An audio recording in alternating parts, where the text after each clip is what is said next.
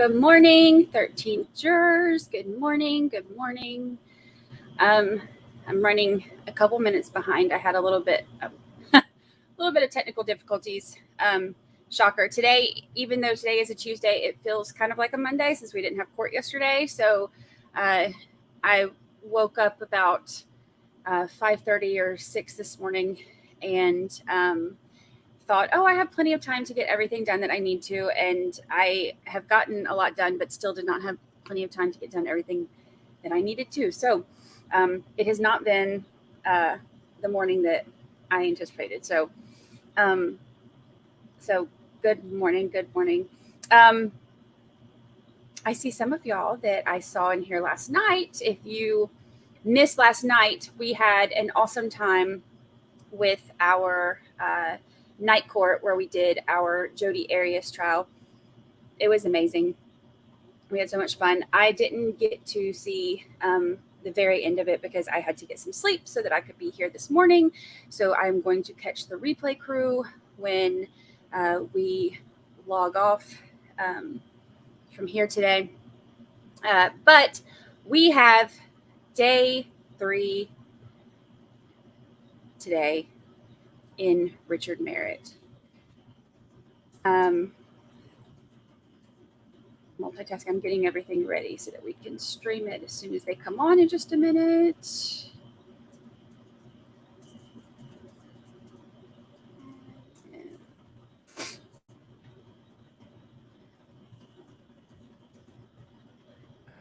I think we still have about 7 or 8 minutes before they get started. So we will take a moment and say good morning. I know we have a couple new people in here that okay. There's no movement in the courtroom yet. Okay, Chelsea, morning from everything just moved. Morning from Illinois, St. Clair County. Good morning. Lizzie B brought the coffee and donuts. Thank you, Lizzie B. We sure do need them. Good morning and afternoon from Birmingham, UK. That's so cool. I love it when we have people that are tuning in that are in other countries and stuff. That's cool. Oh, Bulgaria. That's cool too. I need to start making a list of the other countries that we have in, because I think it's so cool. Actually, you know what? Let me not talk about it. Let me just do it. I'm going to make a list right now. And for all of y'all, let's see. I'll pull up another window real quick because I love that. I love seeing where everybody's from when it's. I have one member who lives like really right down the road. She lives in my same town that I'm in. I have some from my old hometown. I have some from other countries. I think it's so cool. Okay, so I'm making my list. Bulgaria. And we have Birmingham, UK. I'm making my list. Good morning, Olivia Rose. Good morning. Hi, Shireen. Good morning, Amanda G. Good morning, Advocate. Good to see you. Long time no see. We were just here together last night. Good morning, C. Morales. Good morning, Jennifer. Good to see you again. Sherry, take your seat. Hello, Mamie P. Hi, Michelle. Thank you so much, Shireen. It's been the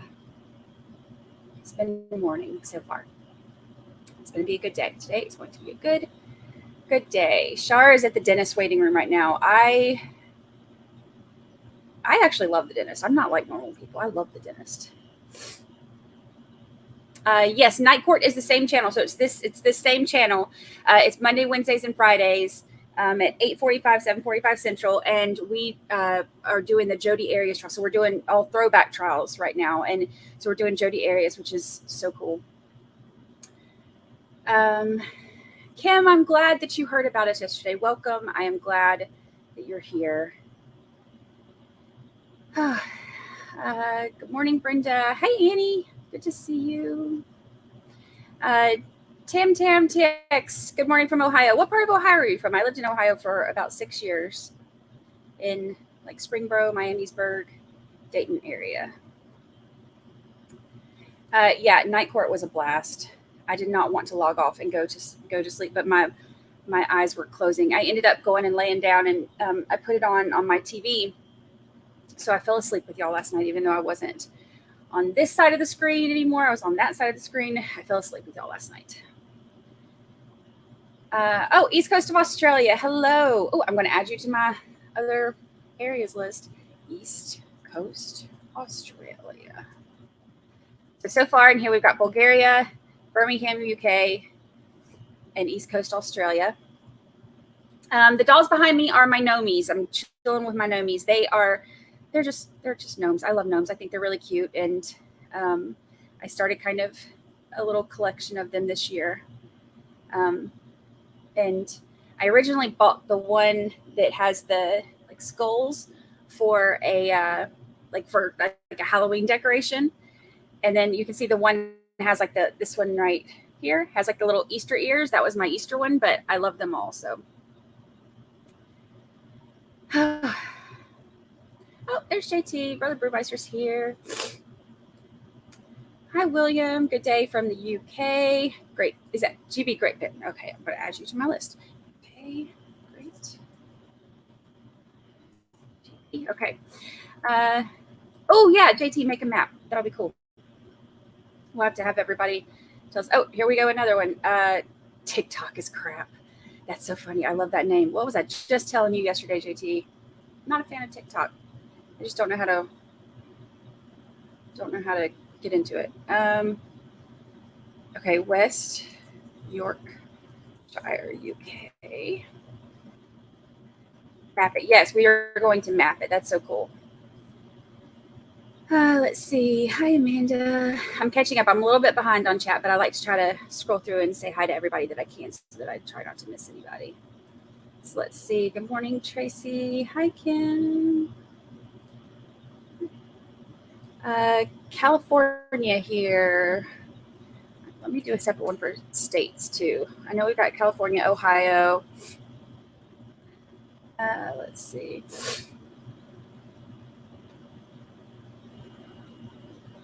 Portland, Oregon.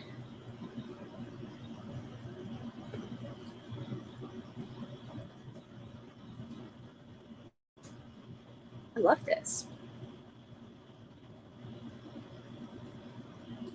We got some feed going in from the courtroom. Let's see. We got Louisiana. Louisiana loves us. We got a bunch of y'all in here. I love it. Pennsylvania. When I was little, I used to think that Pennsylvania is where vampires lived. I don't know why. Maybe because I thought it was like Transylvania. I don't know. But things we think when we're young. Illinois. Let's see. Boston.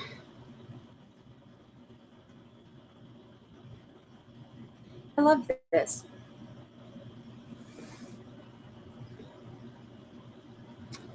Let's see. Indiana.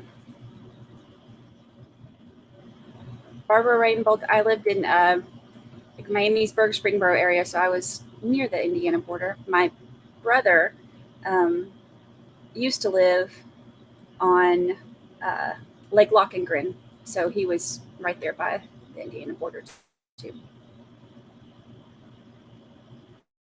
I know our mods are the best. They do. They catch all y'all. They hand out coffee and Kool-Aid and everything else that they need to. They're the best. I know that even when I can't catch everybody, I know that they got everybody. We have the best mods ever. All right. County, PA. I love this. We're going to do this map. Kansas City, Missouri.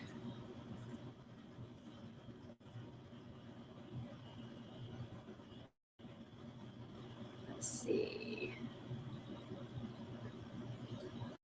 Yes, we are totally spoiled with our awesome mods. Amy H51 is from Tennessee. Let's see. Florida here. I'm in Florida too.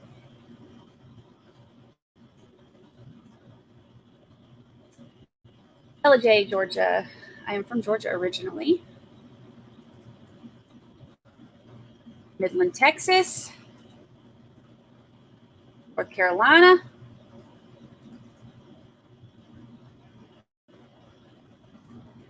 Let's see. Good morning, Queen Oliver Thane. Good morning. Hello, Austin, Texas.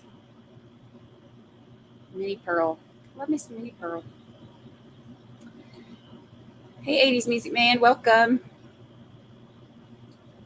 Kentucky and Florida. Oh, I see movement in the courtroom.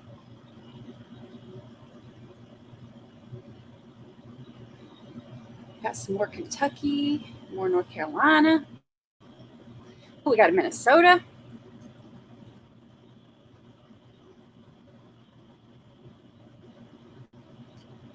Eastern Washington.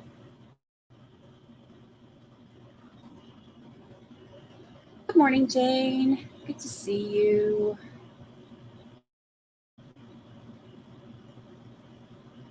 Colorado.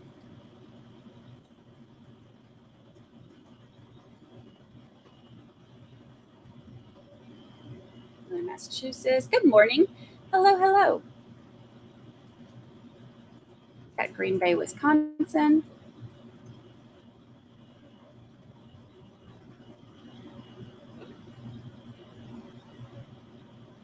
Still scrolling through here. I think I'm almost caught up.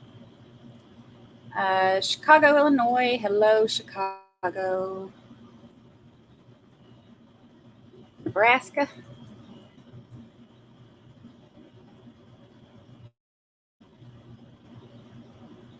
Michigan, South Carolina. One of my favorite places to go visit is Upper Peninsula of Michigan. It is absolutely beautiful, and I used to go up there to Carp River and go fishing. I would go during the carp run, and then again during the salmon run in the fall, and camp out and go fishing and catch all the fish. Upper Peninsula of Michigan is incredibly, incredibly beautiful. Okay, let's see. Oh, Queen Oliver Than is going to see REO Speedwagon last night. We were just talking about that on, what were we talking about that on? Our WTF show, I think, on Sunday. Good morning, MJ. Good to see you. Hello, Daily Watcher from Georgia. I am also from Georgia. It is good to see you. We got Boston up in here. We have one of your neighbors is in here earlier. Somebody else was from Boston. Hello, Lisa Wilmot. We are talking about where we're from. And every time Lisa Wilmot likes to remind me that I have a couple Southern sayings that do not mean the same thing over in the UK. And I forget that sometimes. And then she reminds me. And then Bronx, New York is here. Hello, Bronx, New York. Tosh, good to see you. Let's see. Did I get? Okay, I think that's everybody that I got right now. So we'll make a map, and we'll go back through this later. We'll start asking too. I want to keep up with everything because that's really cool. I like seeing all the places y'all are from. Seeing we have. Just don't tell anybody. Oops, I just did, but don't worry. The chat hasn't gotten too busy yet because court hadn't started. So right now we only have a little over 100, but once it gets on and popping, your secret will be safe with me. The Mackinac Island is one of just the most beautiful, like little quaint places in Upper Peninsula. You know, we would take me and my friends would, when we would go up on our camping trip up there, we would always take a day and go to Mackinac Island and get the fudge. They have the best fudge there. Let's see. Yes, today is the interview with the brother. I cannot wait to watch that when I get done. Yeah, you know, they do catch everything, and I am so lucky to have them because I'm not used to having help. I normally, not just with this, just in general, with anything, I am very much used to doing everything, and I forget sometimes just how amazing they are, and they just, sometimes it just blows me away how great they are and how much they can take care of and how much they do. It just, I'm not worthy of them. They're amazing. Let's see. Awesome. Thank you. I have some of them on here so I can share with you my list of what I have. Ritz, tardy for the party. Welcome. You are tardy for the party, but not for the game. The actual game hasn't started yet, so check. Oh, yay. It's awesome. I am not worthy of y'all. Y'all are the best. I tell JT all the time, like, I don't know how we got so lucky. Patches, what part of Ohio are you from? And I see the OHIO, and go dogs. Look, actually, my friend who just came to visit, I'm only going to show this because you did the OHIO, but my friend who just came to visit brought this and tried to stick it back here so that it would be seen. And because, everybody knows I'm a huge dogs fan. And so I had to hide it down here. I was like, that's not going in my stream. No, sirree.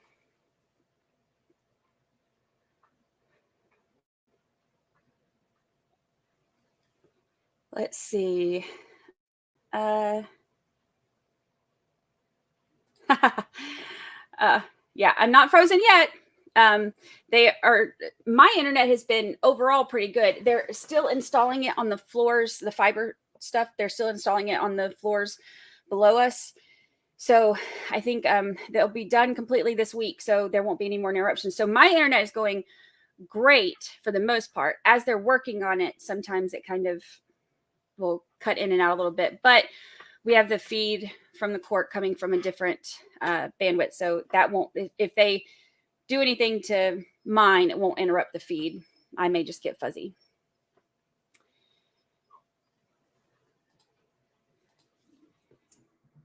Okay, let's see. Oh, Patches, you're from Dayton. That's the area I lived in. I lived in Miamisburg.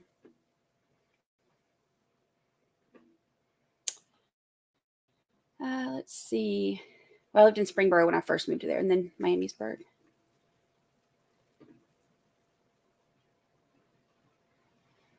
All right, let's see.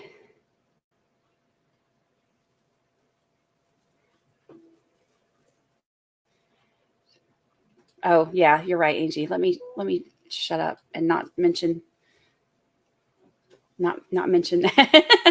Can't mention the internet because then it messes up. It was so funny too, because when we did court, whatever day it was last week, Thursday or Friday, whatever it was the first time it was going great, like, because they just installed it, everything was great. And then I guess at lunch, they before they left, they had to do whatever they do to swap it over to all the stuff they just installed, to swap it over to the new stuff, whatever. So they had to do something, I don't know, whatever they had to do. And it was great all day except for lunchtime. And lunchtime is when Recovery Addict came over to do a little guest appearance with me. And so we laughed that he broke my internet because it was only bad when he was here. Court should be starting any minute. They, I think, said that they were going to be in there about 9 or 9:30 this morning. So we started that's Eastern time. So we started about 9 just in case. Because last time when they said 9:30, they started at like 9:15. So we started at 9 just in case. Brooke, tell RA that we said hello from our little chat to his, and I can't wait to see his show later. I will be on the rewatch crew. Tracy Smith, yes, we have a lovely group here. Oh, we have movement. I see movement. Hi, Dan R. Good to see you. Hi, Candace. Welcome. Good morning. Good morning. Yeah, they're on Dr. Lewis time. Let's hope not, because we'll be here till sometime this afternoon waiting.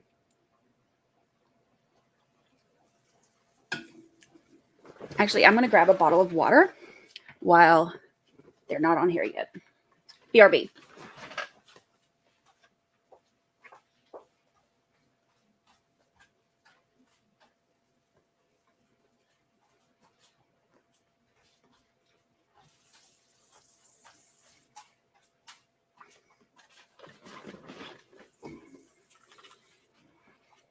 They'll get to go in and I'll get thirsty.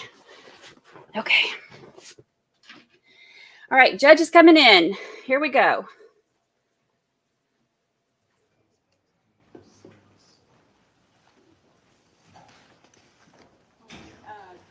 Deputy Madison is getting the last juror who was running a little late, but I guess you all can probably notice the smell in here. So we may have to be delayed a few minutes so we can figure out what that is. I know that there's some issues with the jury room next door, and that may account for some of the smell, but this is different. So if you'll just be patient with us, and I'll have Deputy Madison update everybody as soon as we hear from facilities. Oh, wonder what smell.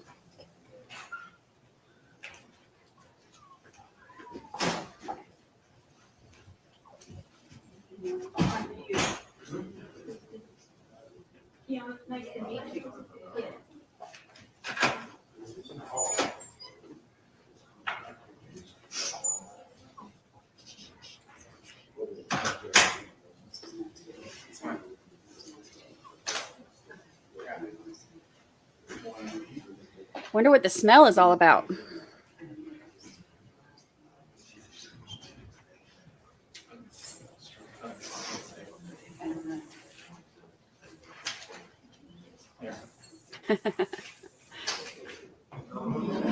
Is it bad, Buffy Bot? That's the first thing I thought too. I was like, you might be into too much true crime if the first time somebody says something smells, you think about it being a body.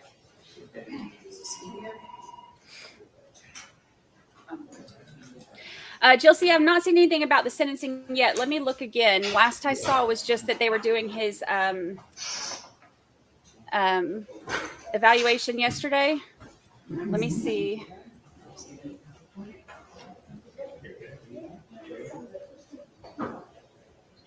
Or if anybody else has heard anything.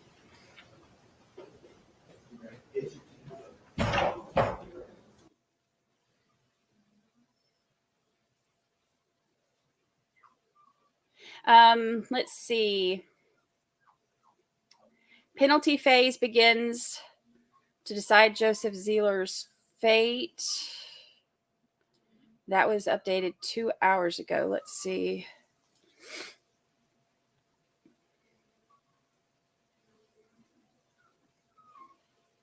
Lucy is over there just a whining. Why are you whining?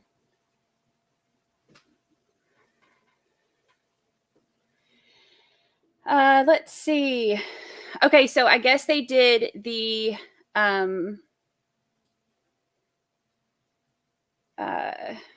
evaluation yesterday, and they are going to be doing the sentencing today.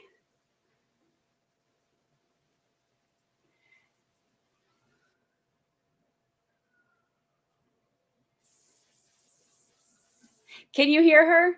She's over there whining. Like, I don't know what her come here, big girl. Come here. That could be the stank. That could be the stank. It's funny because actually when Gigi from Pretty Lies and Alibis came on the show last week, when she said that John Thomas and Archibald are actually, not so bad, that Of course, I mean, I know they're doing their jobs, but when they said that, when she said that they weren't, so bad that they were actually, outside of the court scene or whatever, that they were actually, kind of funny and stuff. I was like, oh, I really didn't want to like them. That's funny because if I don't have my headphones in and Lucy hears another dog on like TV or computer or anything, then she'll perk up too and think it's somebody in the room. Someone might be on her beach. Actually, she was growling at the seagulls again earlier. And normally during the day, she's okay. If people are out on her beach, like she's okay with it for the most part. If they get too close, like if they get on the, like around the sand dunes, she doesn't like that, but she's normally okay with that. But Lord, let them get out there with the flashlights looking for crabs at night, and she gets mad. She does not like it.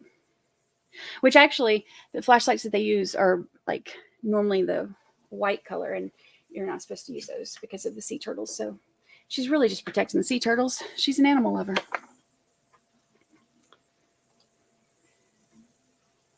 Let's see. So, Lisa, she's the best. I got her, and her birthday's actually next week. Well, the week after. It's like a week and a half away.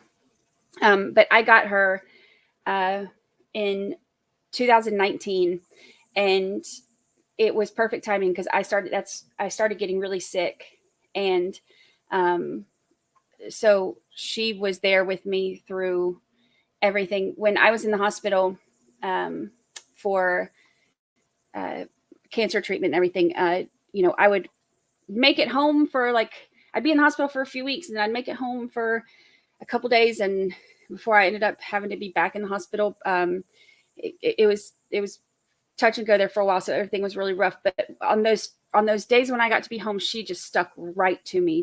She would go nuts when I would, when someone would bring me home, and she'd flip out. It was the cutest thing. And then all the time I was healing and going through everything, she just stood right by me. She's awesome.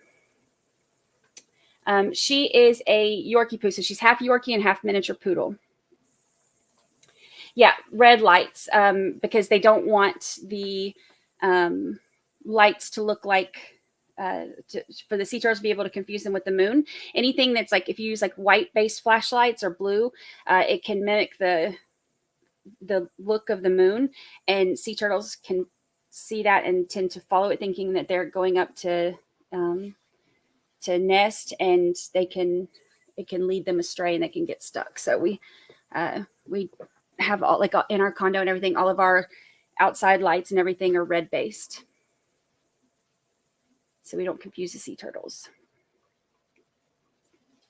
Oh, 15 this year. That's amazing. Lucy will be 4 in about a week and a half. Thank you, Lisa Wilmot. Yeah, cancer is awful. It did a lot of permanent damage to me, which is how I ended up doing this too, because I will have constant problems for the rest of my life. It did a lot of damage to me. So I've tried multiple times to go back to work, and I can't. I got another letter from my doctor recently saying I'm not able to go back to the office, but I can do this because I can be home. So I've been able to make some really good things out of a bad situation, which has been amazing. And I'm very blessed for that. Yeah, their dogs are protective, which is amazing. It's funny because she is only like 6 or 7 pounds, but man, she thinks she's a pit bull. Like she thinks that she's, I had a German Shepherd who was super protective, but he was so goofy.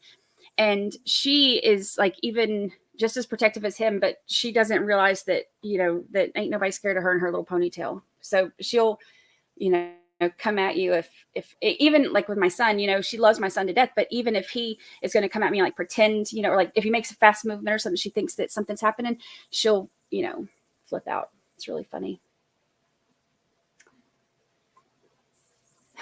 Let's see. That's a long time. Wow. 24 and 25.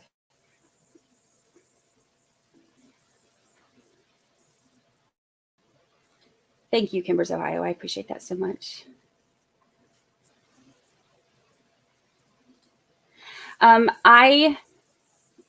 Lisa Wilma, I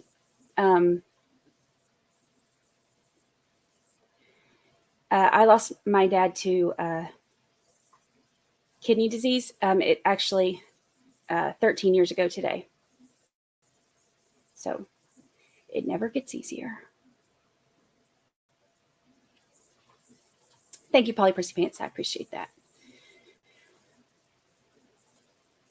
Yeah, it's tough. It's something you kind of make the best of as you go, but it is, I'm lucky to be here, but I lost count. I had somewhere between 25 to 30 surgeries trying to, I joke with people, I'm like a science project. So much damage was done. They had to go in and redo a bunch of stuff. And I'm like a walking science project, but I'm lucky to be here.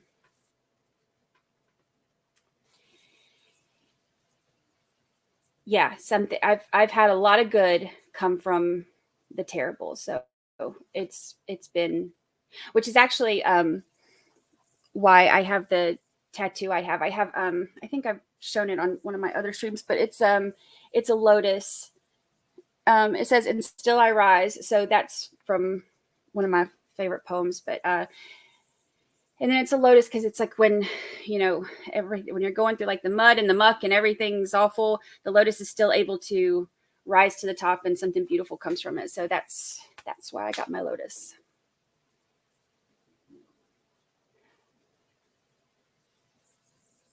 Yeah, Lucy definitely thinks she's like Rambo.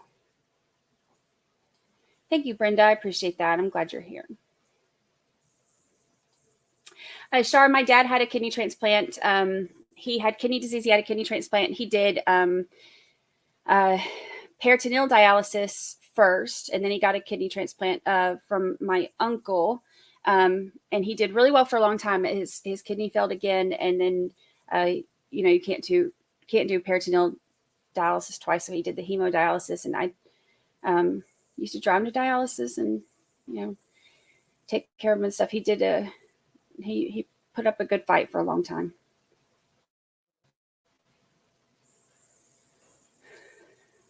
Terry K, I'm sorry it did a lot of damage to your brother, but 10 years cancer free is amazing. I'm on my second year, and once I get to 5 years, that's a huge, huge milestone because the chances of it coming back drop down dramatically. So I'm pushing through it. Yeah, that's how all the little ones are. They don't know they're little.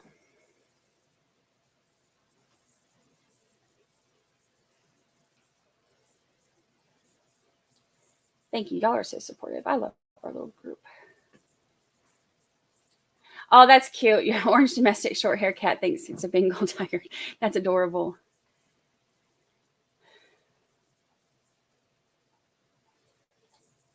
Yes, Melissa Dotson. Only better today is tomorrow. That's awesome. That's part of what made me move to the beach. I realized life is short. You really don't know how many days you have. And so when I got the clearance from my doctors, I moved down here. I said, now all I have to do is my maintenance checks every 6 months. I have to get scanned again. And of course, I'm on a bunch of medication and stuff to keep all the science project stuff going.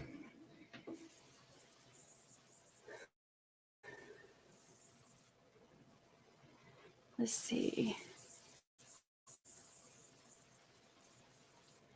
Yes. Yeah. Creating a new life can be challenging, but also amazing. I think it makes you appreciate appreciate things a lot more. I'm very appreciative of every little thing now because it's like every blessing is a surprise and exciting.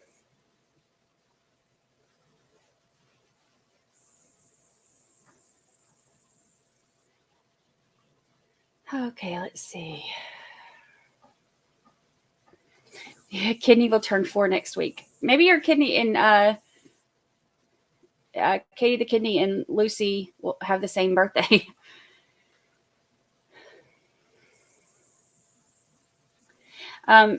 It's crazy too to see in here, you know, how many people are affected by cancer. It affects so many. Let's see. How did I meet RA? So actually, RA found me when I was doing my Murdoch charts. He and Mrs. RA, he said that they kind of became fans of my my Churchwell chart that I was doing, where I was mapping everything out. And so after the Murdoch trial, I started doing videos, like video recaps of trials, and I was doing some for Zachariah Anderson, which is a, you know, obviously one that he was covering. And he asked me to come on his show, and I kind of tried to blow him off because I was like, oh no, I went from doing charts to, you know, everybody's asking me to make YouTube. So I made YouTubes and I was doing the recorded videos, but I was like, oh no, I can't do live. No. That's not, you know, I'm too nervous for that. So, which is ironic because now look at me. But, so he had his, a lot of his, members come and,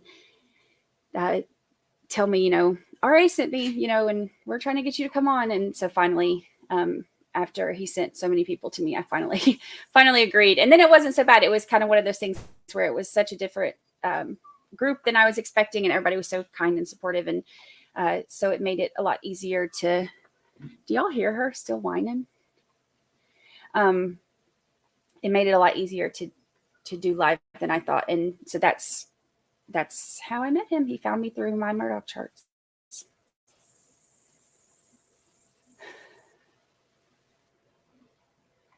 Let's see, 12 years cancer-free. That's amazing.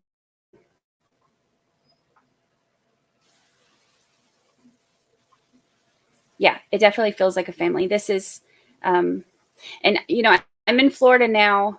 I have, my mom lives down the road. She lives right down the road. And my son actually lives in my same condo complex. He's like one building over and 2 floors down, but our buildings are like kind of connected. So he's very close, and my mom's very close.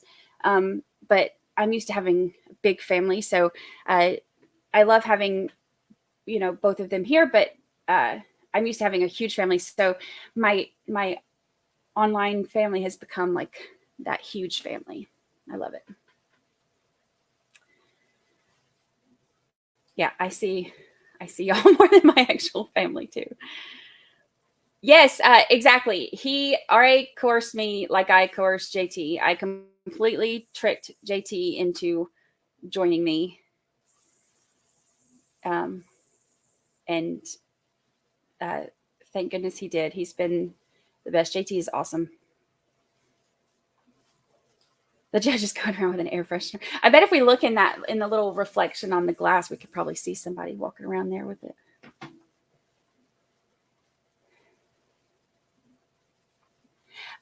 My sister is my sister that's in this chat sometimes. She's actually technically my sister-in-law. Her and my brother still live in Ohio. So, but they vacation down here a good bit. We've come here to vacation my entire life, which is why I wanted to move here. So they still come down here. So I still get to see them and my nieces and my nephew. And you'll see my nephew will pop into chat sometimes too. And he thinks it's like the coolest thing. Like they thought I was completely not cool. I was really cool when they were really young. And then as they got older, you know, then like the older they got and the cooler they became, then like the less cool I became. But now I have a YouTube. So now all of a sudden I'm good again. So now you'll see them pop in sometimes. It's really cute. Yeah. My son, I'm very lucky because he'll be 20. Gosh, he'll be 20 in a few months. It's insane. But he and I have always been really, really close. And my mom and I have always been like best friends and worst enemies, the way all, teenage daughters and their moms are. We've had those moments, but she's always been, biggest supporter. And I don't know how the heck she dealt with me and my sass when I was growing up. No idea, because if Jacob has a little bit of my smart aleck mouth sometimes, but he is 19. He will be 20 on September 3rd. I went into labor on Labor Day, so he's a Labor Day baby, and he will be 20 this year, which is insane.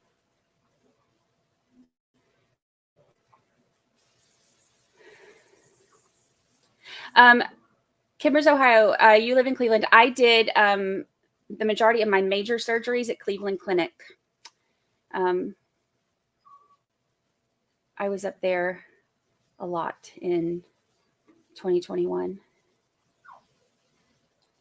I just want to leave this comment on here for a minute. I got to get Lucy. I don't know what her problem is. I think she's stuck over here. Let me grab her real quick. But while I'm grabbing this, I'm going to leave this comment about looking 20 on there. And everybody just make sure that you pay attention. I look 20 according to Olga. Thank you so much. It's the fuzzy resolution. I'll be right back. You have to learn to use your steps, young lady. Come here. Come here, silly girl. Come here, silly girl. This is Lucy for anybody who hasn't seen her before. This is Lucy. This is my little baby. Depending on what parts of Florida you live in, some of it can be pretty pricey, but some of it's not so bad. I live in a high tourist area, but I don't do a lot of the high-priced touristy stuff.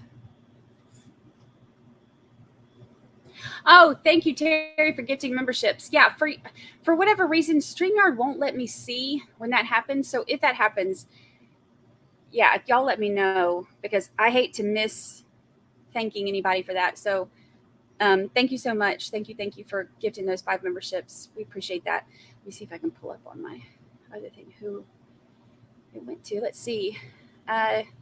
Jill Martin Angelos Rowe was gifted membership.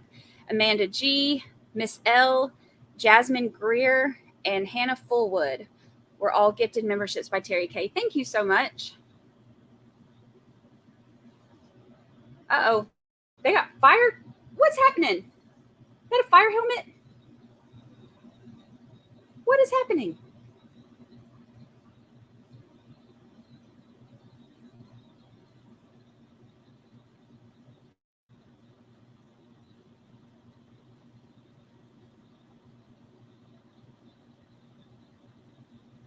What is going on?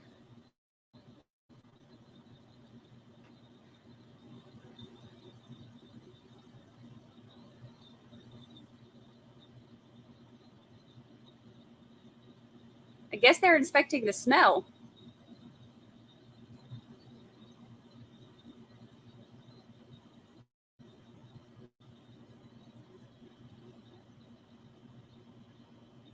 Lisa went live.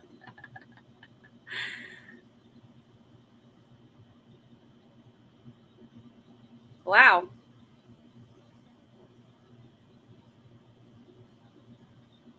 Hi, KJ Kool-Aid. Good to see you. Oh, Kathy from Long Crime said it smells like burning in there.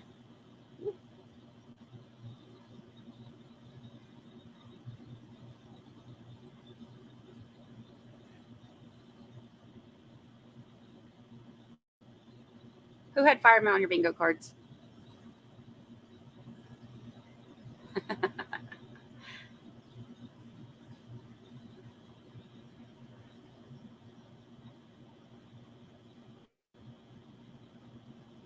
Wilmot. Oh, goodness.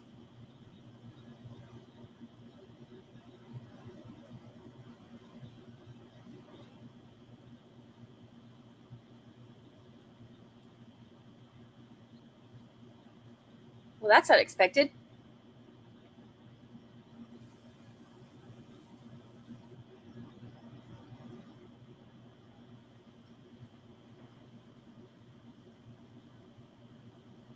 What's funny too is that those guys probably have no idea that they were just broadcast all over the internet.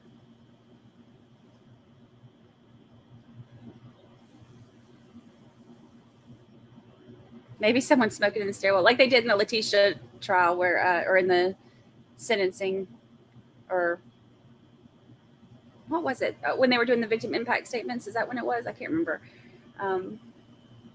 When he had to make the announcement to not smoke in the stairwells.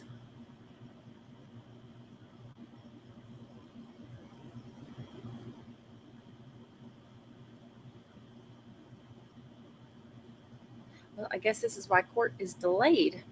That and the late juror.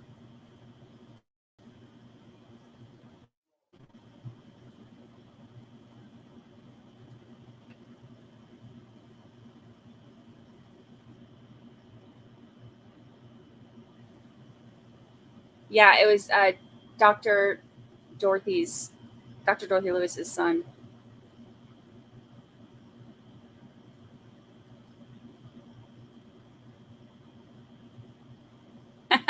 You pistol.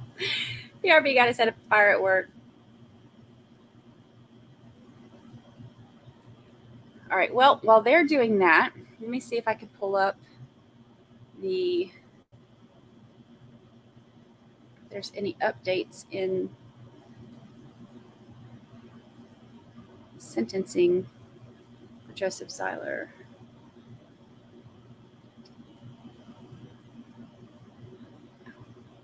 Hey, Luce.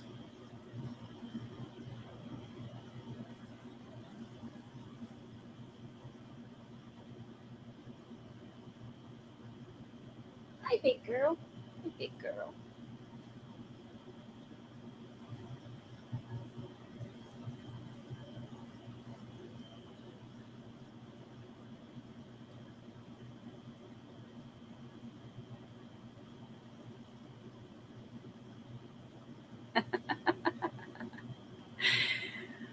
Oh, I love our chat.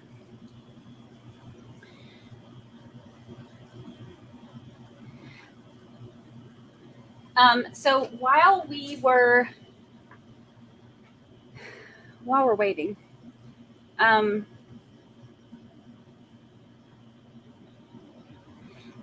the night court that we're doing is we're doing throwback trials on Mondays, Wednesdays, and Fridays.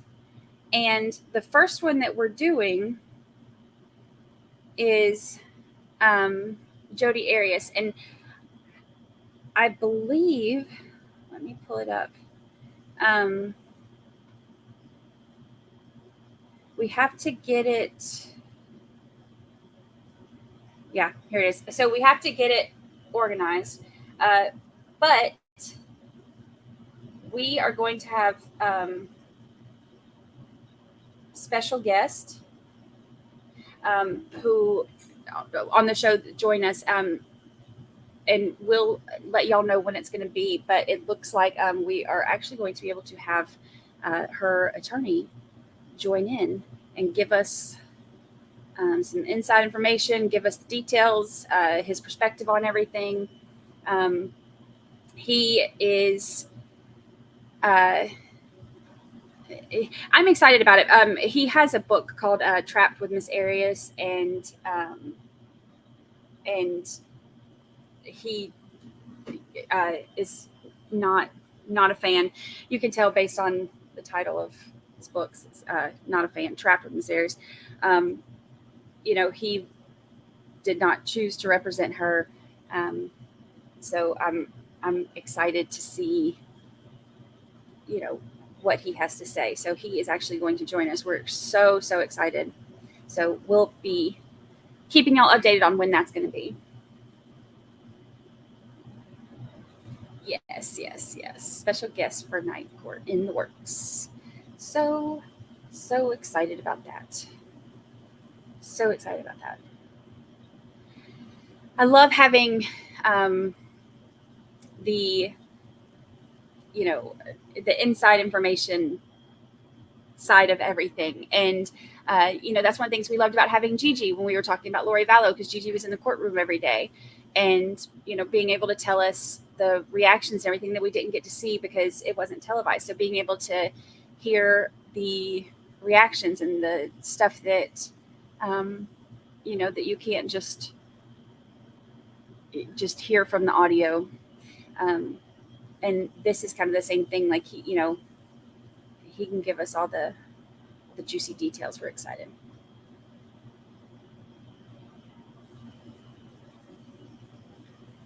These firemen just walk around. They have no idea they're on. Oh, hey. They have no idea that they're on TV or YouTube or both.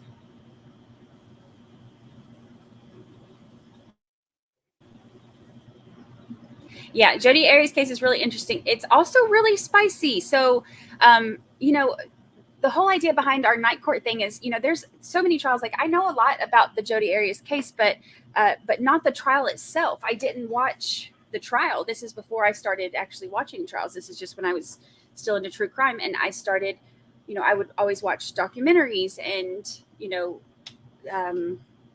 TV shows about it and things like that. But and of course the news. But then when I started actually watching trials, and then I would see stuff on the news or documentaries, I would realize it's not accurate. What you see in the news and on documentaries and specials and stuff like that, that's not always accurate. That's what they are wanting to show you, what they're presenting to you. But when I started actually following stuff very closely, I realized that you are only getting, very limited versions, and a lot of it, can be skewed one way or the other. So I'm excited to go back, and that's kind of how this whole night court thing came about. Now that, a lot of us have heard of all these trials from before, we didn't actually sit and watch them before. So now coming to watch, gavel to gavel, some of these trials that are so infamous, and being able to make decisions and hear new things and see what, how everything compares and what we see in court as opposed to what we saw in all of the specials and the news coverage and that type of thing. So I think it's so cool.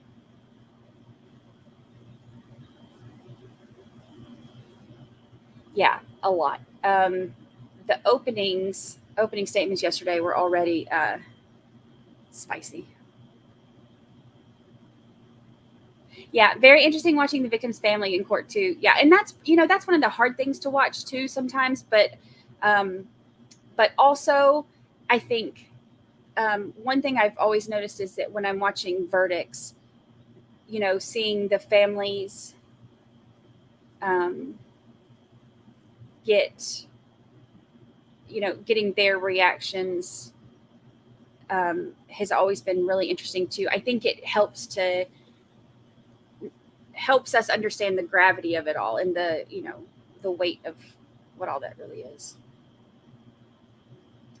Yeah, it is pretty long. Some of the infamous throwback trials that we're going to be covering are really long.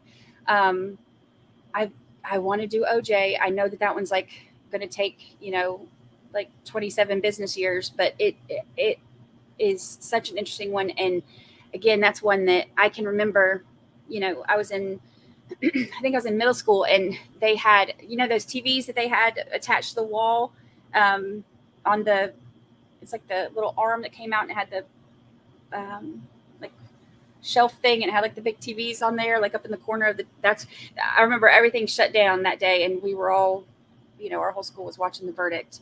That was the first time I can ever remember watching, like seeing trial coverage, like an actual verdict on TV. And ever since then, it piqued my interest.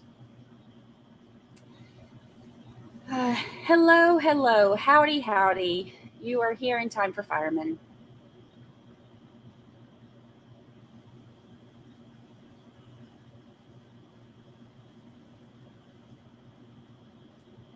Oh, awesome, JT. Thank you. Thank you.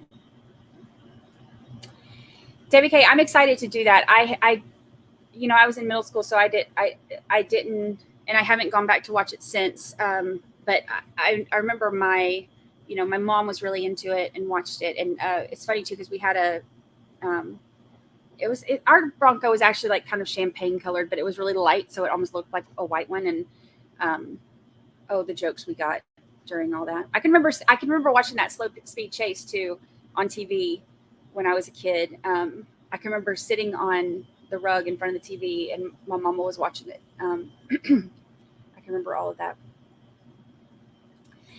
Gannon Stalk's family statements were hard to hear. I cried like a baby. Even the judge cried. I saw him, I think it was after Al gave his, I saw him wiping tears away. That was,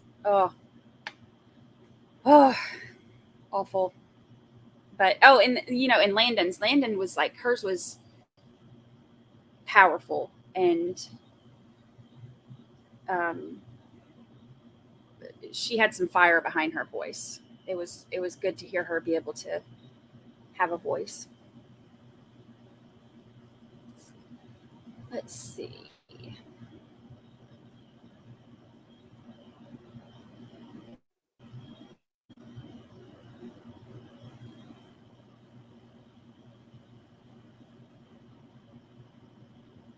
You are late. You are late. Welcome. Glad you're here.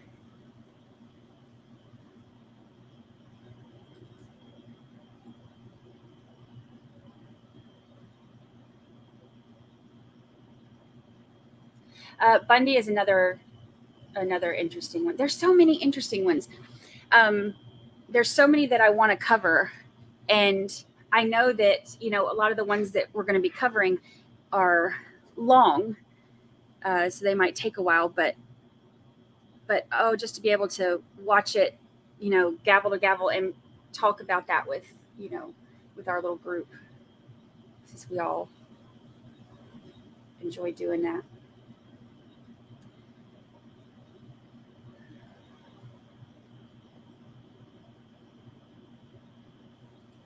That's literally my exact experience. That sums it up.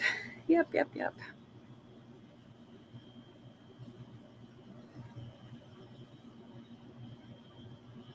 Let's see.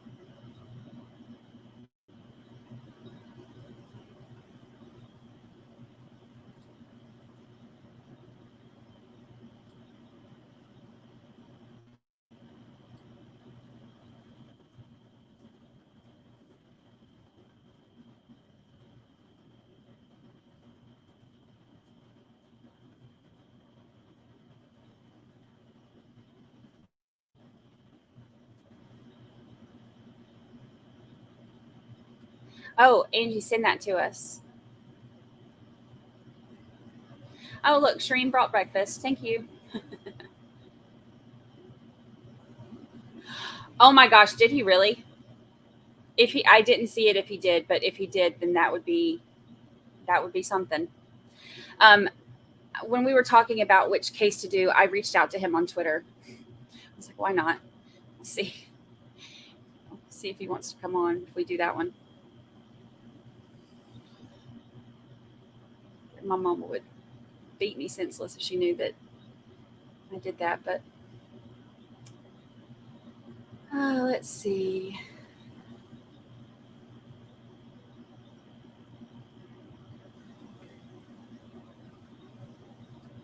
Yep, they brought breakfast to the courtroom for them, and Shireen brought it for us.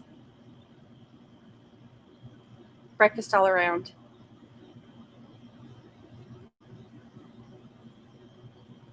Oh wow, that was on TV in the UK too. That's interesting. I didn't know that. I don't think I really thought about it really.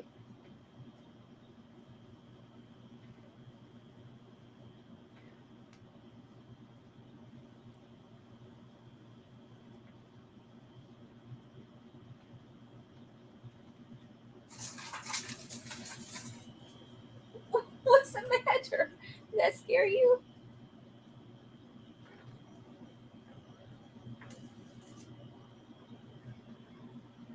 Lucy was sniffing the dishwasher and it started to spin again. Shit scared her. She took off sliding across the floor. You all right?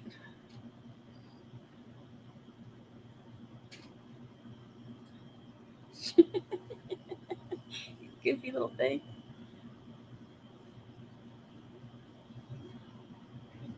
It was doing the thing where it was just kind of, it got real quiet, and which my dishwasher was pretty quiet anyway, but it was like doing the thing where I guess it's just the water's just spraying or something, and it wasn't doing the spin thing, like the little water spinny thing. That's the technical term. And so as soon as it started to do the spin thing where it got a little bit louder, her little face was right up to it, sniffing it to find out what was going on, and it scared her to death. She took off running, and her little legs weren't moving fast enough, so her nails were sliding across the floor. Poor little baby. Poor little baby. I'm not laughing at you.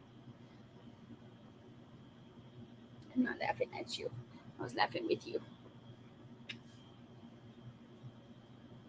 Good morning. Good morning.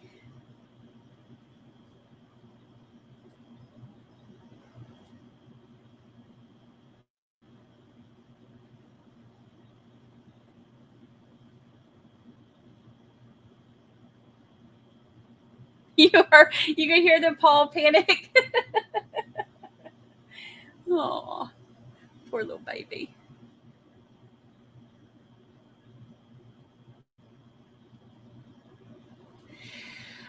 Yeah, I probably will, because I've been following this one, and yeah, it's with the kids, but oh gosh, it's, it's awful. But yeah, I'll have to do that. I was actually living in Ohio when that happened, so it wasn't, it was big news around where I was. So, but I think they did a continuance on it, right? So,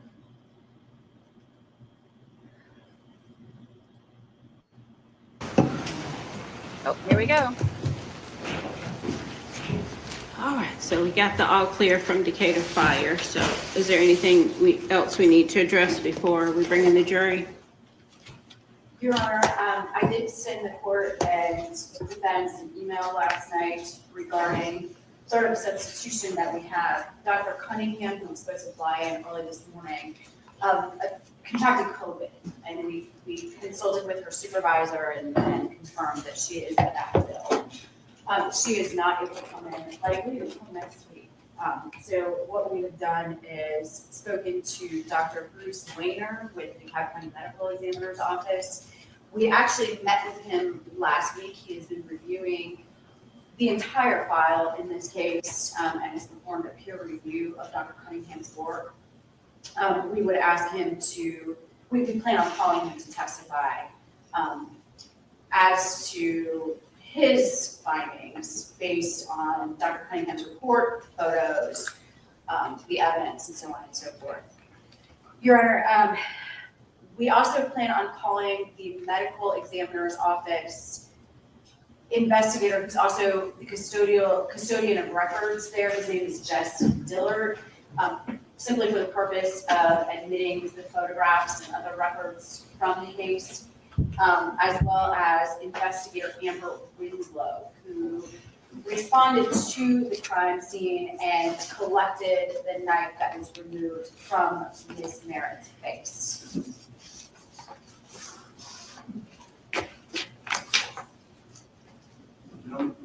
Yes, I know. Judge, state did inform us yesterday. It actually came up previously. Of course, well aware. State did inform us on yesterday. Well, no, court's not well aware of it. I know that there were some issues with getting the doctor flown in, and I don't see an email. So maybe I don't know if it was maybe sent to the wrong address. I sent it to Ms. Campbell. Okay. I know we're in the home stretch now, but if I would prefer that you also send it to me so that I can review it as well. Would you like me to send it to you now? Sure. Go ahead, Mr. Queen, sorry. Yeah, so Judge, like, weeks ago, there was concern with Dr. Cunningham, and the state reached out to me then, and obviously gave our position, we talked about Zoom, et cetera, and we expressed our position to the state. The state did go through efforts. You expressed your what? Did you say opposition? At the time, yes. Okay, But yesterday, the state did reach out to our office. The state did provide some case law. We did do the case law.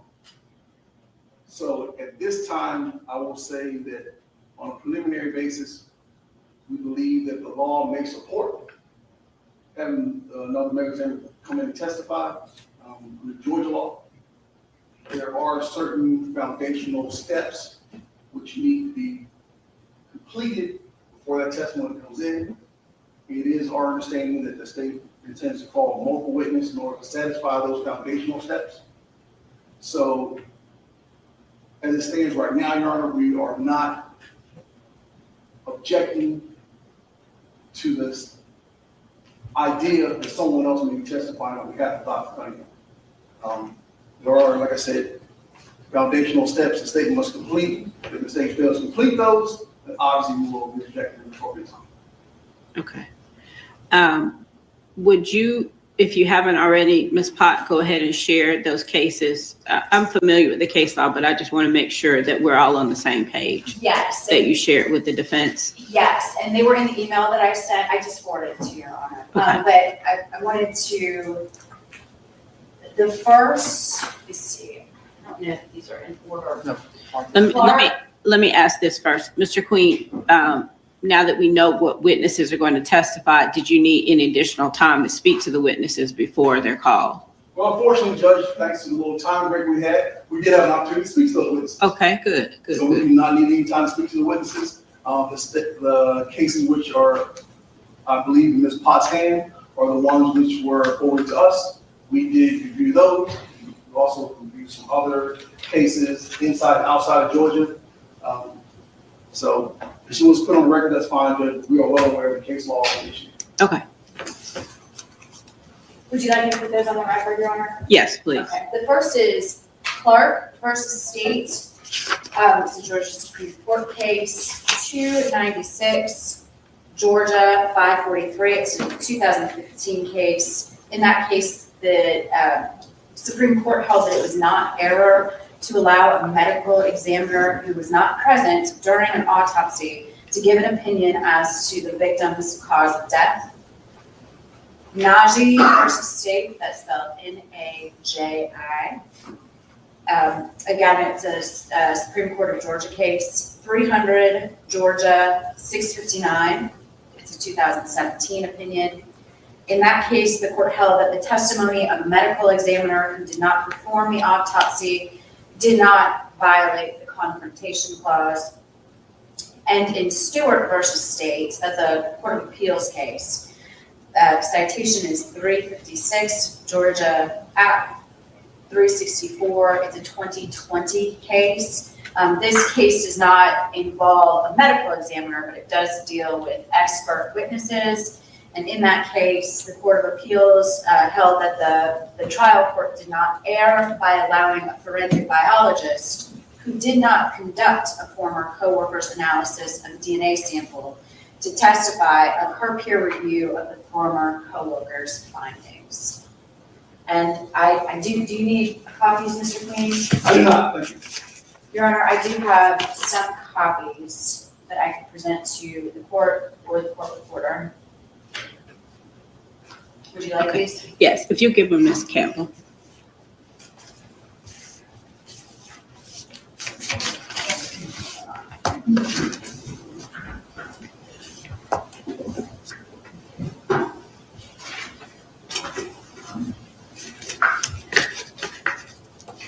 Okay.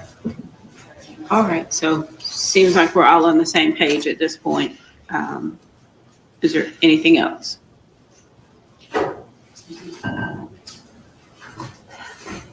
No. not from the state. Mr. Queen. No, you're on. Okay. All right, you can bring your.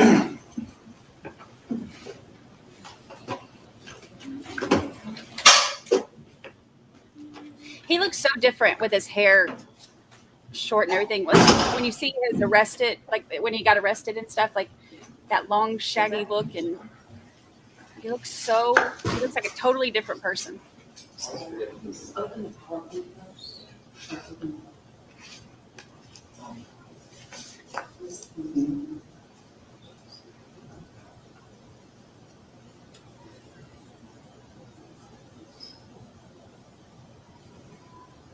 When they have shots like this, I always wish that I could read lips. I would love to be able to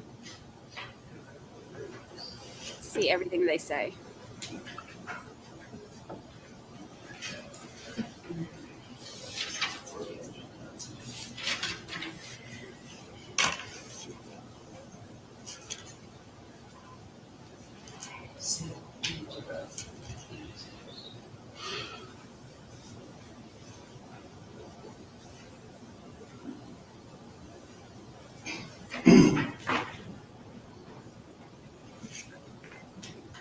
I'm kind of digging her purple Yeti cup too. I like that eggplant color.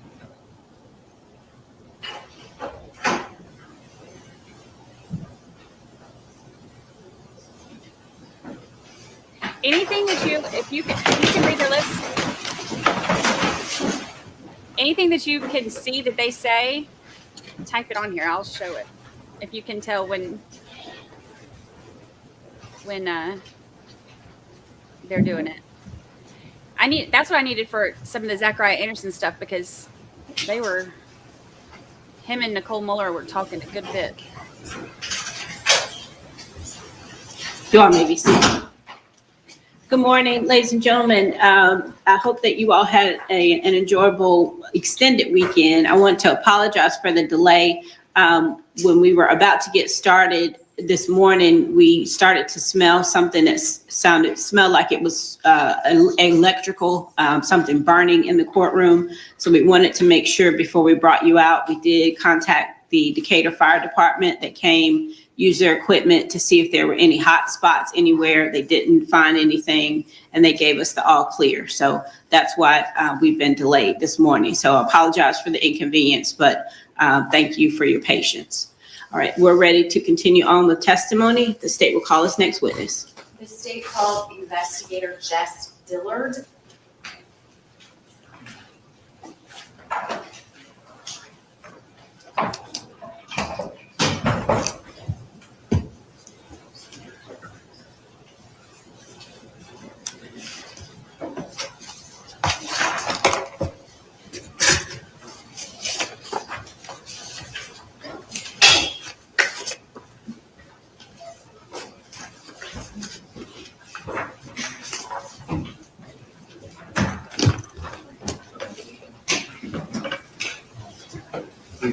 Yes, sir. So you may continue.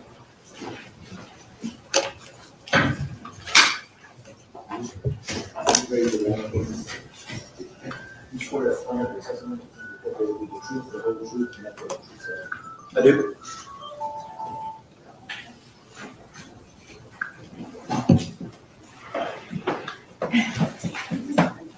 Good morning, Investigator Dillard. Would you please state your name and occupation for the jury?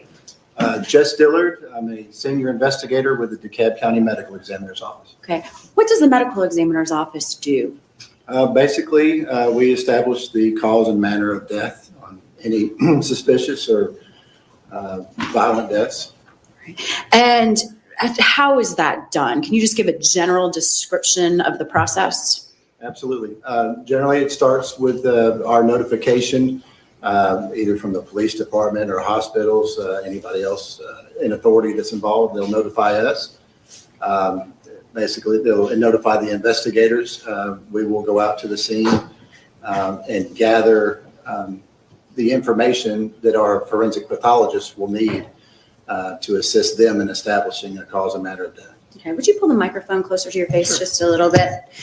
All right. And are records kept during the course of the investigation and autopsy? Yes. All right. And are those records kept in the ordinary course of business? That's correct, yes.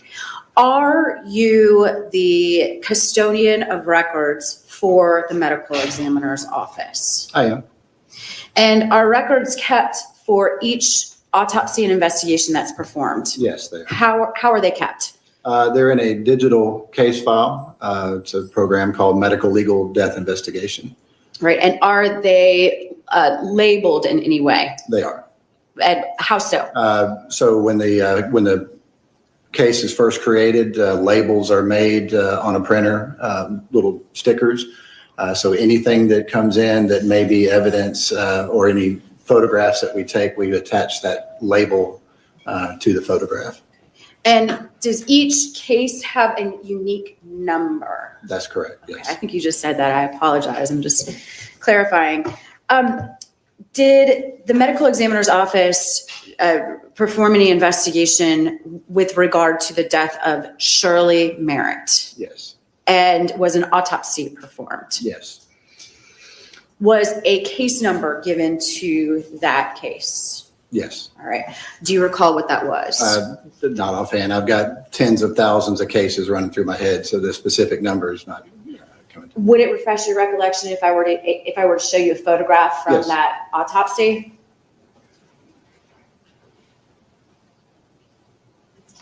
You could just tell the jury what the case number was that was given by the medical examiner's Sure. office in this case. So the case number was 19-0188.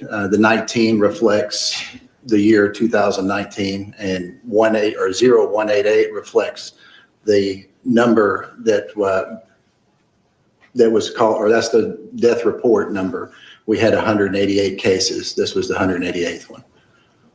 And have you had the chance to review the records that were kept under that case number prior to coming to court today? As far as reviewing, I just made sure they were there. All right. I'm going to show you what have been marked as state's exhibits. And these are a little bit out of order, but 59, 61, 62, 63, 65, 66, 64, 67, and 68. Would you look at these and tell me if these actually are photographs that were kept in that case file in the ordinary course of business?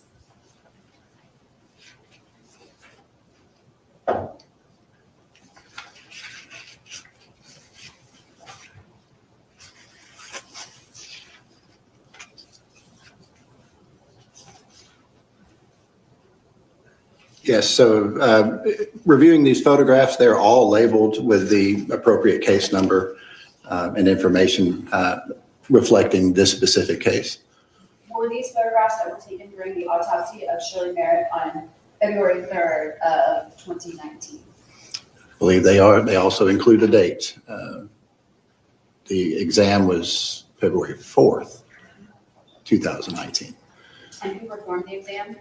Dr. Cunningham, Was Dr. Cunningham an employee with the medical examiner's office? she was. Where is she now? I believe she's in Arkansas.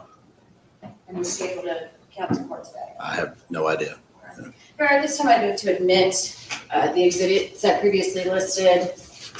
I apologize. Again, these are out of order. 61, 68, 67, 64, 66, 65, 63, 62, and 59. Did you include 64 or 69? Yes, both of those. 69. He looks bored. I'm sorry, Yeah, I said 69. 59. Okay. 59. And yes, 64 is one of those photographs. 69, I misspoke. It's 59. Any objection? Hi, Samantha. Admitted.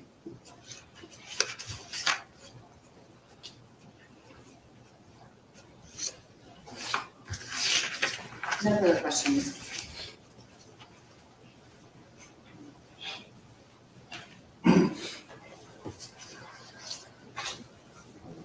Good morning. Just briefly, you did not take the photographs that have been entered, correct? I did not. You were just the record keeper? Correct. And had you viewed these photographs prior to today? I did. And was that earlier last week? Yes. That's all my questions. Thank you. Any redirect? No, Your Honor. Any witness to excuse? Yes. Ms. Wolfberger? Yes. All right, thank you, investigator. Call your next witness. The state calls Dr. Bruce Weiner.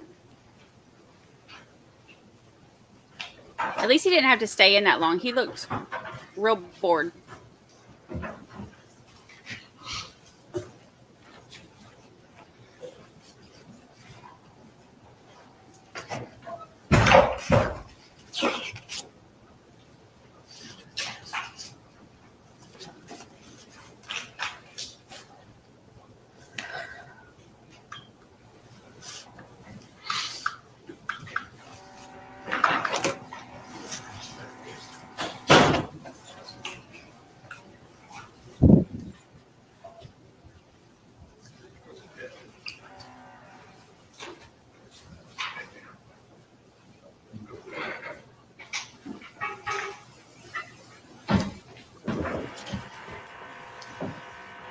Yeah, her straw is upside down in her Yeti cup.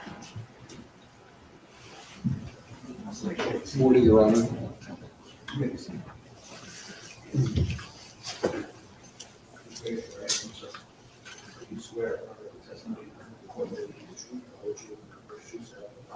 I do. State my name? Yes. My name is Dr. Bruce Weiner, W-A-I-N-E-R. How are you employed? I'm a associate medical examiner at the DeKalb County Medical Examiner's Office. All right. What does a medical examiner do? A medical examiner investigates deaths in which the manner of death has not been determined, and also the possibility of either accidents, homicides, suicides, and we also investigate sudden unexplained infant deaths. What kind of training and experience do you have that qualifies you to be a medical examiner? A medical examiner has to have a medical degree, having gone to medical school, and then having gone through a residency in anatomic pathology, and then undergone a specific fellowship in forensic pathology. And where are your degrees from, and what are those degrees? I have a MD and PhD degree from the University of Chicago. I thought the same thing. And in what? Pardon? In what? What are your degrees in?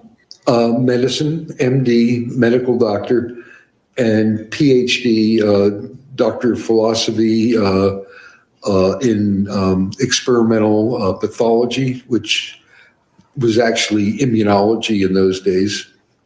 Same, Lisa And where Lamont, was your same. residency? My residency was at the University of Chicago Hospital and Clinics.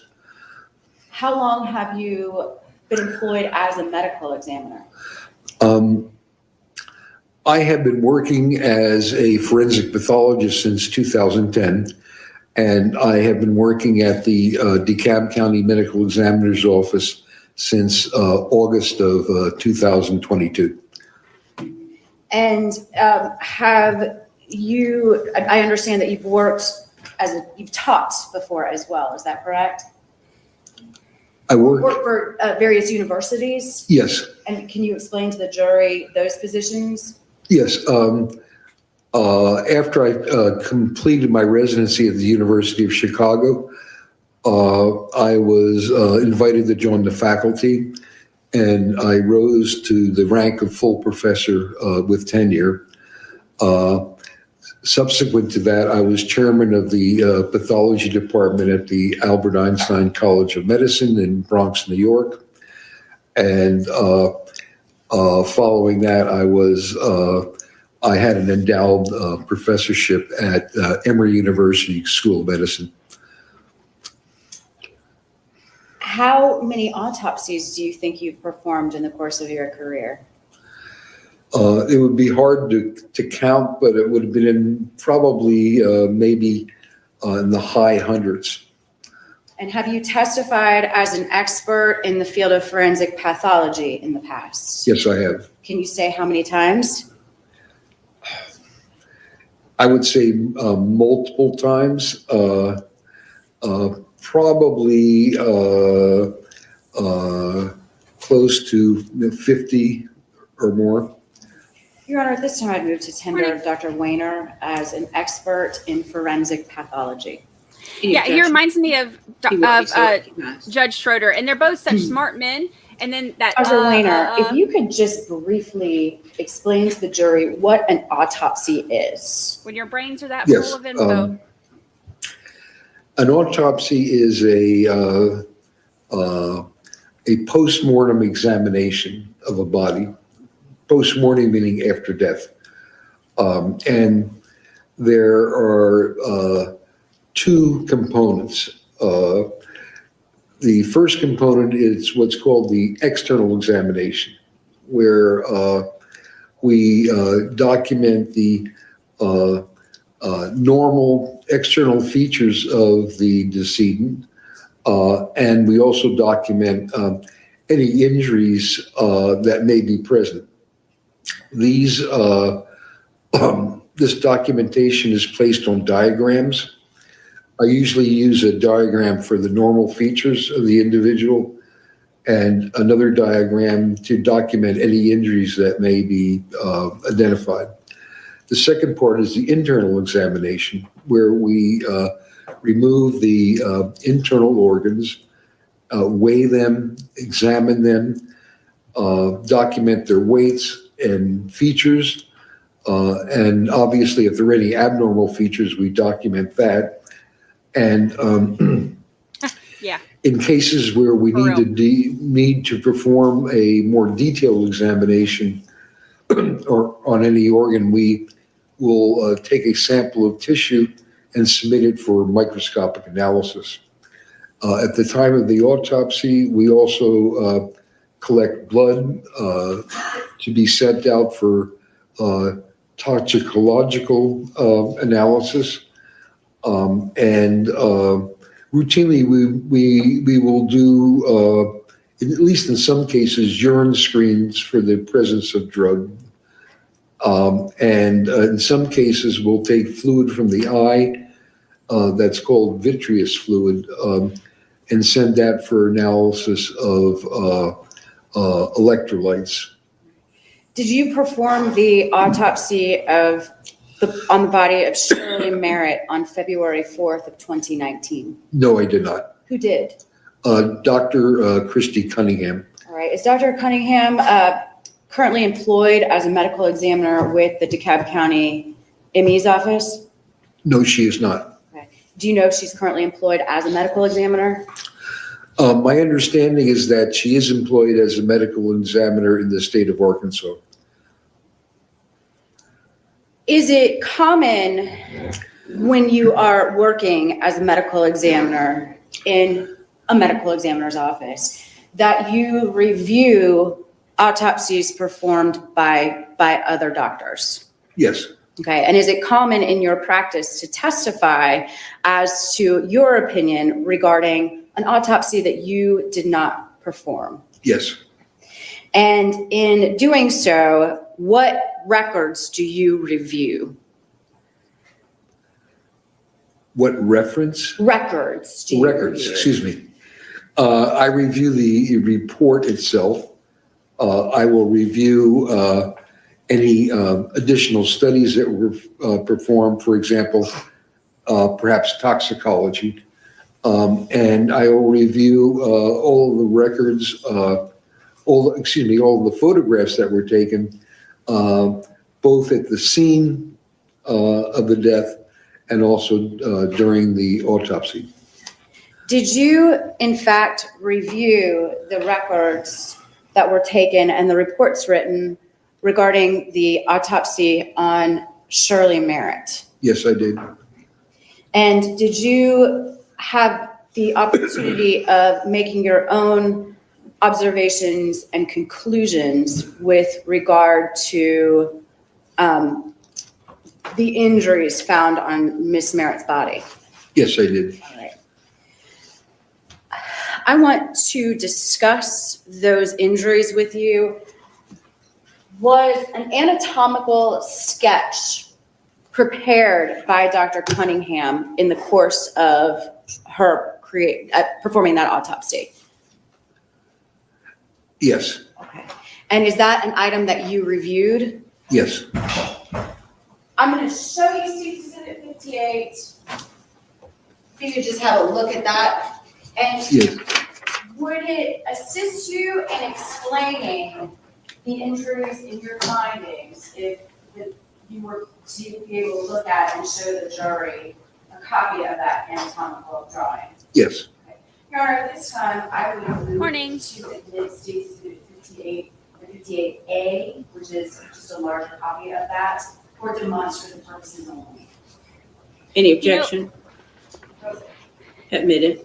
I'm not usually too bad with the ums and uhs, but my thing, and I didn't know that I did it so much until I started making videos, like my recap videos, is I click my teeth. I'll be like right before I start to speak, and I did not know that I did that until I was on camera, Right. And and I would watch myself. Dr. Weiner, you actually have a copy of that exhibit. If you would like to, I left it on the witness stand. If you would like to have a look at that while you're testifying. I think we all have our weird things, but we don't know until we see ourselves on camera, probably. If I may, are you going to ask me to explain the various injuries? I'll point out certain injuries and Okay, we'll I'm discuss sorry. them. Were there injuries to Mrs. Merritt's back, as we see here on 58A? Yes. And can you describe what those injuries appear to be based on your review of the case? Yes, they are stab wounds. I'm going to show the jury State's Exhibit 65, Your Honor. I don't think it's on display. I could see him saying the us too, like somebody said, trying to think about how to word things to make people like us understand it when he's so used to all of his medical terminology. Like Judge Schroeder does when he's trying to break things down and explain it to people. Is this photograph a photo of those injuries that I just pointed out? Yes. And that you said that they appear to be stab wounds. Is that correct? Yes. What do you mean by a stab wound? A stab wound is a result of what we call a sharp force injury. A sharp object, a knife, for example, it enters the skin, and the definition of a stab wound is that the depth of the knife wound is greater than the length of the surface wound.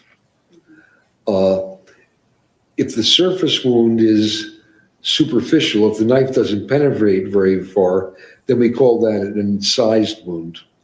For example, like running the knife blade over the surface of the skin, but not entering at any great distance.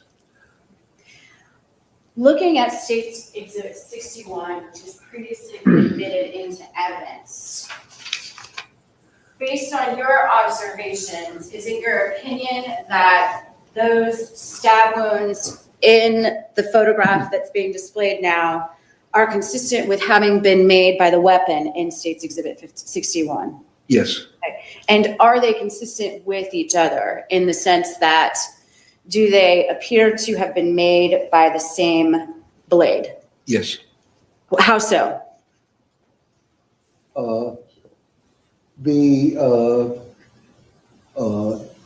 The configurations are almost identical, and Judging from the length of each wound, the length of each wound is very similar, and it's consistent with the width of the blade. Are you able to see the photograph on the screen in front I of you? have so many photographs in front of me, it's hard to keep track. Okay, I just wanted to make sure that Yes. you're seeing what you're seeing. Looking at State's Exhibit 66, where on the body is this wound or injury located? I believe that's on the torso. Okay, do you know which area of the torso? I think that's on the right. And is this wound also consistent with being made by, well, how would you describe this wound? This is a more complex wound where it appears that they can't see my pointer, can they? No, but you can stand up, Oh, thank you. or I think that would probably be, well, you know what, I don't know if they can see behind It the, looks like the edge of the knife either entered here, but then was turned so that it pivoted on the initial entrance site or the initial axis. does that indicate to you? I can say twisted instead of turned. That's what I meant. Does that indicate movement by one of the parties to you? Excuse me? Does that indicate movement to you by one of the parties? Well, it could be movement by the blade or it could be movement by the decedent.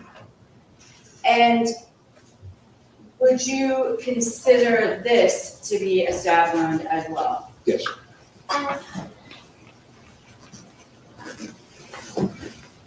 I next want to focus on the injuries, specifically the injury that's marked stab wound on the decedent's neck. Yes.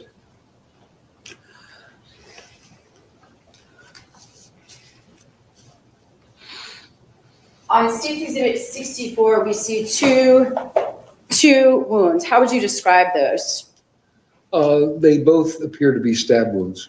And based on your observations, are they consistent with having been made by the knife that you can see in State's Exhibit 61 in front of you? Yes. Okay. Let's talk about each of those stab wounds. And I want to talk about the one that's kind of lower down on the left clavicle. Based on your review of this case, do you believe that this injury would have been life-threatening? It could have been life-threatening, yes. Okay. Do you believe that it was something that immediately would have incapacitated the decedent? Not necessarily. Okay. Now, what about the wound on the right side of the neck that we see above it? Can you describe what we're looking at in that wound, on the neck? That particular wound entered the soft tissue of the neck, and it cut the external jugular vein. What does the jugular vein do? It returns blood from the head to the heart. Was that a life-threatening injury? Yes, that could be life-threatening. Okay. How would a person die from that kind of injury? They would die from excessive loss of blood. The technical term that we use is hypovolemic shock. Would that wound have immediately ended the life of Shirley Merritt? Not immediately. Okay. How long do you expect Miss Merritt would have lived after receiving that stab wound to the neck? She could survive on the order of minutes. I'm sorry, what was that? The On the order? order of minutes. Minutes? And can you say 10 minutes versus 2 minutes? Do you know? I would say maybe 2 to 3 minutes or 2 to 5 minutes. Would it immediately have incapacitated Miss Merritt? Not immediately. Would Ms. Merritt have been able to move during those minutes after receiving that injury to the neck? Yes. Would she have been able to speak or make any vocal sounds?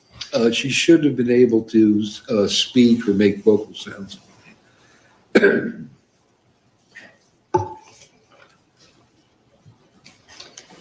I want to discuss some of the other injuries that we see on this anatomy chart. First of all, it's labeled stab wounds to the face. Is that an injury that you would, and I'll show you State's Exhibit 59 for your review. Do you see that stab wound that's labeled as stab wound to the face here in that photograph? Yes. Would you consider that injury to be immediately life-threatening? Not necessarily.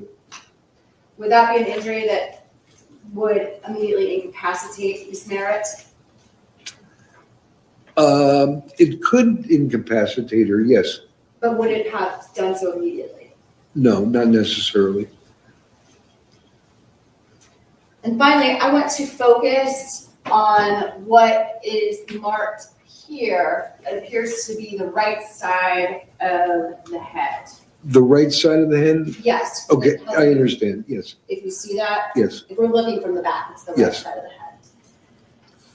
Would you please look at State's Exhibit 62? What does that exhibit show?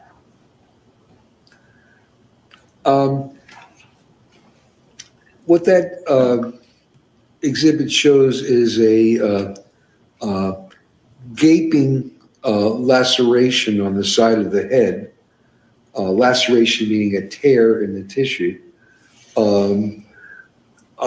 that looks like a combination of both what we call blunt impact injury, but with an object that has an edge capable of tearing the skin surface and opening it up as a laceration.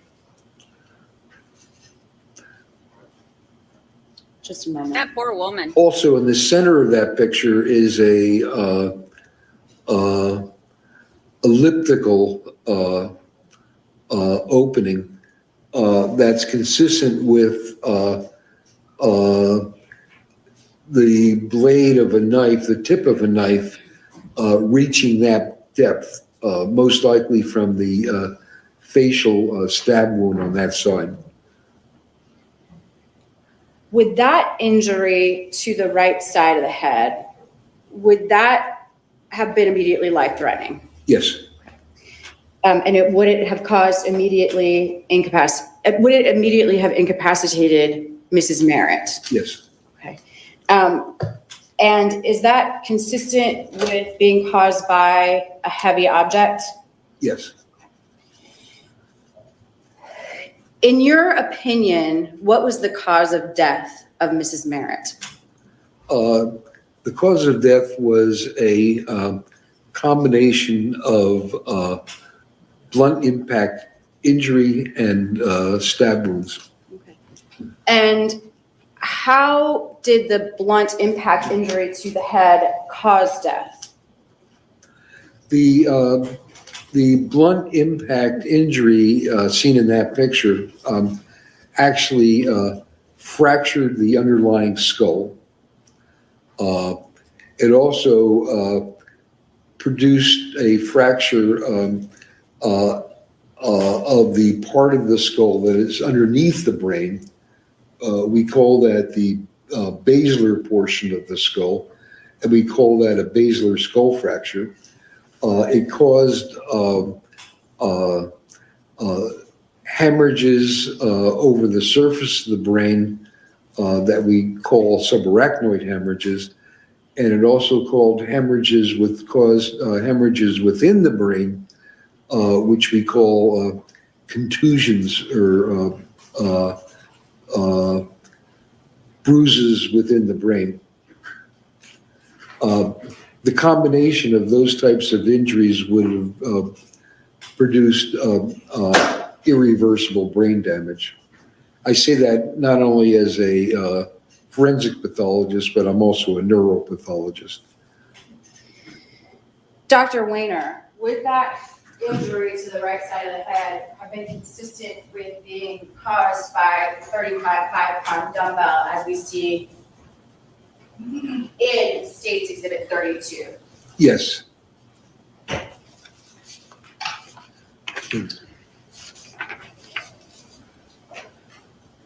When we watch movies or shows like CSI sometimes, you hear a medical examiner or an investigator who finds a body and is able to put a time of death on that body. Is that something that happens in real life? Not really. Okay. What are some of the factors that you need to consider when determining whether you are able to determine a time of death? We usually start with the time when the decedent is pronounced. We look at the presence of several factors. One is rigor, which means that the muscles begin to contract a short time after death, whether there's rigor present or whether it is past. And also another observation in terms of that we call lividity, which is the pooling of blood where the body has been laying. Usually the pooling occurs in a dependent position. So if the body's laying on the back, the blood will pool on the back. If we apply pressure to this area of lividity, if it blanches, it becomes pale, it hasn't been fixed. So that means that the death interval, has been relatively short. If it doesn't blanch, we say that the lividity is fixed, and that indicates that the body has been deceased somewhat longer. There are a number of environmental factors that we have to consider. So considering the time of death is not a precise science. You did discuss rigor. When does rigor generally set in? Can you approximate that after the death? It'll usually begin to set in within maybe 30 minutes to an hour. And how long does rigor last? Again, depending on environmental circumstances, rigor can last for up to 48, even in some cases 72 hours. When a body is collected by the medical examiner's office, is it refrigerated somehow? Yes. And how does that affect rigor? That can, in some ways, it can enhance rigor. All right. But not always. All right. And do you know whether Shirley Merritt was in that state of rigor at the time that she was examined by Dr. Cunningham? Yes, it's stated in the report. Okay. And are you able to put any kind of precise timing on her death? No, I can't put a precise timing. Can you estimate? One could estimate, based on when she was last seen alive. Okay. Based on your review of this case, would it be possible or would it be consistent with your findings that Miss Merritt died sometime during the day of February 1st of 2019? Yes, that would be consistent with the findings at autopsy.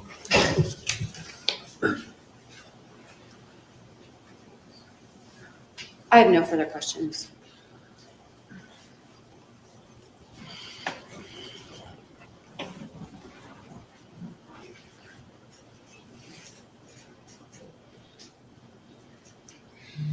Oh, that's hard. His own mama. Good morning, doctor. Good morning. You are not the medical examiner who examined the body of Miss Merritt, correct? Correct. You never came in contact with the deceased in this case. No, I did not. You did not go to 1590 Planters Row, No, and you didn't visit the scene of this case. I did not. Your involvement did not begin until recently, correct? Correct. And that was when? I believe it was last week.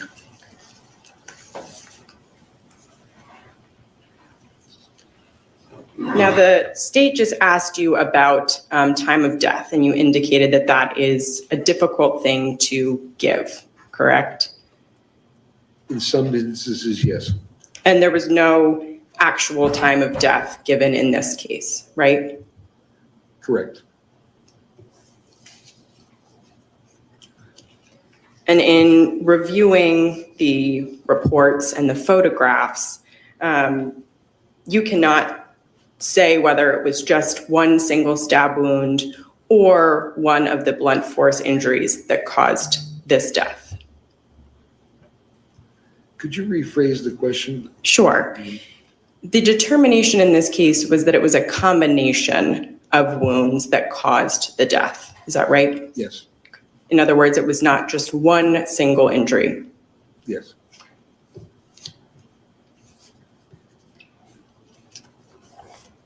And you cannot say in this case the number of assailants involved in the death. No, I cannot. Nothing further. Thank you, doctor. So they're still wanting to make it, to give the doubt that there Dr. could have Weiner, been more than one person. Oh, may I continue, Your Honor? Somebody Dr. else. Weiner, would the injury to Miss Merritt's neck that we see in State's Exhibit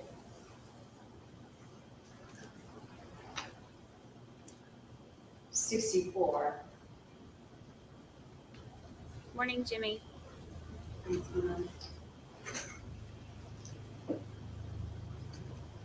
State's Exhibit 64, would this injury alone have caused Mrs. Merritt to die?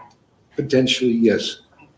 And what about the injury to the right side of her head, which you described as a blunt impact injury? Would that have alone caused Mrs. Merritt to die? Yes. Okay. And I just had one other thing. There, if you look at Exhibit 58 and 58A, there appears to be on the front of Miss Merritt's face some kind of bruise or contusion, and you can see it in the photographs. Yes.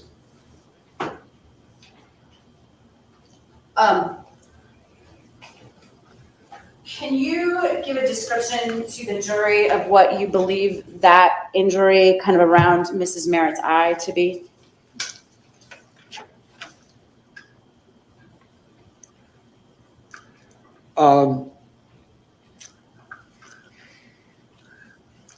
There's an abrasion present, and it's on a bruised base. We will frequently describe an injury like that as a abrasion over a contusion. Okay. And what would that have been caused by? Blunt impact trauma. And are each of the incised and stab wounds that you have reviewed in the photographs, do they appear, is it consistent that they would have all been caused by the same weapon? Yes. And would the weapon, as you see in State's Exhibit 61, is that consistent with potentially having caused each of those injuries? Yes, it is. Okay. No further questions. Anything further, this witness? Not from the state, Your Honor. May the witness be excused. Yes, Your Honor. Yeah. Thank you, Dr. Wayne. Thank you, Your Honor. The All first right, one was next just kind of witness. foundational. The was state foundational, calls so you didn't really miss it. Investigator Amber Winslow.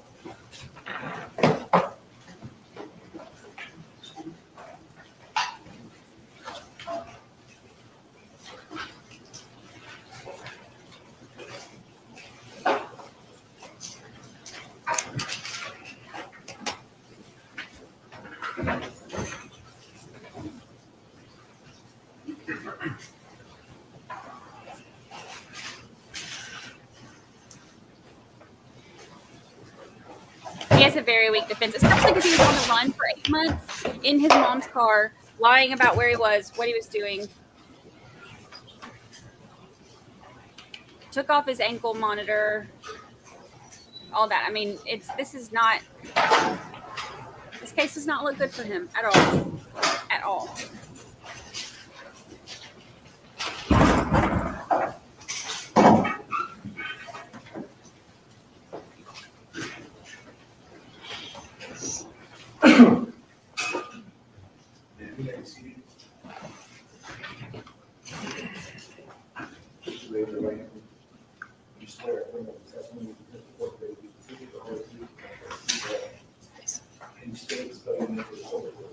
Amber Winslow, Amber Winslow. Good morning, Investigator Winslow. How are you employed? I am Deputy Chief Investigator at the DeKalb County Medical Examiner's Office. How long have you been employed with the ME's office? 6 years. All right. And what does an investigator with the ME's office do? We document and investigate all reported deaths to our office, deaths that occur in DeKalb County. Do you go to the scene where a death has occurred? Depending on the type of death, yes. Okay. When there is a suspected homicide, do you respond to those scenes? We do if the decedent is still on scene, yes. Okay. Do you recall responding to Planters Way in Stone Mountain on February 1st of 2019? Believe on February 2nd, I did respond. I apologize, February 2nd. What was the call in regard to? It was in regards to a homicide, Was the decedent still on the scene at that time? yes. Do you recall what time you responded to that scene? I responded at 2:15 It was at 2:15 a.m. or p.m.? p.m. I'm All sorry. right. And what did you find when you responded? Well, our response, we come, after the police were the last ones to arrive. So I meet with detectives, get whatever information I need. I photograph the scene, immediate scene, and the body that is on scene. So on this particular day, I did all of that. And I was escorted into the scene, and that's where Miss Merritt, to her body. And she was at the bottom of the stairs, the basement.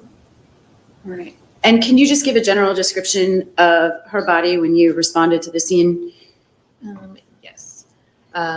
She was at the bottom of the stairs, lying on her left side, kind of in a curled up position. She was fully clothed. I say that that's something we document, Upon further investigation, we have to document any injury, trauma, anything like that, and photograph it as well. And did you turn her over at any time? Yes, absolutely. So we photograph and document what we see initially, and then I did flip her over to see if there were any other injury or trauma to her, to the other side of her body. Did you see any injuries when you turned her over that you did not see initially when you responded? I did. Can you describe that for the jury? Yes. When I flipped her over, I did observe what appeared to be sharp force injuries to her neck area and also trauma to her face. Also, I observed a very large knife blade sticking out of her cheek, her right cheek. Oh, she sounds Did like you she's having a see hard any time with items it. around Mrs. Merritt's body that you recall? Yes. Crime scene for the police department had already been there, so they had items marked. I did observe one of the pieces of evidence marked was a black knife, a handle to a knife, and also a weight, a 35-pound weight was also marked. Investigator Winslow, can I get you to move a little closer or speak up just a little bit? Yes, Your Honor. Okay, thank you. Sorry. Do you It's have like this situation, like she's experience sad. with determining whether a body is in rigor mortis? I do have some experience, yes. And could you tell, just based on your observation, whether Mrs. Merritt's body was in rigor at that time? Once I did manipulate her body and roll her over, I did observe her to be in rigor, yes. And what information are you basing that on? Her muscles were stiff, so when I rolled her, her body stayed in that position with her knees bent. Her arms remained in the position they were when she was initially found. So when I rolled her up, her muscles in her hands and arms were stiff and staying in that position. They didn't just fall limp once I moved her. Did you notice anything in Mrs. Merritt's hands? I did. I What did was that? observe she had hair. It appeared to be possibly her own hair. I'm going to show you State's Exhibit 67. Is this a photograph of one of Mrs. Merritt's hands? It is. It is. And what are we looking at here in State's Exhibit 68? Right. That's her right hand, and that has hair in it. It appears to be the way she was found. Her hand was up near her face and head, so it appears to me that was her hair.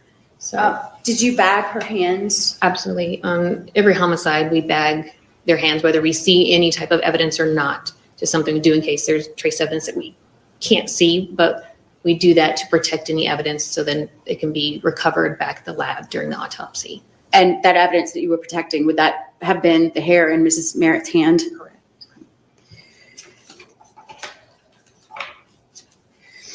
I'm going to show you, I'll show you what I've marked as State's Exhibit 60.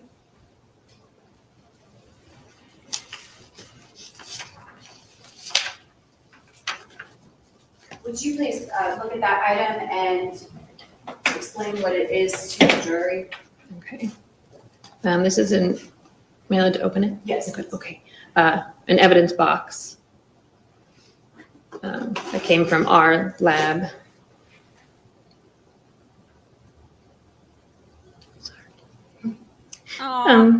Oh, this poor lady. This is the blade this is the knife blade that was found sticking out of her face. This blade, I don't remove anything from scenes, so I photographed it, left it in place for the doctor to see.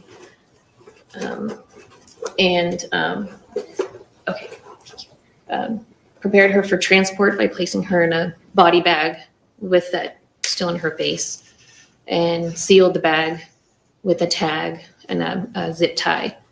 From there, she was transported from the scene to the lab where they would have removed that during autopsy. How were you able to identify this as the actual blade that was removed from Mrs. Merritt's face? It was mainly because this is our evidence box. This is our label that has our case number, the victim's information, and anyone from our office that is involved in the case, the doctor's name, the lab tech, and my name as the investigator. And what is the case number that's labeled with? 19-0188.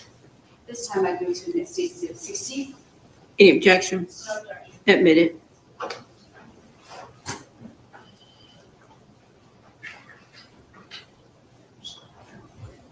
I feel so bad for her. Did you photograph that item as well? I did. Hi, Mr. Steve. Looking at State's Exhibit 61. Was that blade longer than 3 inches in length? Yes, it appears to be. I did not measure it personally because again, at scene, we don't manipulate anything like that. But Mr. yes, Steve, this one's Was in it Georgia consistent too. with You should being join me a one kitchen day. knife? it appears so. It appeared to be, yes. Thank you, investigator.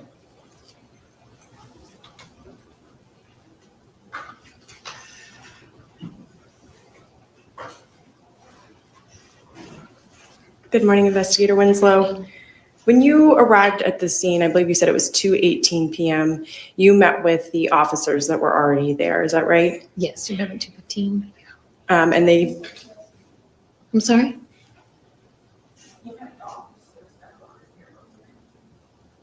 Oh, I'm sorry. I think it was 2:15, my response time.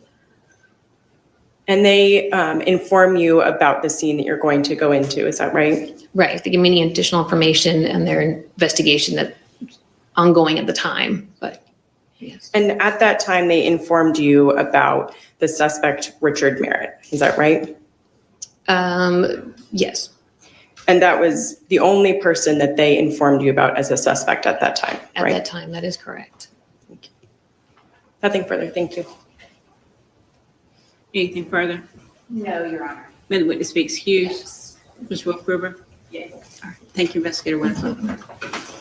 Call your next witness. Your Honor, this time the state rests. Oh, All right, ladies and gentlemen, I'm going to ask you all to please step into the jury room for a moment. state's resting.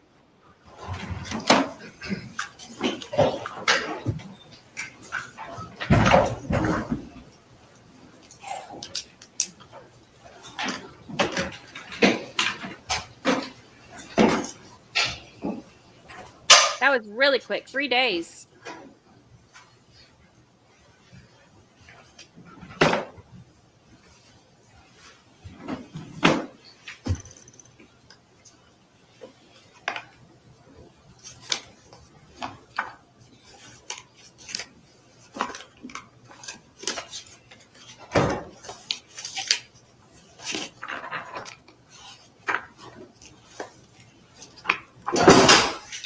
Are there any motions for the court to consider? Not from the state. Your Honor, this time we're going to move for a verdict of acquittal. The state has done an admirable job of proving that Richard Merritt was the victim of a homicide. However, we believe that they have fallen short of proving that Richard Merritt is the perpetrator in this case. So we therefore move for acquittal as all counts. Ms. Pop? Your Honor, I believe that we have identified the defendant as the perpetrator. He was at the house between 9:38 a.m. and 2:30 that day. After he left, there were no signs of forced entry, no signs of any tampering or any theft other than the vehicle and phone that he had stolen from his mother. The victim was cooking a meal for the defendant before he was supposed to turn himself into jail. And as she explained to her husband's cousin, Mike Jeffcoat, things were bad that day. He absconded from the scene, and Your Honor, the only reasonable theory of what happened during that day was that the defendant committed this offense. They have to try for the acquittal after the state rests. It's normal. She's going to deny it. Yes, and additionally, Your Honor, the victim, Mrs. Merritt, was killed by items from inside the home. All right, the court does find that there is sufficient evidence that has been submitted for this case to go forward to the jury. And I find that as to all 6 counts in the indictment, so I will deny the defendant's motion. Mr. Queen, has your client made a decision about whether or not he's going to testify? Your Honor, can I speak to Mr. Merritt briefly on that matter? Yes. In the back. Yes.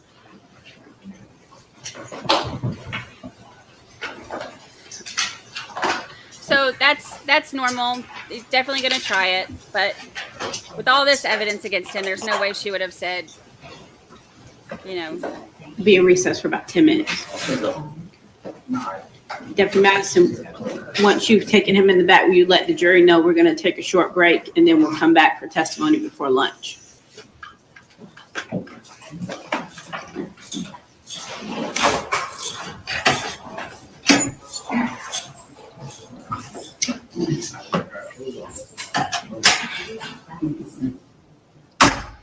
So they are going to go speak to him and talk to him about whether or not he wants to testify. So we don't know if he will yet.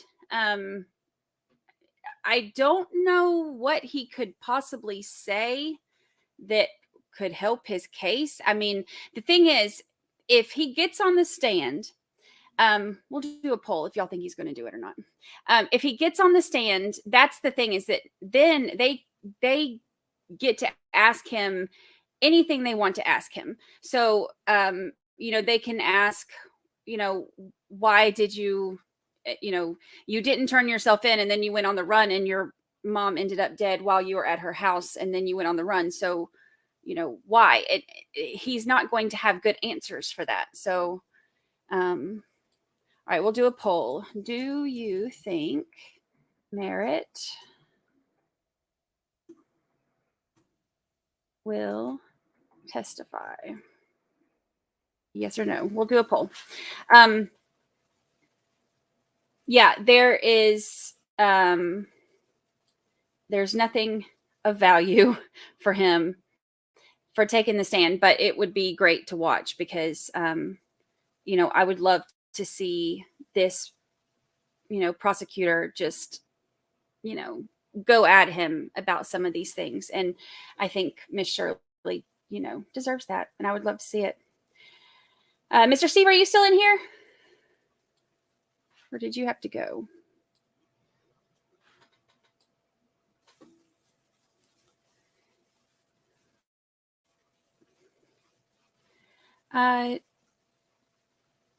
Where did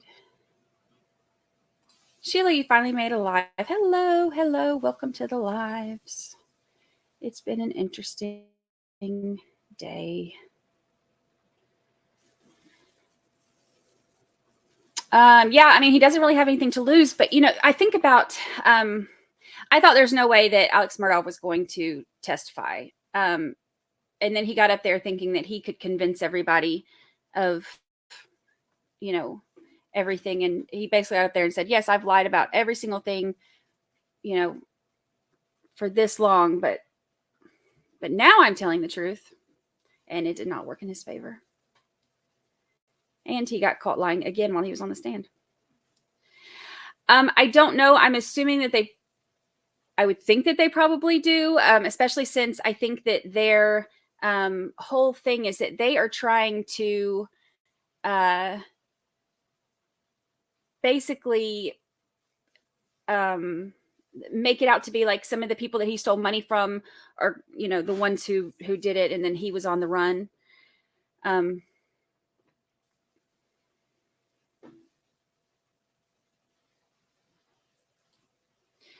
Steve, how long's your break? You can join me if you have a few minutes. I can send you a link. You can pop on. This is our home state. This is Georgia. So, and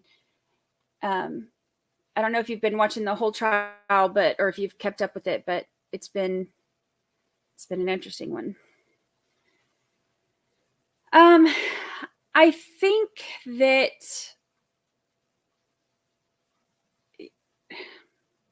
I don't know. I mean, maybe I think that, he might at this point think his only hope would be to get on the stand and try to convince people otherwise, or at least give them some doubt. But I mean, there's just not a lot of doubt at this point.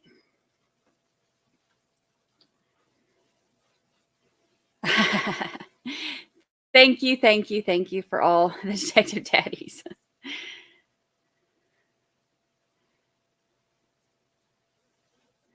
Yeah, babysitter cold case penalty phase is today. I've been JT and I have both been trying to keep an eye on that to watch for that to see when they're going to announce that. So we'll definitely keep an eye out.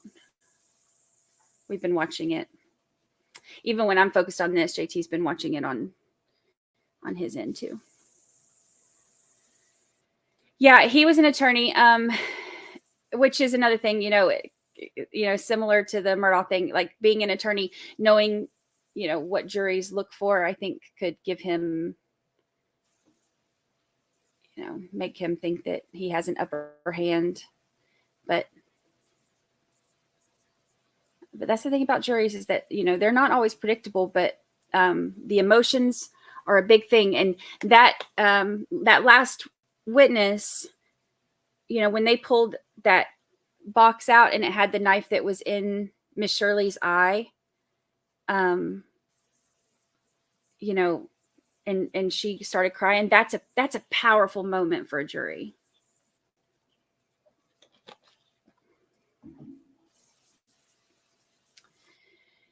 Yeah.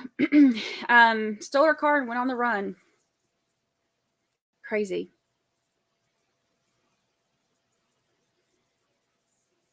Oh, yeah, that's actually a good idea because I think that would have been 100%.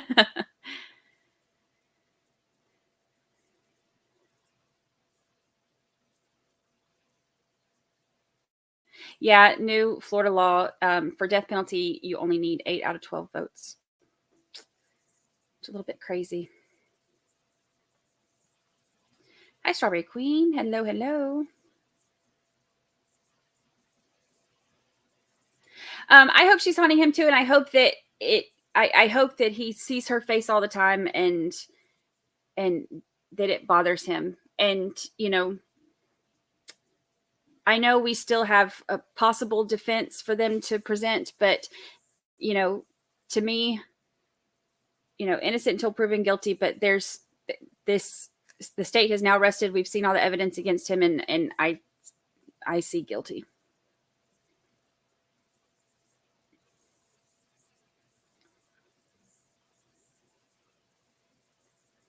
Let's see.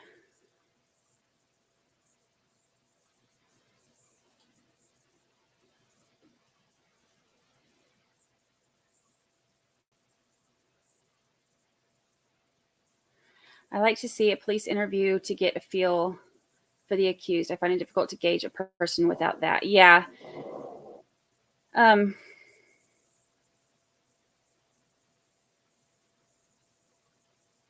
I like to see those two. I think that that's still very fresh. They haven't had time to plot out a lot of things yet. And I think that you can gather a lot more about their behaviors when you watch those. Hi,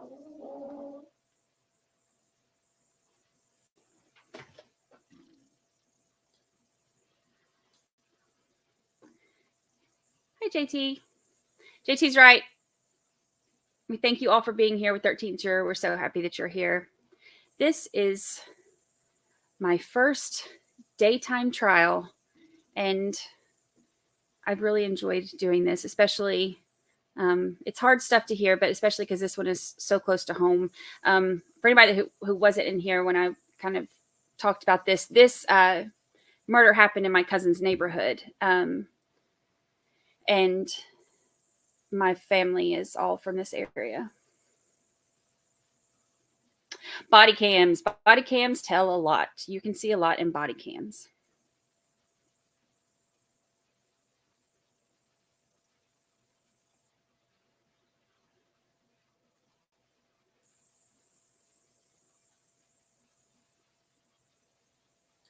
I'm not sure, if on court or on lunch break, I'll see if we can pull up the video from where the U.S. Marshals went and arrested him. Because I know there's a video for it. I haven't seen the whole thing, but I know there's a video for it.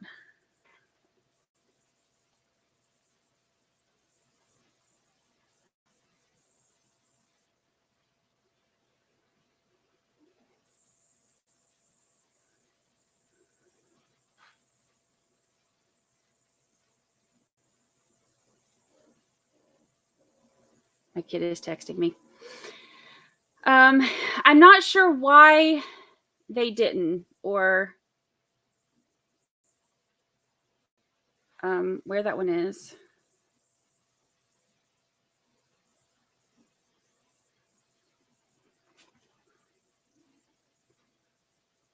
Oh, wow. Jill C. Thank you so much. That is so generous. Thank you so much.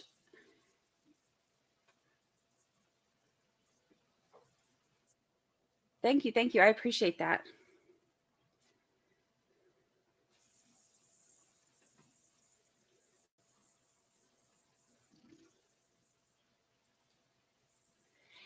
The weeds aren't going anywhere. They'll still be there.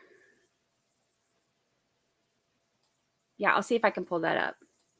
Prosecution was really efficient. You know, and this is a quick trial. I mean, which they moved through witnesses a lot faster than they thought. They had scheduled 2 weeks for this just in case. They were thinking it might be closer to a week, but I mean, so far they're right on track for it to be 3 weeks or 1 week if they've got, you know, today's day 3 and the state's resting. So depending on how the defense goes, and then closing arguments, and then jury deliberation.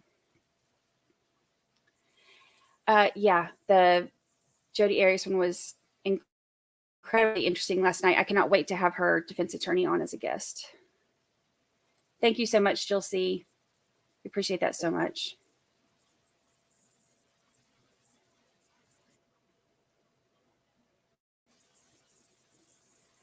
Yeah, the surprise stuff that it's like the jaw-dropping stuff. I love those too.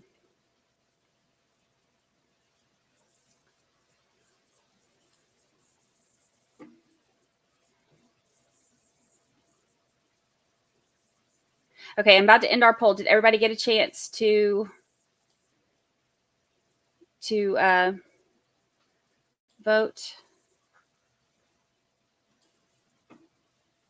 Everybody that wants to. 78% say you do not think he will testify. 21% say they do.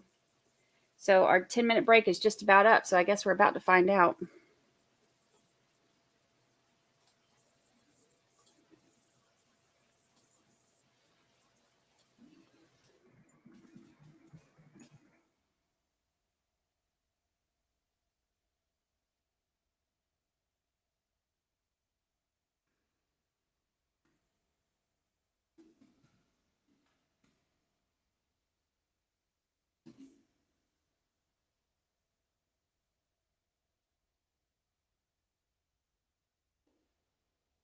Yeah, that one gets really graphic.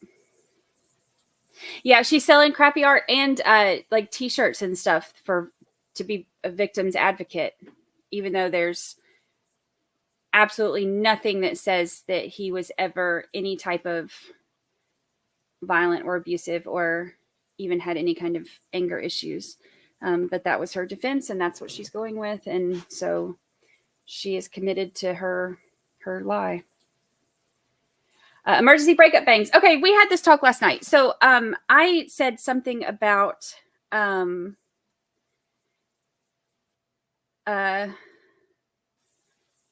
my kid is texting me again. I had said something last night about emergency bangs. You know, like if you go through a breakup or you're in a rut, or you know, you want a life change or something, you have emergency bangs. It's like when, you know, a major life event happens and you cut like emergency bangs. Normally it's like a crisis or a breakup, but there can be other things too. And JT had never heard of emergency bangs. That's a real thing. I'm not making that up. That's a real thing, right? Emergency bangs, I think. Other people heard it too. Maybe I don't call them emergency bangs, but breakup bangs. Yeah, see? Lexi knows.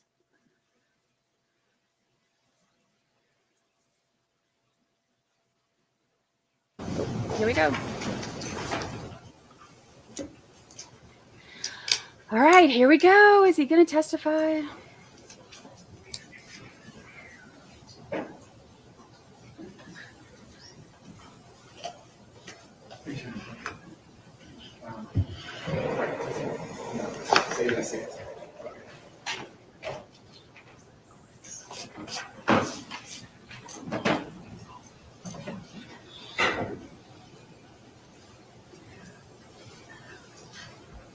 Exactly, Hello Kitty. Exactly.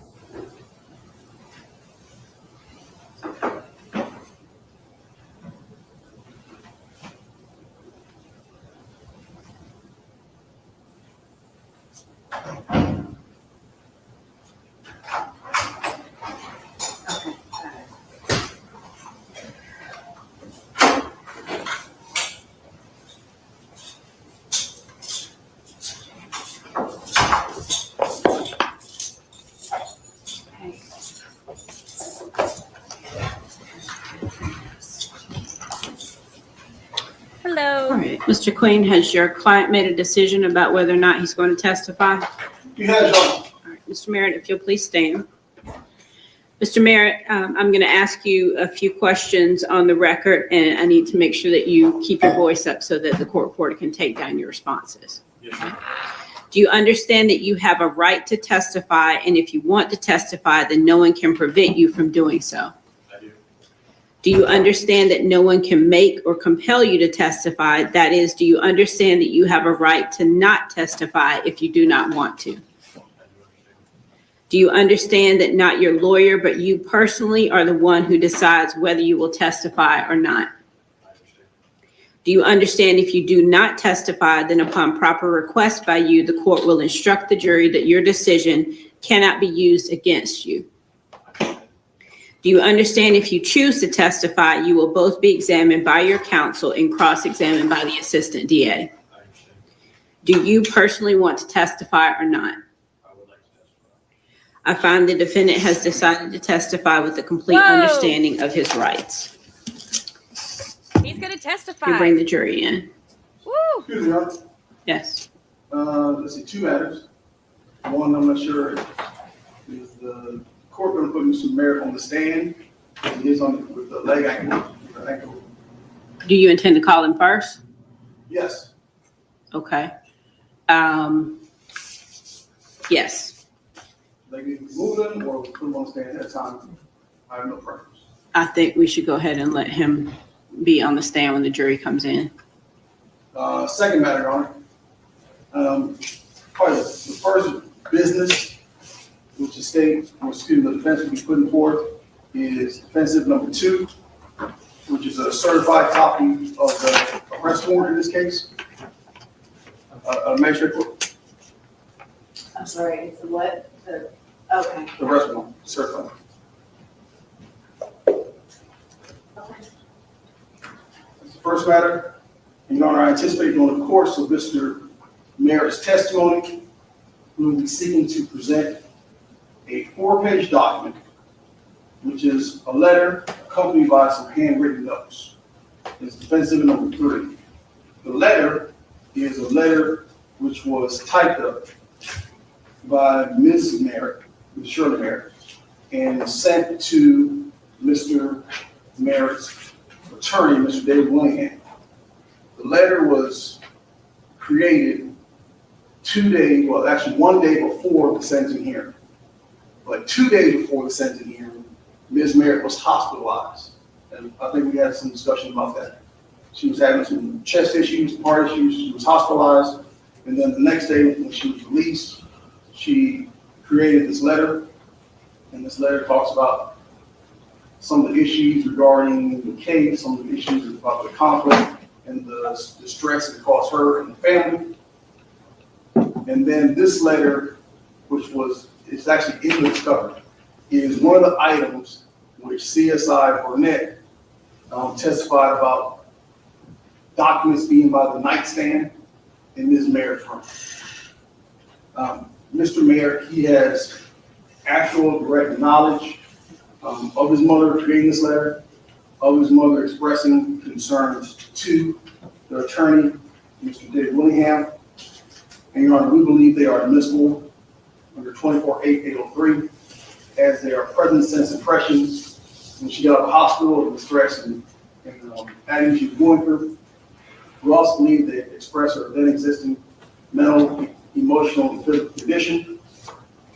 And finally, Your Honor, we believe they do fall within, if not under 24-8803, they fall under 24-8807, the residual hearsay exception, where there are evidence of material fact. There are more pros upon point, which is often the any other evidence, which the opponent can procure with reasonable efforts. The judge, if the state has an issue with it, I think we need to resolve that issue now, prior to Mr. Merritt's testimony. Can I see the exhibit? Yes, Your Honor.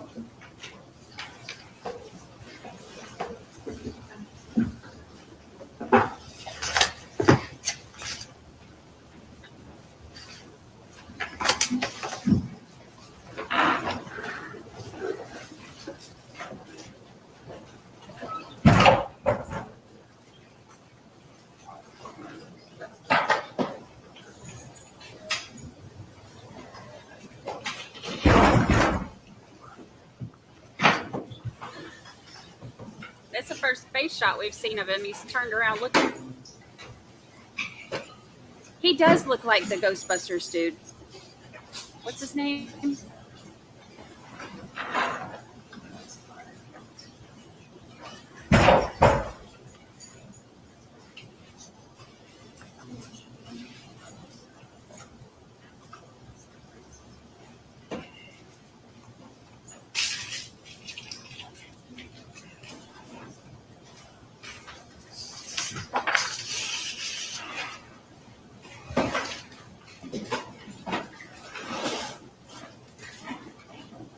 Morales. Yeah. Morales, whatever it is. Yeah. Yeah.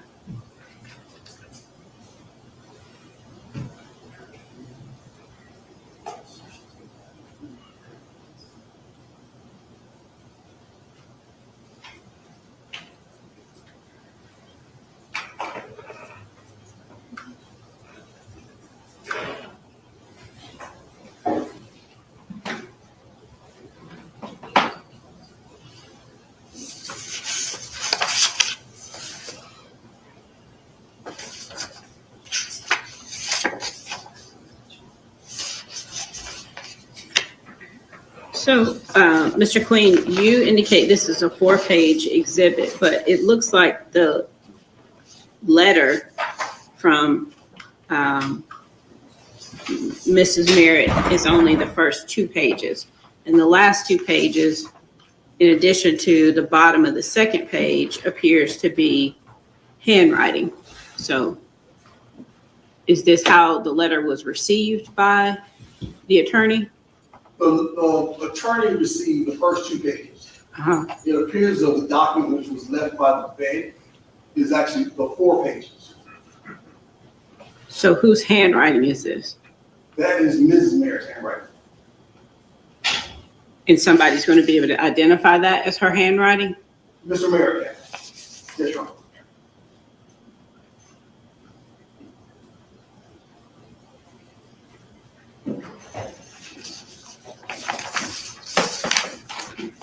Hi. Yes. First, let me address 24-8807.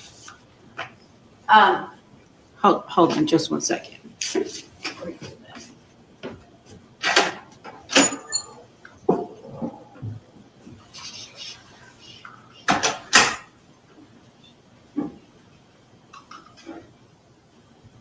Move myself up some so I don't block him if they show him again.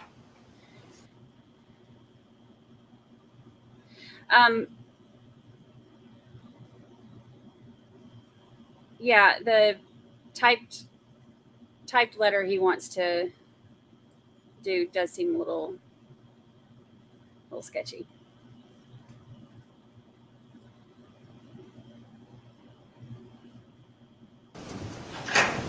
Go ahead.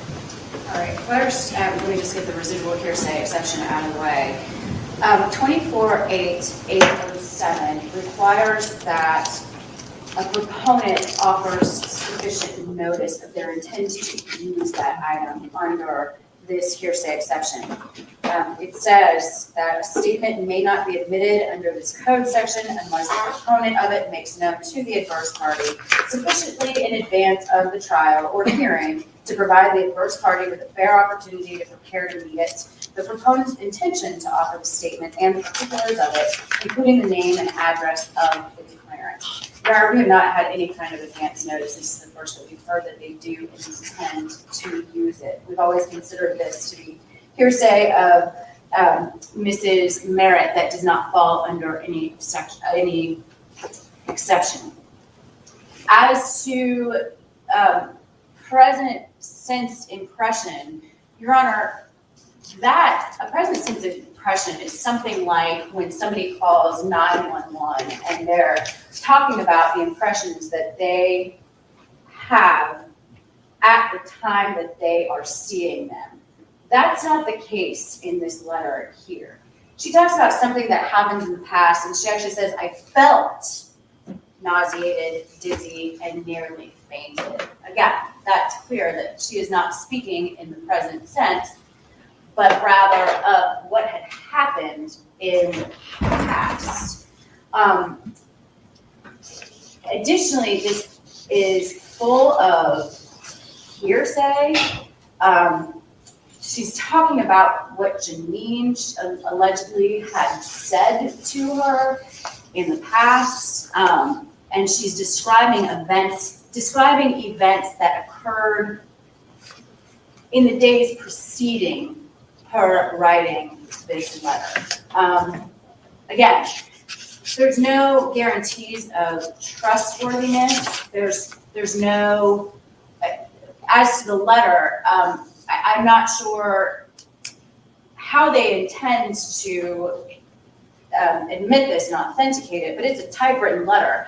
Nobody can testify as to whether Mrs. Merritt wrote it or it was found in the house, but it could have just as easily been written by the defendant. And so there's no way to authenticate it. I know that David Willingham, the defendant's previous attorney in Cobb County, was under subpoena, but I believe he was told not to come this morning by the defense.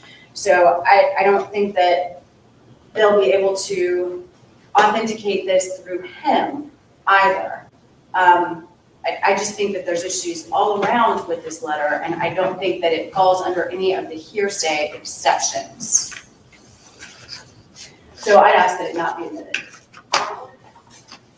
Well, the residual exception would only apply if the court doesn't find that it falls underneath one of the other exceptions to hearsay.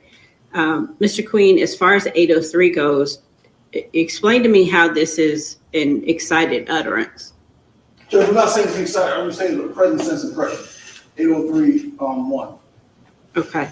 Hi, Helen. How is this a present sense impression then? Because the statute says that the statement describing or explaining an event or condition made while the declarant was perceiving the event or condition or immediately thereafter. Okay, but the very first line of this is, I'm very upset over the turn of events this week. It doesn't give an indication of the time period within which she is allegedly writing this letter or when the flyer in the mailbox was received. So how does this indicate that this was prepared while the declarant was still under the stress of the situation? The letter is dated January 17th. I understand. She was hospitalized on the 16th, but we already heard from Ms. Maricosi that a couple of days prior to the sentencing, which the record shows on the 18th, is when the cartoon was sent. And Ms. Maricosi testified that she did speak to Ms. Merritt regarding the contents of the cartoon, which puts us the 16th, 17th. And here we have Ms. Merritt describes in the letter here that it's the cartoon which described her, she believes, having concerns and physical palpitations that caused her to hospitalize. And the judge, just jump back for a moment, as to notice, this is the state's evidence. The state has the originals in their file. So the state. Well, evidence is evidence. It doesn't necessarily belong to either party. It's evidence in the case, regardless of But who has it. So Correct. it's not the state's evidence. It's evidence in the case. I But again, the exception, the rule says a statement describing or explaining an event or condition made while the declarant was perceiving the event or condition or immediately thereafter. So again, unless someone is going to be able to testify as to when exactly Ms. Merritt received the cartoon related to when she wrote this letter, I don't see how this qualifies under that exception. Again, Your Honor, Mr. Merritt, he testifies the date which they received the cartoon, because they're living in the same house. The date they received the cartoon, Which would be what date? that's on the 16th, 14th. The letter received on the 14th. Uh-huh, Mother's hospitalized on the 16th. uh-huh. And then she has a letter which she sent on the 17th. Okay, so the 17th is 3 days after the cartoon was received and at least the day after she was released from the hospital. There you go, before she released the hospital. She was released on the 18th. Cartoon, then we have cartoon on the 14th. We have hospitalization on the 16th, release on the 17th, sentencing on the 18th. So she writes this letter on the 17th and it's sent on the 18th. It's sent or received on the 18th. The hearing on the 18th. Mm-hmm. And she sent it, I believe, on the 17th or 18th. Okay. I believe it's on the 17th, Judge. I'll Well, it's explain. written on the 17th. And sent off on the 17th. Okay. I don't want to talk over them, but I'll explain. Which is 3 days after the cartoon's received. And is it the same day she's released? I think there she released. Okay, yeah, that's what I said earlier. So a day after she's released from the On the hospital. 15th, she gets out on the 16th, sent the letter on 17th. Okay.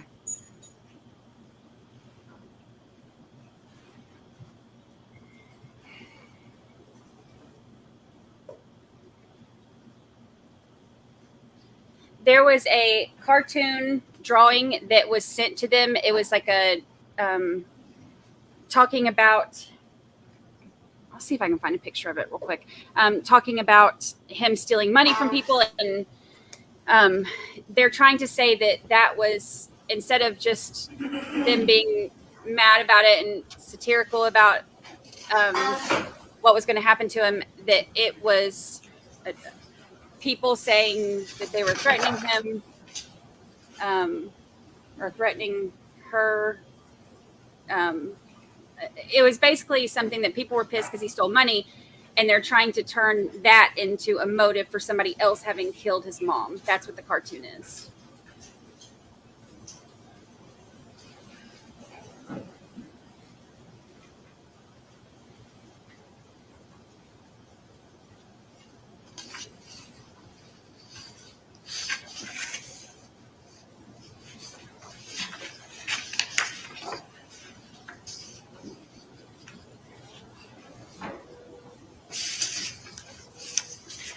All right. I don't see how this fits under 8031. The contents of the letter are specifically, it seems to me, requesting that the attorney contact the district attorney's office in Cobb County and alert them about what Ms. Merritt perceives as someone who maybe have been involved in the case in Cobb County, preparing and sending this flyer in the mailbox.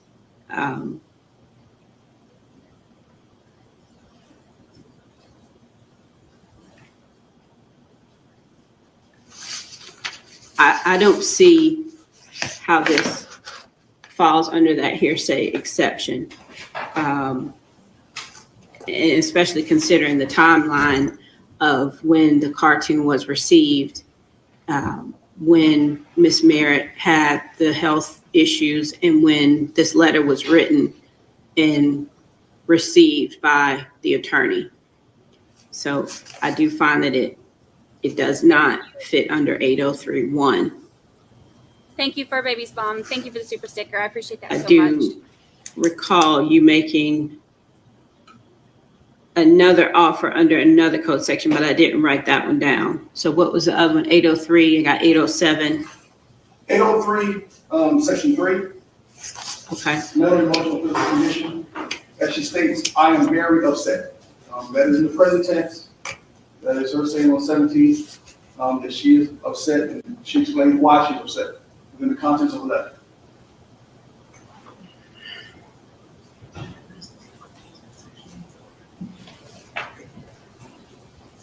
And what is this probative of?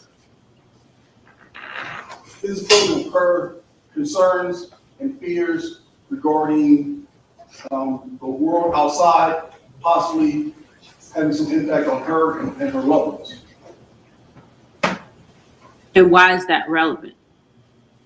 Your Honor, as the court knows, it's relevant to the fact, just as a cartoon, to show that there were people out there who obviously had a hate, disdain, vitriol towards Mr. Merritt that may have acted out and caused the death of Ms. Shirley Merritt. Do you want to respond?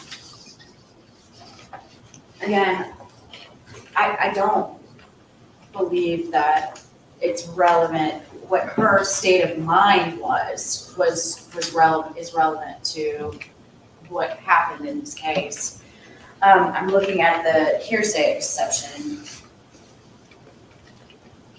I don't think that her state of mind several days, over 2 weeks before the murder is relevant, Your Honor, to what happened at the time that she was killed. I don't either, Mr. Queen. So how is this relevant? How is Ms. Merritt's state of mind relevant to the question that this jury has to answer about who committed this homicide?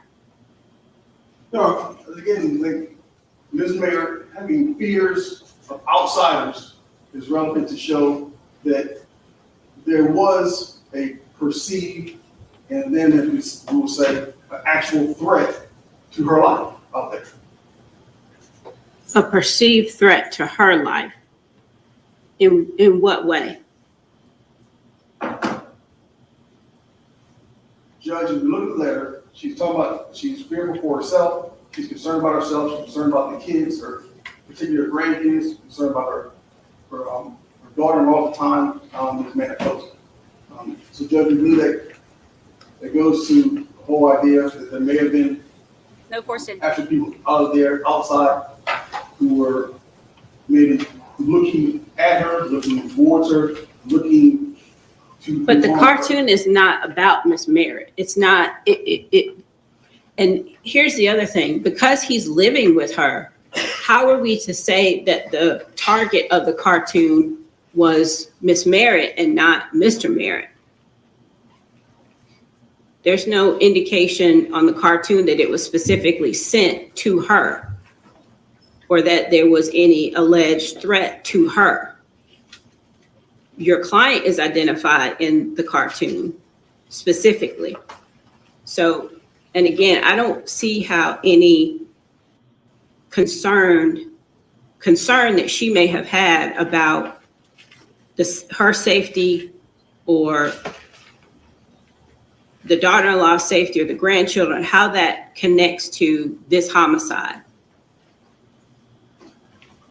There's no forced entry, there's no indication, there's no testimony thus far about any defensive injuries on Ms. Merritt that would indicate that there was a struggle or that someone broke into the house or that there was some specific threat to her the morning or the day that this occurred.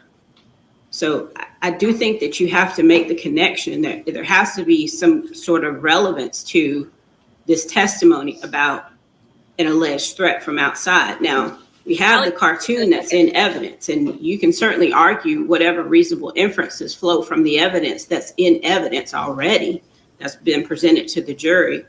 But at this point, I don't see how this is relevant.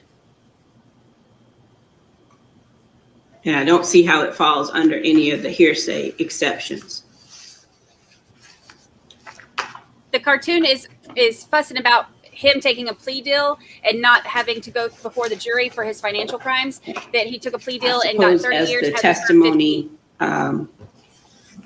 unfolds, that may change. I don't know. But at this point, I don't think that this falls under any of the hearsay exceptions that you've indicated. Anything further before I bring the jury out? No, Your Honor.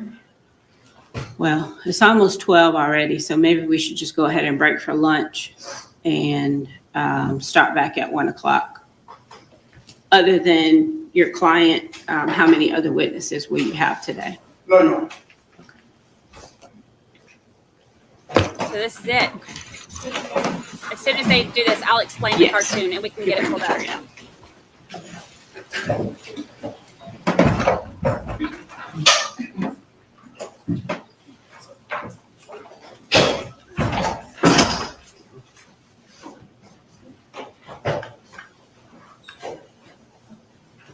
I'm actually really surprised he's taking the stand.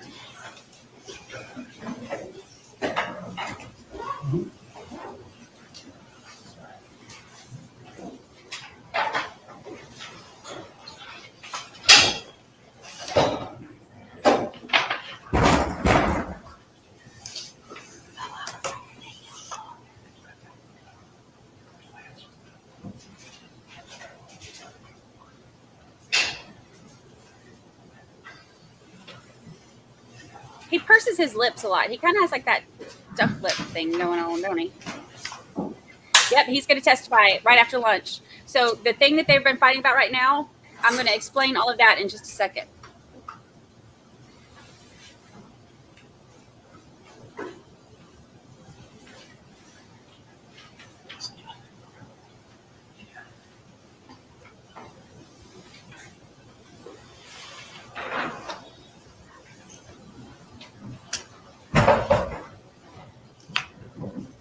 Yeah, he does it like Zoolander. Oh, it's like the Zoolander look. He does Zoolander.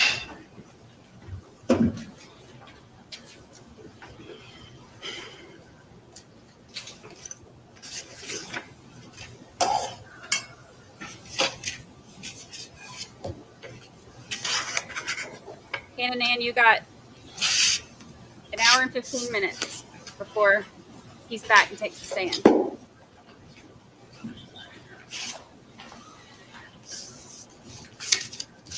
Oh no, cancel it, Deebs, cancel it. Tell him you got jury duty. Can't do any meetings, you got jury duty.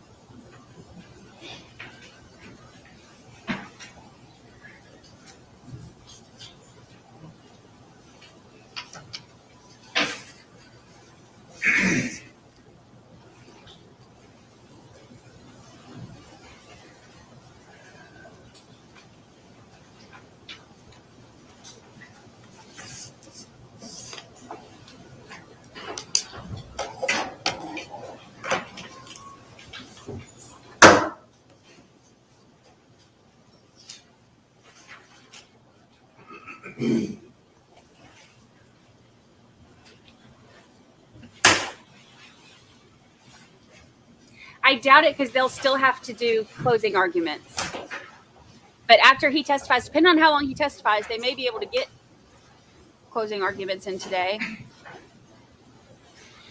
You want me to be Chris seated? Mark, All right, ladies and gentlemen, thank you for your patience. There are a few matters I needed to address with the attorneys before we start with the defense's case. It is 15 to 12 at this point, so I'm going to go ahead and release you for lunch. When you come back at 1 o'clock, we'll hear testimony from the defense, and we will continue on with the evidence in the case. So please remember the instruction not to talk about the case or allow anyone to talk to you about the case. And please meet the deputy out in front of 7A at the other end of the hallway. There is another trial going on in 7A. So if you'll just make sure that you kind of stay to one side so that we don't disrupt the proceedings down there as well. All right. Thank you very much. Have a nice lunch. See you all at 1 o'clock.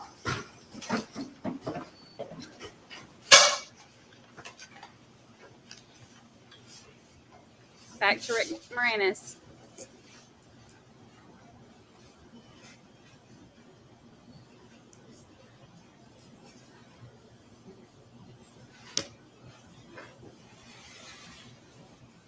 I cannot wait for, I mean, yeah, okay, he's going to take the stand, fine. I can't wait for the cross-examination. That's what I'm ready to hear. I want to ask him all the tough questions. That's going to be the best part.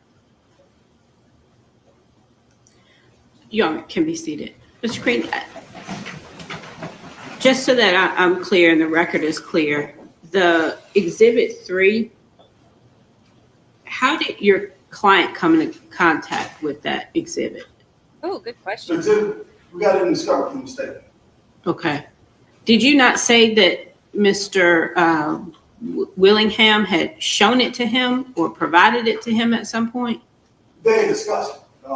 Now, Mr. Willingham, he has seen it. He has a copy of his own. Okay. But they all discussed it. So he discussed it with Mr. Merritt. Right.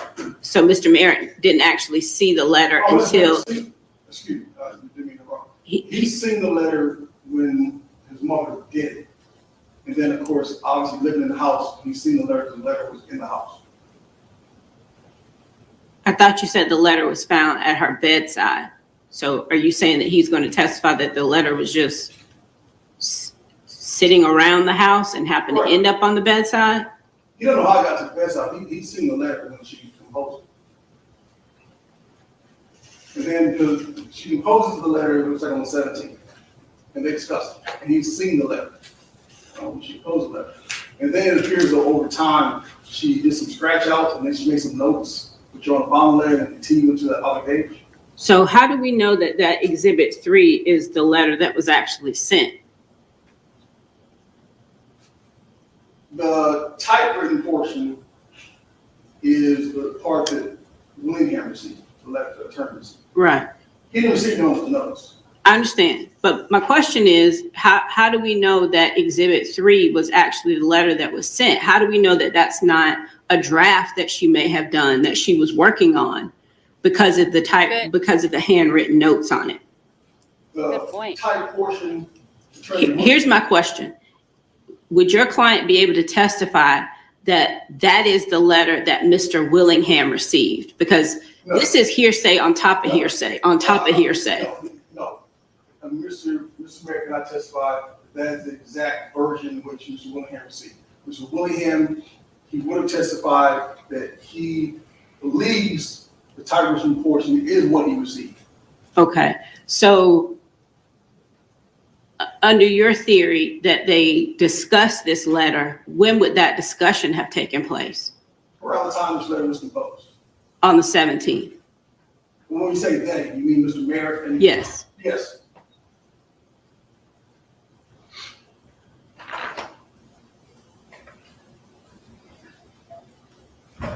I'm just trying to get straight in my mind that the letter itself is hearsay. And I don't think the letter itself falls under any exceptions to hearsay.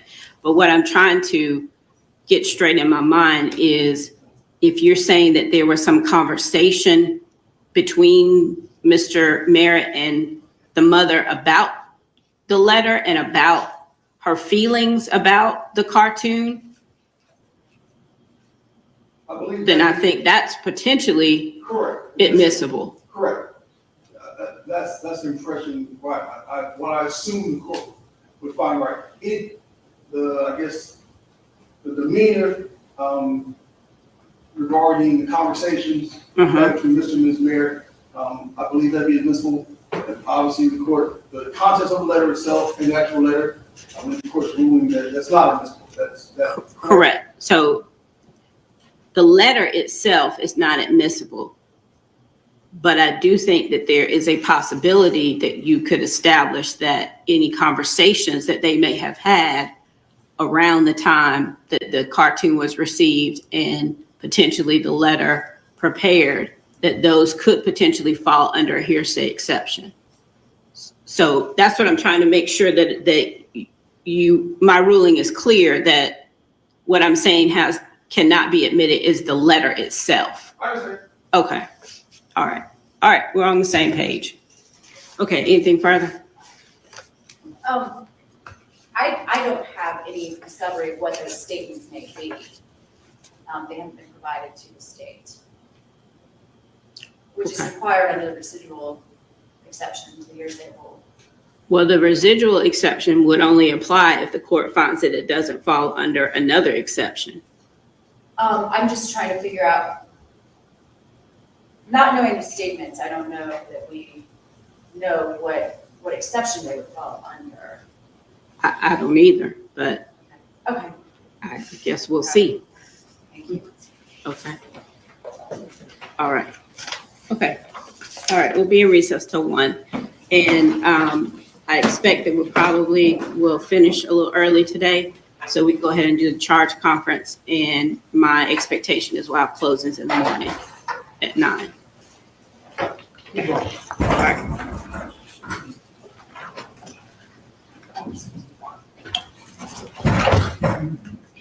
Okay, so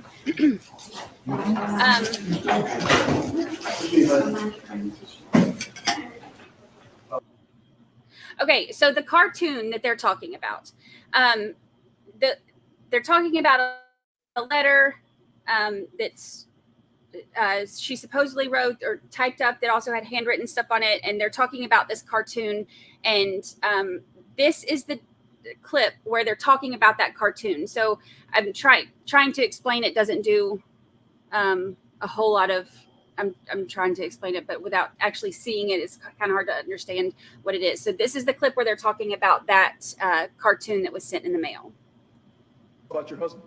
It bothered me because I was embarrassed that the whole world knew what my husband had done. Rich and I were very prominently known in the community, so that's why it bothered me. I was never scared. I was mortified. Okay. And then, of course, I know on one occasion, you released someone concerned because you did get a flyer, a cartoon in your mailbox, correct? I remember the cartoons in my mailbox. Okay. And did you discuss those with Richard? Yes, Did you discuss those with Shirley? yes. Okay. And to your knowledge, did Shirley get the same flyer? Objection, Your Honor. Again, this is eliciting hearsay.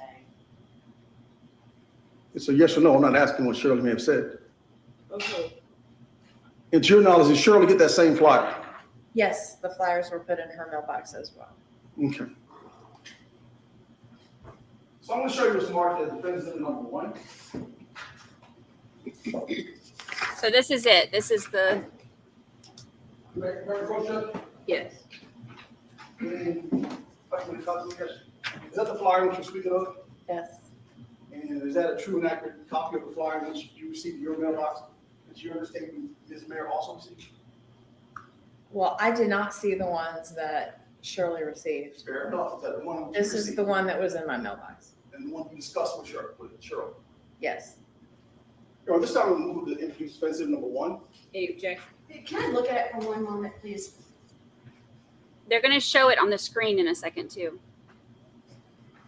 Oh, is this just? No objection. Admitted. Judgment published. Yes.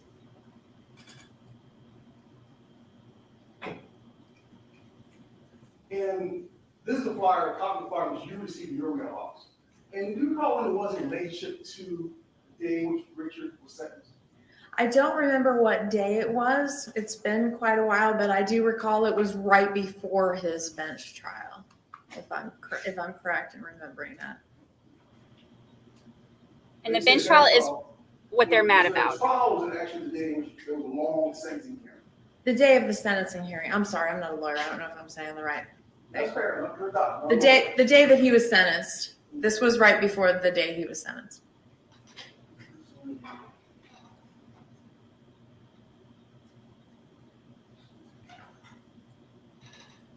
Now you can kind of see. Apparently, it looks like here at the top,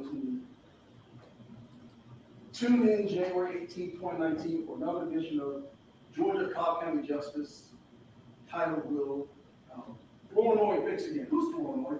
Never had any from Illinois. That was the judge.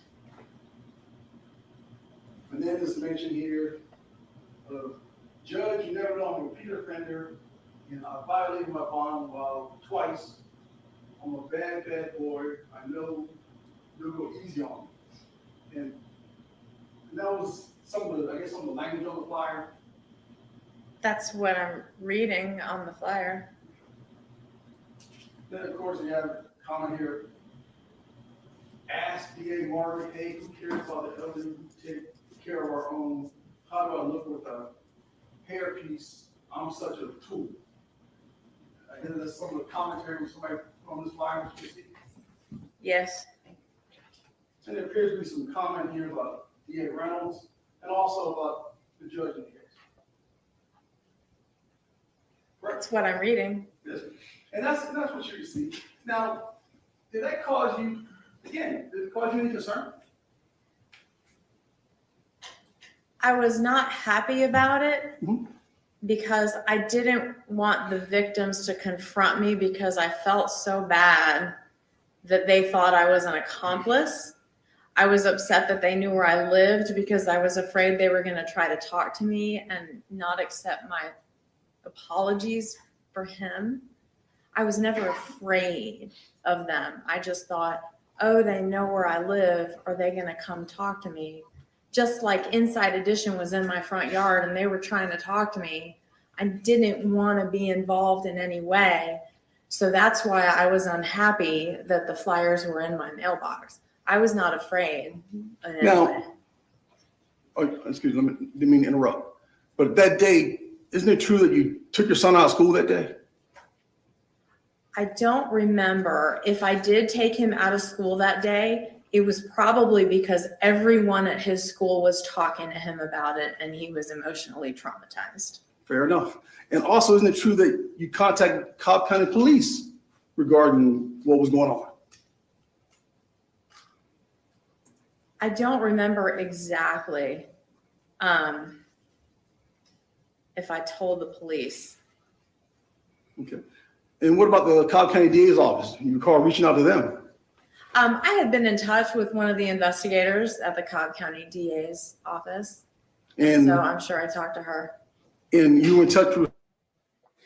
Okay, so the if they zoomed in on it, but if you couldn't see it, the cartoon that they're talking about, let me see if I can get screenshot pulled up. They sent one to that was Janine, his ex-wife. They were married up until the point where I think 5 days after she found out about all of his financial crimes and his what she called a whole double life. You know, she wanted a divorce at that point. Who could blame her for that? So they were married up to that point. That testimony was her talking about the cartoon that was sent. So that the thing that they were arguing about right before they went to lunch was a letter that Miss Shirley had supposedly typed up, but also had handwritten parts on it that was about this, talking about what they said was a turn of, or what they said the first sentence said was a turn of events or something like that, that had to do with this letter. Now, the reason that this is important for the defense, or well, they think it's going to be important for them. I don't think it's going to do them a lick of good. But the reason that they're trying to make a big deal about this is because I think that they're hoping to make it out to be like whoever sent this cartoon, that it wasn't them being angry about him having escaped a jury trial for his financial crimes and instead taking a plea deal. So he didn't have to go in front of a jury, where the families of the 17 victims that he stole money from, a lot of whom were elderly, they wanted to see him in trial. They wanted his, full punishment. They didn't want him to take a plea deal. So this was, sent by somebody who was mad about it, saying that, basically kind of addressing that. So defense is hoping that they can turn this into almost like a threat or a potential other murderer or something like that. So they're wanting to provide somebody else with a motive to have done this to Miss Shirley. I hope that helps. We're going to see if we can get it pulled up, the screenshots. Okay, so this is the top of the cartoon. Judge, I'm a repeat offender and I violated my bond twice. I'm a bad, bad boy. I know you'll go easy on me. And that's Merritt, the criminal lawyer. Let's see if I can. Who cares about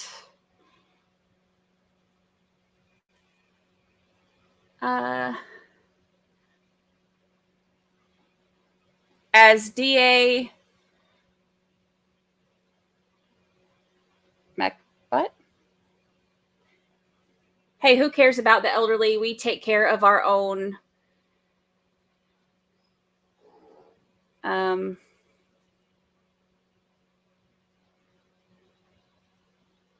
With a hairpiece, I'm such a tool. Oh.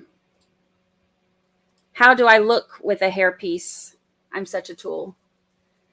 DA Reynolds, yes, I knew many of Merritt's victims are elderly, but I want no jury trial for Merritt. We'll make sure Florney is in charge and we'll give him a plea deal for Merritt. And then Judge Florney, they have saying, no worries, my sweetheart. This is easy. I'll just combine 17 of your complex, unrelated cases and prosecute as only one and give you a plea deal. And you'll, let's see.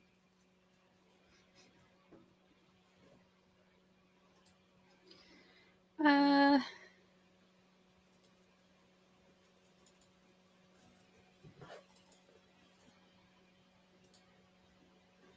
see if I can zoom in on this one. It's kind of blurry on these.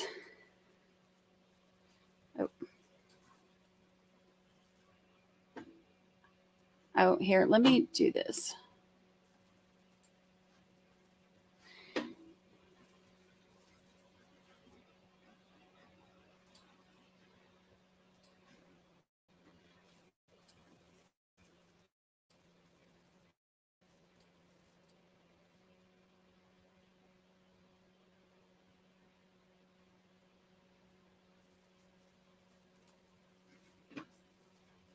See, it's kind of blurry, but this, you can see the whole, how they have the whole thing written out. Oh, you might be able to see this one easier. Let's see.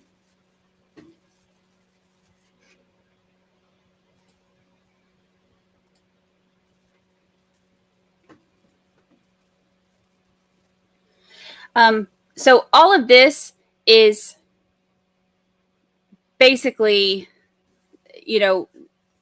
somebody made this and sent it out as a way to show that they were angry that this attorney had stolen from 17 different victims. These were all unrelated cases. This was not 17 people all at once. These were unrelated cases. And he was, they were upset because the judge took, instead of having each victim's family or each victim get their, feeling of justice, the judge combined them all together. Judge Flerney, I guess, combined them all together and gave him a plea deal. So, but even, and I get what they're saying, but even the plea deal was 30 years that he had to, that was his sentence, but he would have to serve 15. So he had 15 years in prison that he was facing.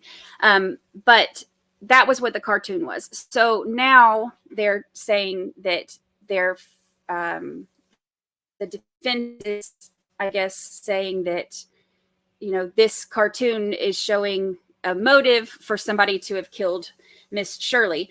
So here's the problem with that, though. One of the things that they mentioned was that, specifically the fact that his victims, a lot of his victims were elderly. So if they're making it a point to, point out that crimes against elderly are, kind of even more disgusting, then, why would you kill an elderly woman, but not, but yet the attorney gets off scot-free. Well, not scot-free because he's here, but you know what I mean? They didn't do anything to him. Yes, the amount of money, it was under it was like 474,000. Let me see if I can pull it up exactly. It was less than 500,000. It was like 474 or 454. Let me see. $454,706 is what he stole. So,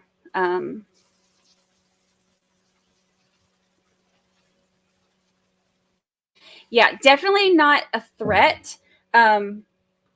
It was more or less, and that's kind of what her testimony was too, that, when they're asking Janine, his ex-wife, about it, that was kind of her testimony too, is that, she said, I was never in fear of, my life. I never took that as a threat. I took it as, being embarrassed because they were prominent in the community. My friend actually used her as a veterinarian, but they were prominent in the community, and so she said she didn't feel like that was, a threat of impending doom against them. It was,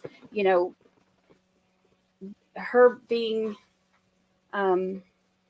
embarrassed that this has happened, that he tarnished their family name. And somebody said Minnie Murdaugh. Yeah, it's kind of the same thing. It's, he's a disgraced attorney who's tarnished, a family name who's been, upstanding in that community. She was.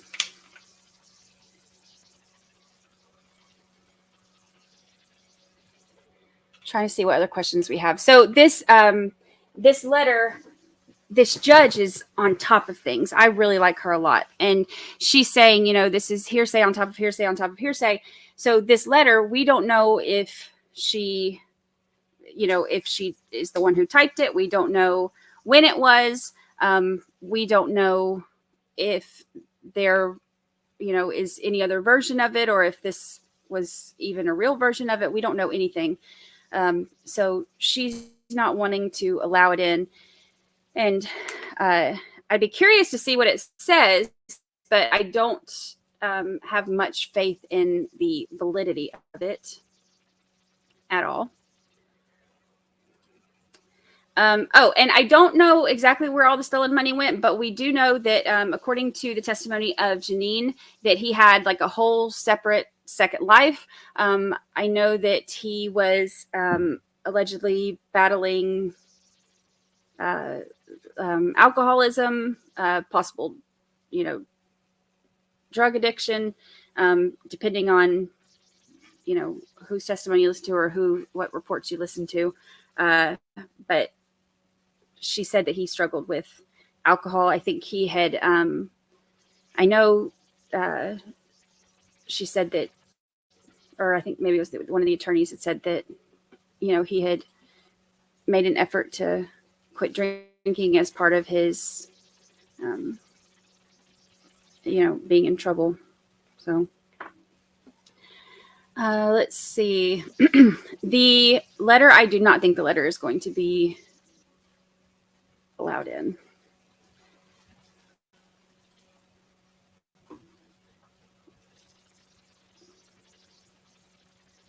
Let's see.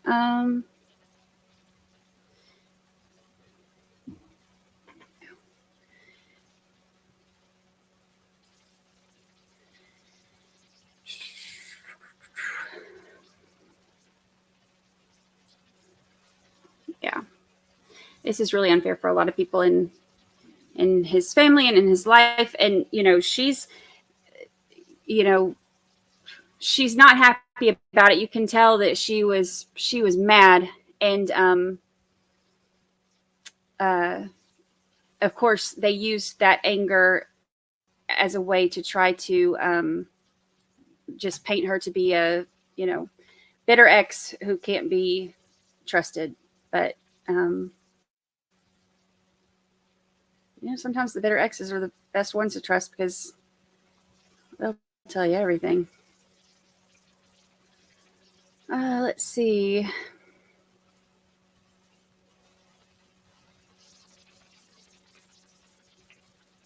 Yeah, they are going to give him a tough cross-examination. I am ready for it. That's my favorite part when a defendant takes a stand is the cross-examination, because all those questions that we have in our heads that we want to ask, they get up there and they nail them, and they are not easy on them. I love it. Yeah, he has a lot of restitution. And the thing is, as the medical examiner was going over the testimony today and kind of like the sense of overkill, one thing I thought of was it's possible that, this all happened on the day that he was supposed to turn himself in. So, yes, he's going to testify in just a little bit as soon as they come back from lunch. This all happened on the day he was supposed to turn himself in. So my theory on this, which this is just a theory.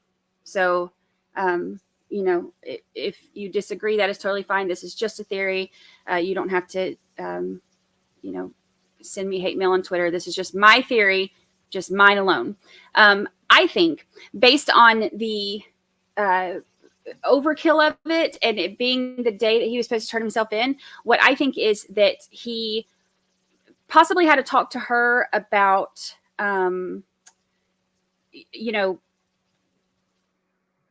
maybe not turning himself in, or maybe going on the run, or maybe, he mentioned to her, not wanting to do it or something. And, Miss Shirley being kind of a rule follower, and, also her having, she had her house up. She put her house up to get him out of jail.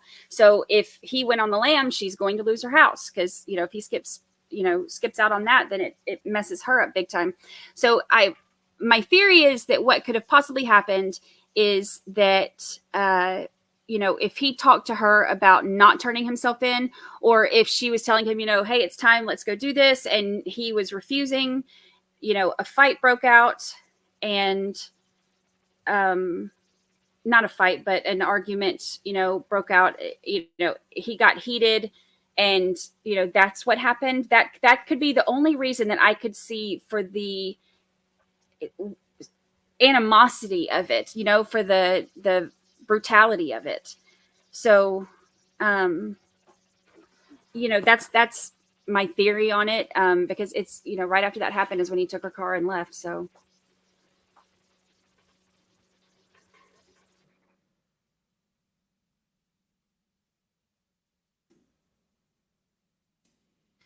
I'm going to check real quick too on sentencing, because we're still watching that. Trying to make sure that we don't miss any of our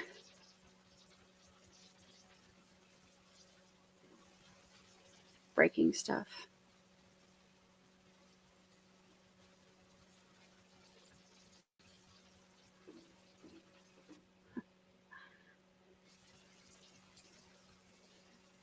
Yeah, the hate mail.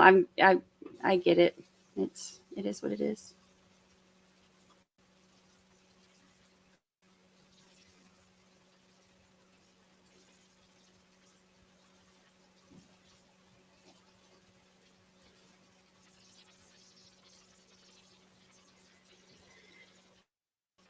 Let's see. Nan R, yes, go check it out. We'll see you in a little bit when he gets ready to testify. I can't wait to watch that.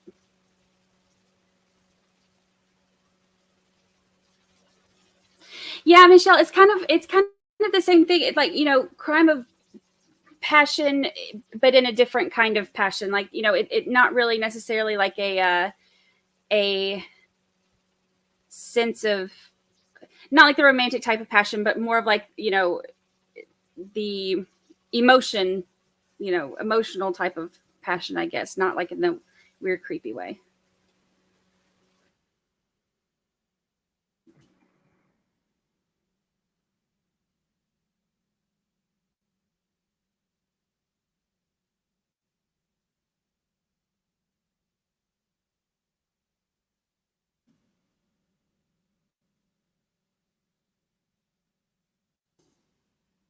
Let's see.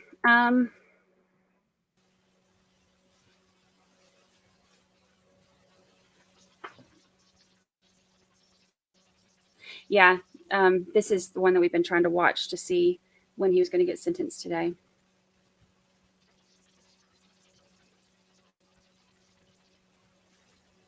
Yeah, see, that's kind of what I was thinking too, Joy. I think, my theory is he may have talked to her about going on the run. He would have had to have had money from her because he didn't have any other financial resources at that time. I could see him, asking for money, or even if, she caught him trying to take money or, something of that nature. But she was always so quick to, from, what we've heard from everybody, to want to help out and take care of him. So, maybe he talked to her about it. And of course, if he went on the run, she's going to lose her house. I know that we've heard from his brother, not during testimony, but in, which I'm surprised they didn't call him as a witness. But I know that we heard that he, had kind of drained his mom financially, and she was no longer, she was kind of in a bad situation now because of him. So if he's wanting to go on the run and she's not wanting to help him, and, she doesn't want to lose her house over it, obviously. So, that could have led to, her telling him, no, you can't take my car. You can't, I'm not going to give you money. You can't do this. And if you do, I'll call the police. And, he flipped out, and such a brutal way to go. Oh, thank you, Brooke. Thank you. Thank you.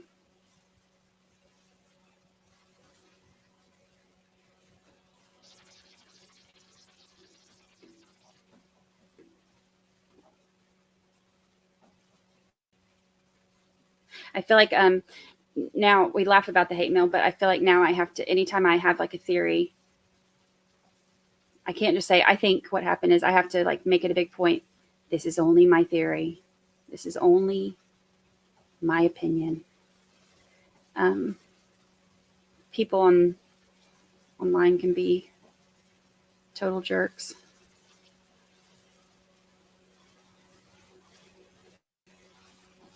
Let's see. Yeah, I wondered the same thing. There has to be a reason that the prosecution didn't call him, because he was vocal in interviews talking about, what his brother did to their mom, and he was in the courtroom, and I saw the nephew testify, but I was curious why nobody else did. Thank you so much, Bobby Hansen. I appreciate that.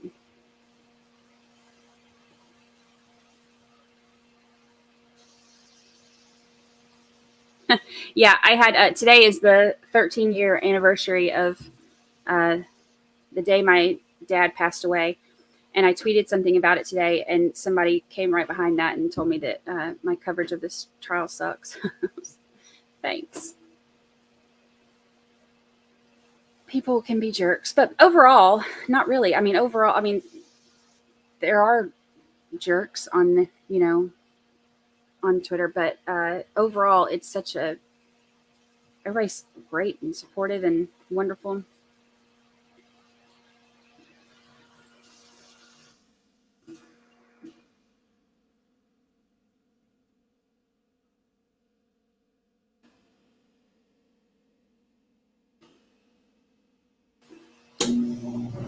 Bobby Hansen, how did you get kicked off Twitter?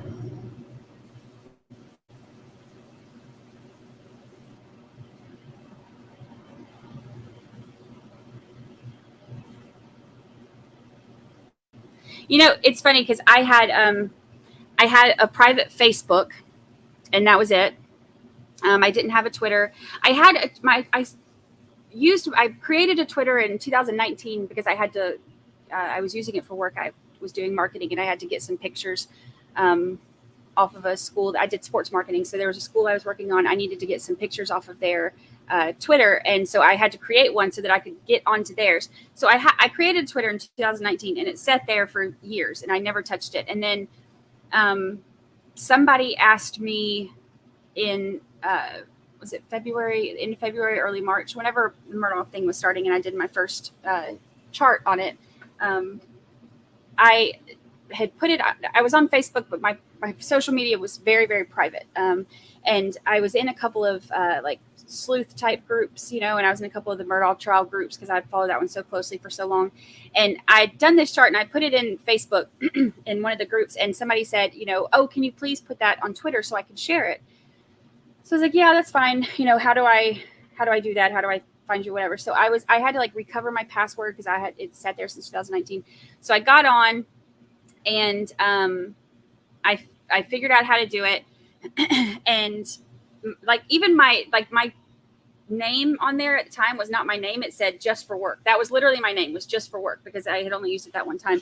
And so I was like, well, that looks silly if I tweet it and it says just for work. So I even put my name on there. Had I known that this was going to become a whole thing, I would have never used my real name. I would have made up a name or used something else. If I had known that any more than 10 people were ever going to see anything I put on Twitter, I would not have used my real name, but lesson learned.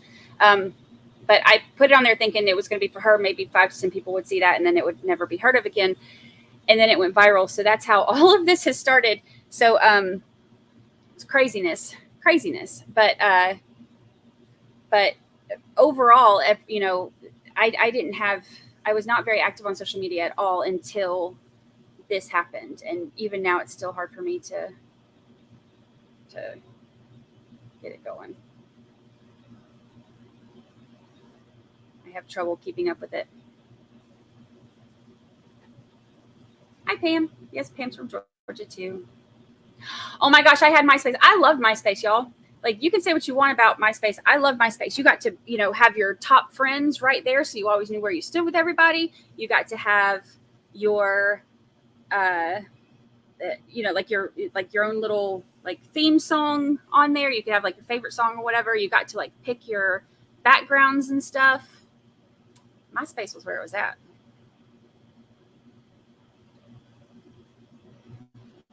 Thank y'all. Y'all are so supportive. I love y'all. Yes, the good definitely outweighs the bad. There are going to be those that are, jerks sometimes, but I try not to clap back at it. I try to just ignore it because people need love the most when they don't deserve it. So I just try to be loving back to them, even if I don't feel it in the moment. No, not in here. Just somebody that went on my Twitter and was hateful. Yeah, I'm not going to be for everyone. I am not I'm not on here pretending to be a professional, YouTuber. I just started this, a couple months ago, and I do it because I love it, and I enjoy it, and it's been so nice to be able to experience all of this with y'all. And I miss not being able to work because of all my cancer issues and everything. I needed some kind of way to direct all of my extra creative energy because I was going stir crazy. So this is kind of what I started doing as a hobby, and it's just become, like such a blessing. So I'm not going to be for everybody. Some people are going to want like the pros. I'm not a pro at anything. I am just me. Yes, that's another thing about MySpace too. You automatically start off with a friend, even if you didn't know anybody. You got Tom.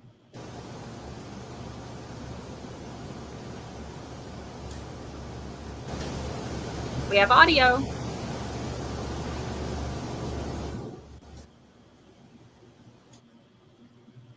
And the audio's gone again.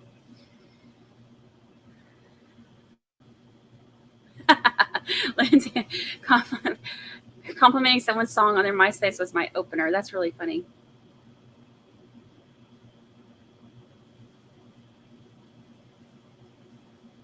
Yeah, when picking out your song was the only stressor, and you're like, and your background. You had to have like a whole theme background. Yeah, MySpace was the best. Thank you, Polly Percy Pants. Thank you.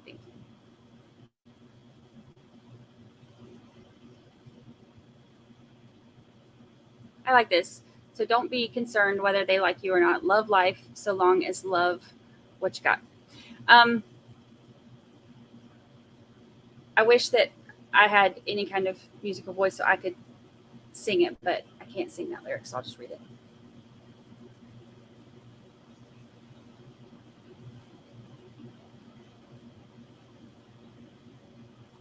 Thank you, Bobby Hansen. It's a good thing because I am not a pro, but I enjoy this.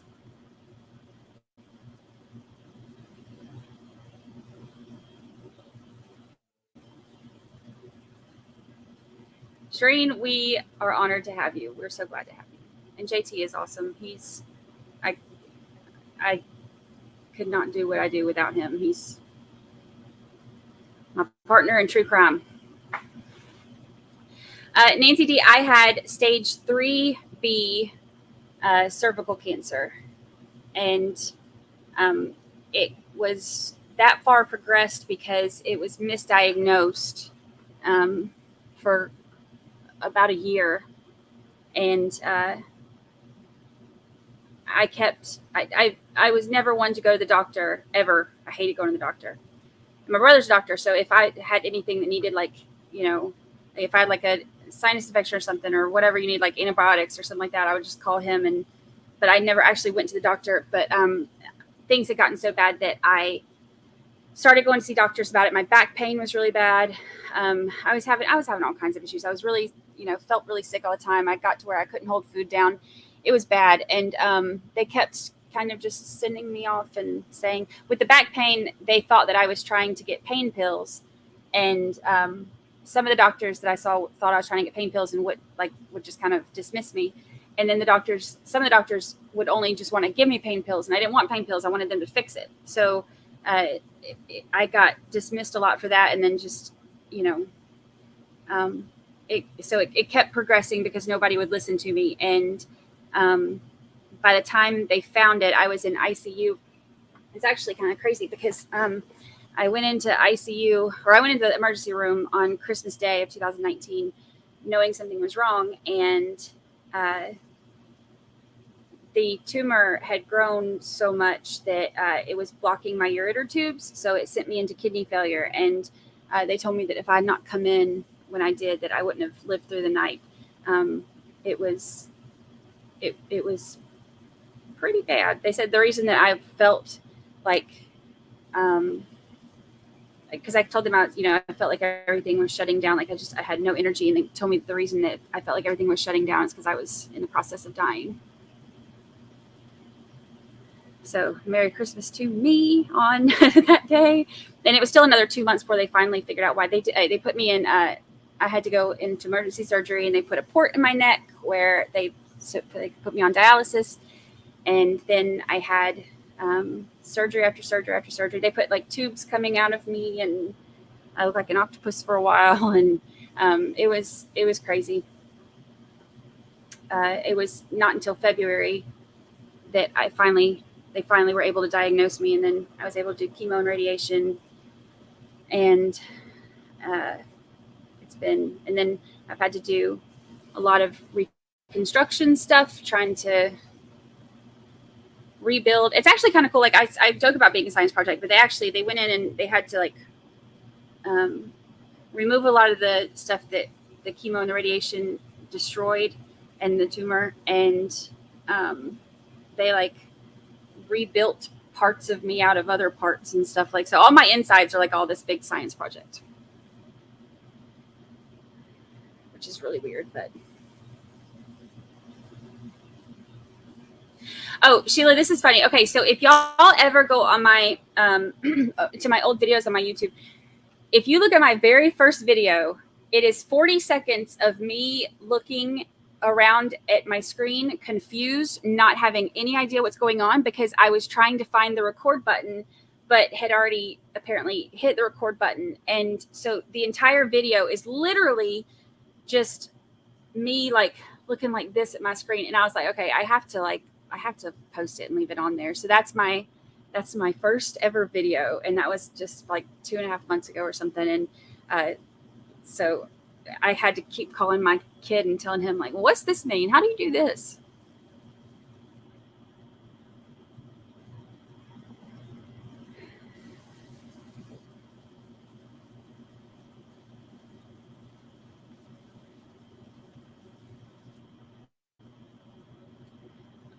Oh, Virginia, you know, I'm sending all the prayers and good vibes your way. Chemo it's tough on your body, man. And your emotions and your brain and everything, but it kept me alive. So Bella, that's a great idea. Find cute doctors and you'll want to go see them. Why did I not think of this? All my doctors were, well, actually there was one that was really cute. But of course he was the one that was like, he was super cute, but he was the one that was like all the invasive stuff that was his thing. So of course the one cute one I have was always when I was like at my worst.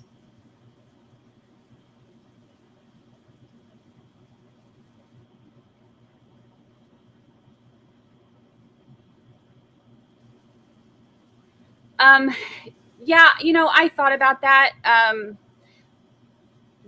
The hospital system, I had talked to an attorney. So my doctor, my radiologist, he talked to me. He actually, they keep my name out of it, but he uses my case as a thing, basically of what not to do. He does lectures around the country and conferences and stuff, and he uses my case as, you know, a story of what not to do, because, you know, statistically speaking, I shouldn't even be here. Like I got very, very lucky. So they use it as like a what not to do. And I talked to an attorney about that, you know, but, you know, going through that on top of, you know, struggling with health stuff every day is just, it's a lot.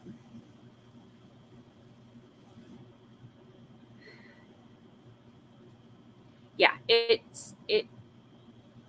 was. It still is, but it's given me a great outlook on life, and a lot of good stuff has come from it too. I literally wouldn't even be here with y'all if, you know, and I wouldn't be living at the beach, and, you know, there's a lot of good that was able to come from something so terrible.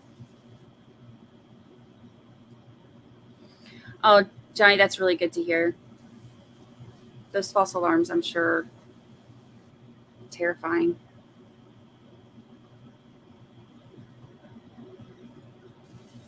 Thank you, Bella. I appreciate that.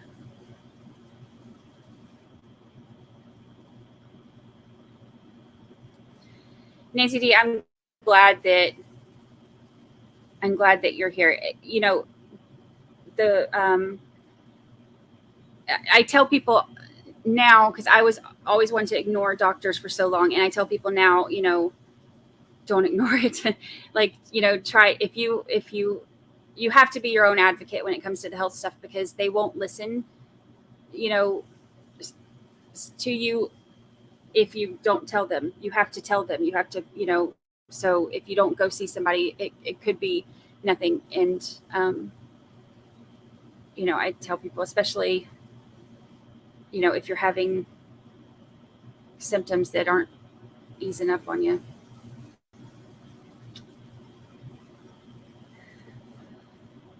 Y'all are so sweet.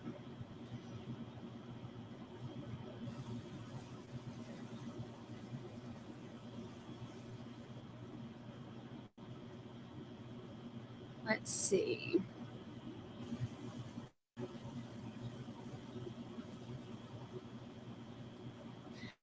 I'll hum along if you can't sing along. That's awful. I'm sorry. That's something that affects everybody in some way. I know so many people that have lost people from that. I'm glad that you're breaking the cycle.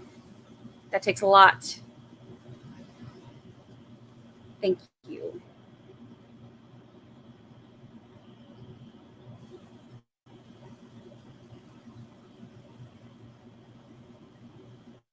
Oh, that's awesome, Virginia Little. My doctor used a picture of me skydiving on his bulletin to show patients that we can live and thrive. That's awesome.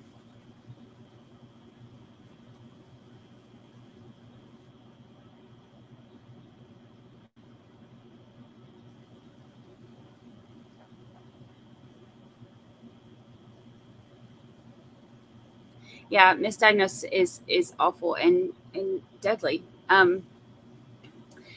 It was crazy too. One of the, I think, most terrifying moments in my life. Probably the second most terrifying moment in my life. I think the first was when I gave birth to my son. They ended up, he had some complications and they put him in NICU, and he was like in like one of the little incubator things. And I think that was number one most terrifying moment in my life. I think number two would be the night that I went into the ICU. It was the hospital that my dad had passed away in from kidney disease. And then all of a sudden I'm in the hospital thinking I'm like dehydrated. And then they tell me that they're admitting me into ICU for kidney failure. And I'm at the hospital that my dad passed away in. It was terrifying. And they told me if I had not come in, I wouldn't have made it through the night. Misdiagnosis can do a lot of damage.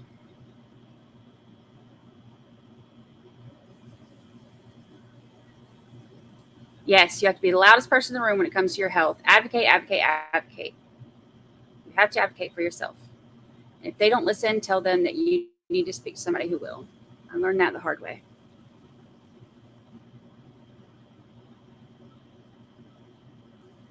Sorry, I know I'm behind on chat a little bit. I'm trying to catch up.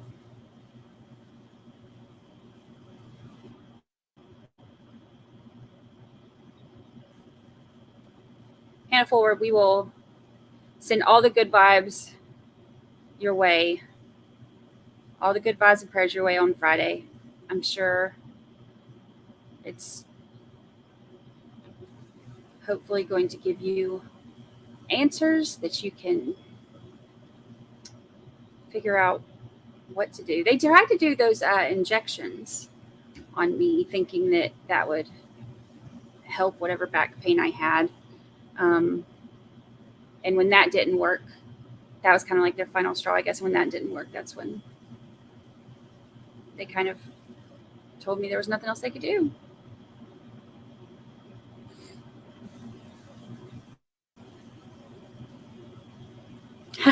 I love this. She'll see. Yes, I was spared so I could come gather the cult. Hi, Terry K. Terry K's lurking with the grandbabies. We love you too.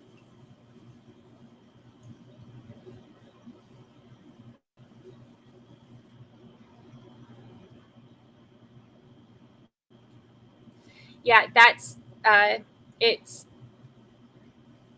incredibly, incredibly difficult, but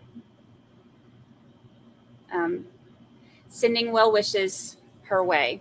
Let her know that we do come out on the other end, and it's a whole new life and a different kind of normal, but it works.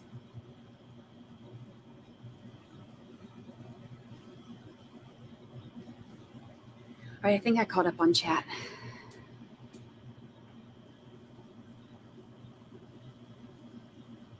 I know it's, when we have these moments where we're kind of like in between things and we get off on these topics somehow and people start sharing their personal stuff. It really is one of those things, like, you realize, how everybody has something that they've gone through that makes them, makes them who they are, makes them stronger. I appreciate y'all sharing your stories with me.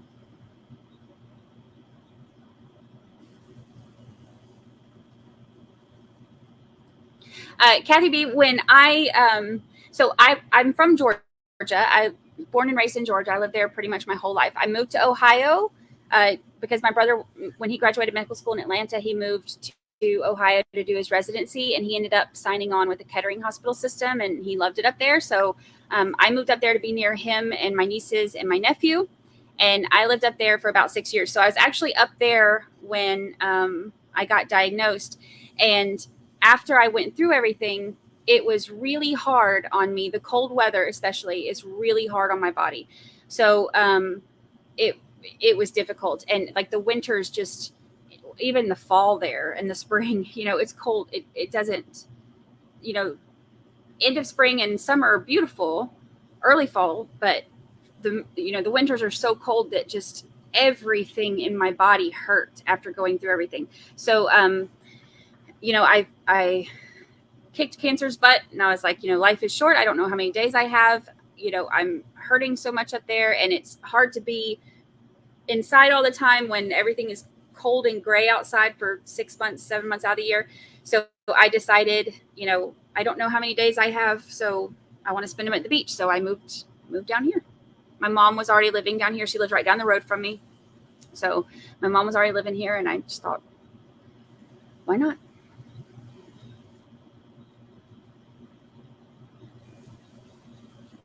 I'm glad I did.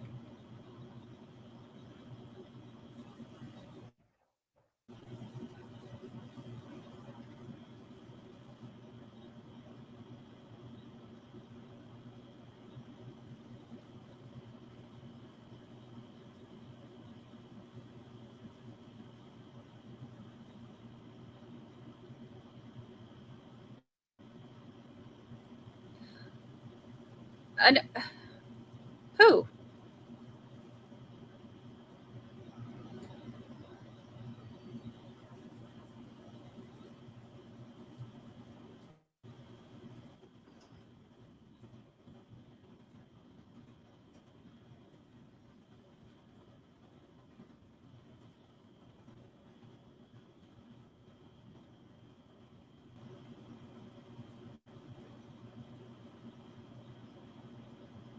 Oh, Virginia, wow, waiting for my first great grandson in July. That's amazing.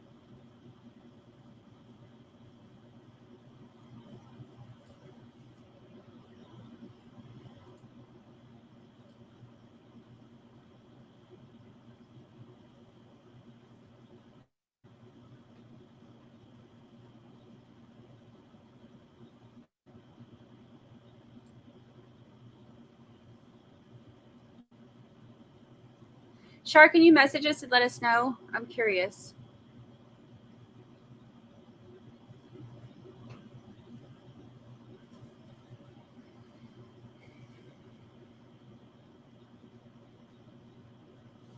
If it's the same one that keeps stealing my stuff, I'm going to be a little bit frustrated.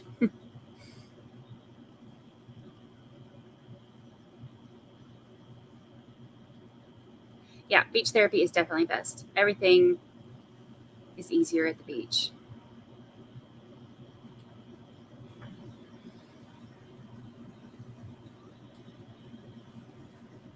You know what this feels like? This feels like, I mean, I know that there's like 260 something of y'all in here right now, but I feel like, because we all just got, into some of our deep stuff. I feel like we just broke from court and like we all went and had like this emotional lunch break together, and now we're about to go back in and join everybody else. Is that weird? That's how it feels. Okay. Yeah, I love the beach. Love the beach on stormy days.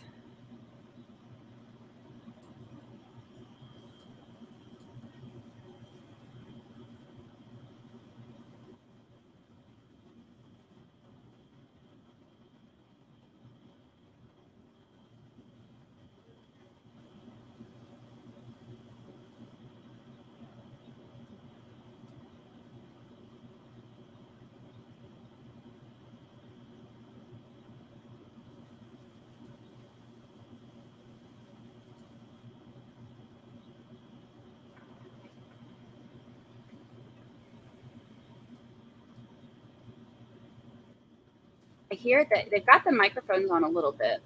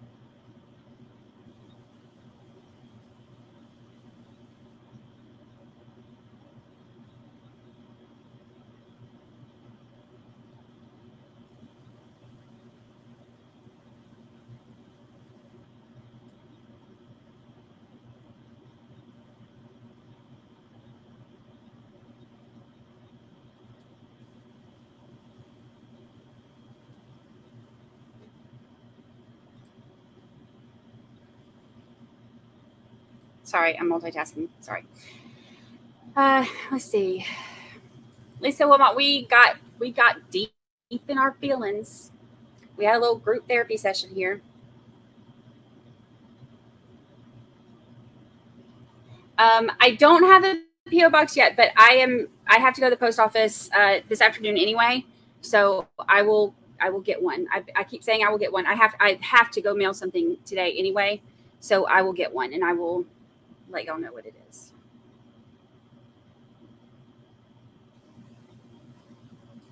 Oh, good, Pam. We're excited.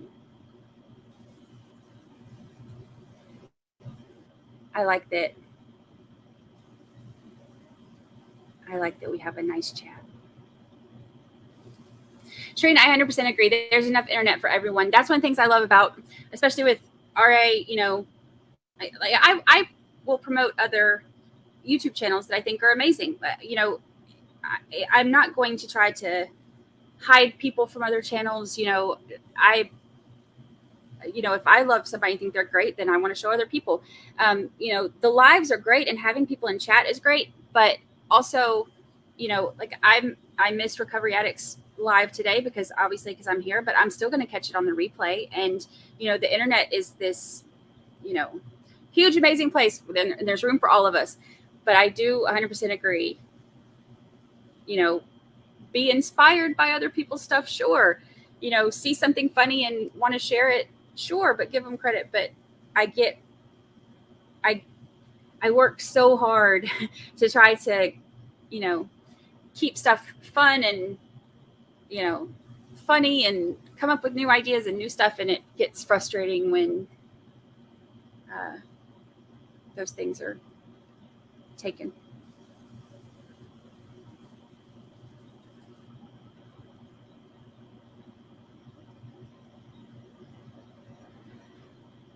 Let's see. See, I don't mind the heat, Lexi. I growing up in Georgia, I'm used to it. But being right here beachside, it's nice because even when it's so hot, there's at least a, breeze if you're right on the coast. But once you get inland a little bit, then it's just hot and muggy, and the mosquitoes are the size of hummingbirds. But that's okay too.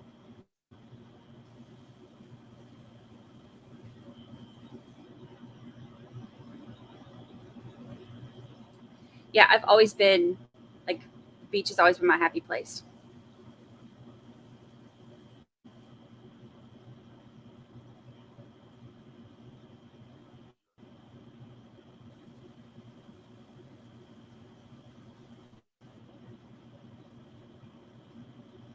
I hear movement. I hear little voices, and not like in a Letitia Stalk way, but like in a they're coming back in the courtroom type of way. Aw, don't cry. It's all good stuff. All good stuff, Dusty did.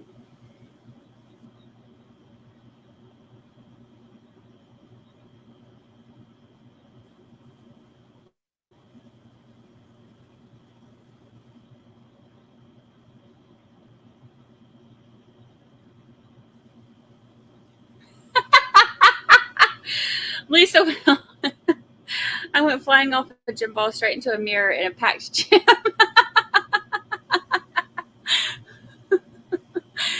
That's hilarious. I mean, I'm glad you're okay. That should have been my first response. But I can picture that. Yes, Polly Bridge Pants. Lisa Wilbot, you should have requested the video footage.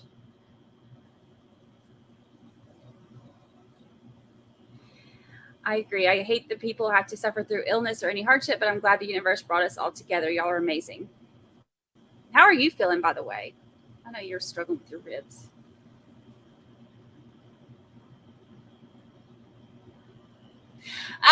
You started saying y'all now.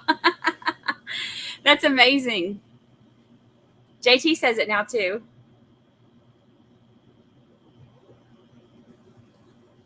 That's amazing.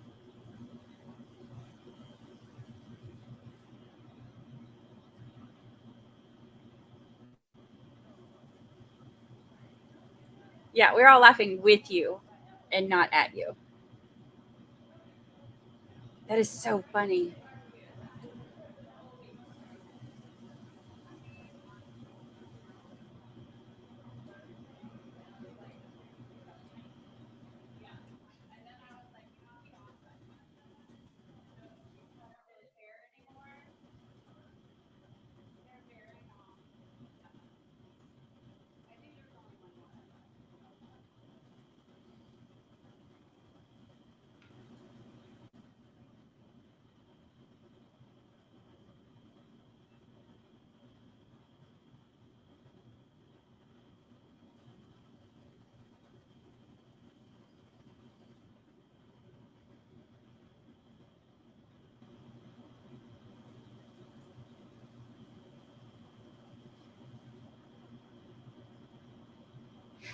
It wasn't.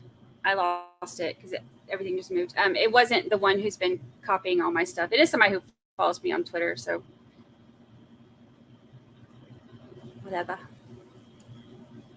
Let's see. The Southern comes out. It's. I break it out of everybody.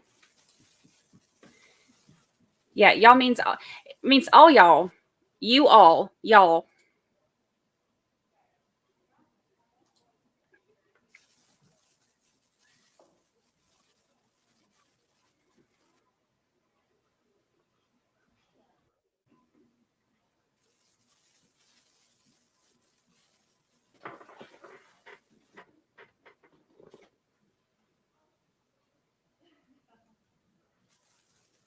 I can hear with my headphones on. I hear them in there whispering, and I'm like, or not whispering, but like laughing and stuff. It makes me want to know what they're saying.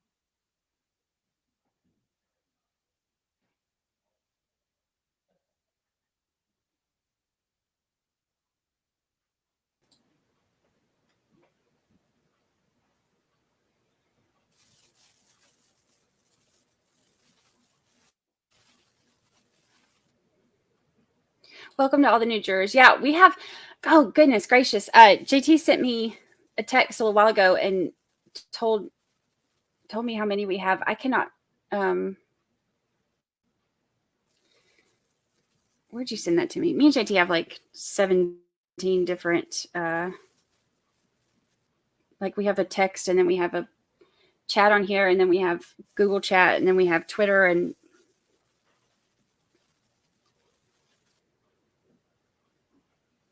okay, it wasn't on text. Let's see if it was here.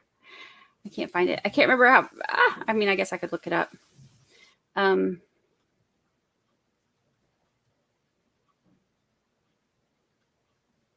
We had 675 members. It's nuts. Totally nuts. So exciting.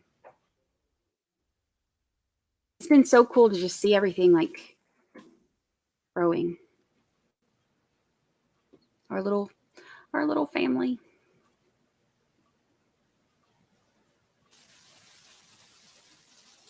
Talking about surgery to anchor my ribs to my cartilage that were separated. Oh, I'm so sorry. Oh.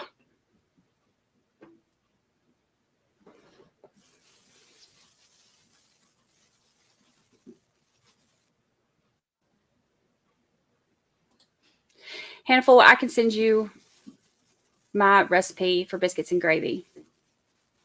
It's not hard to make, and I make the best biscuits and gravy. If you email me, I'll respond back to your email and I'll send you how I make it. It's Brandi@brandichurchwell.com and I'll send you my biscuits and gravy recipe.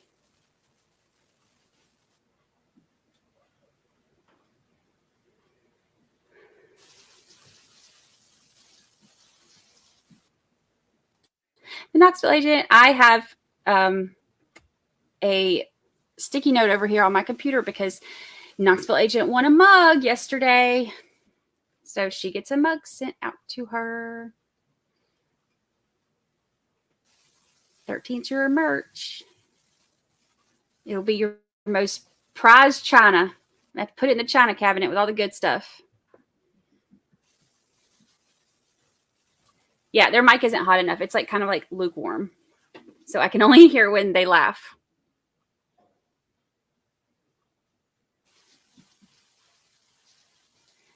You say y'all poppets. I say poppets now. You got me saying poppets.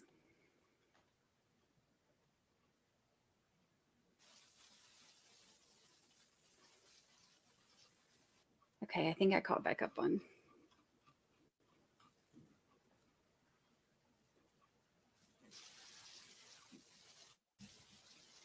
Yeah, I used to make, yeah, it's not hard to make at all. I used to make biscuits and gravy and cheese grits pretty much every single Saturday and Sunday.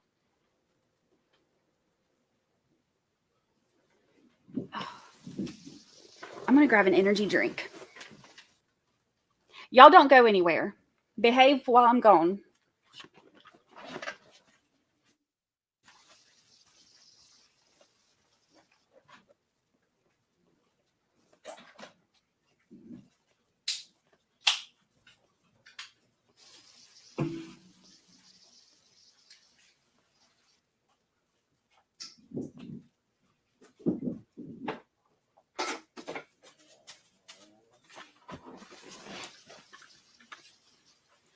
Okay. Oh, if you don't like them, then that means you hadn't had them right.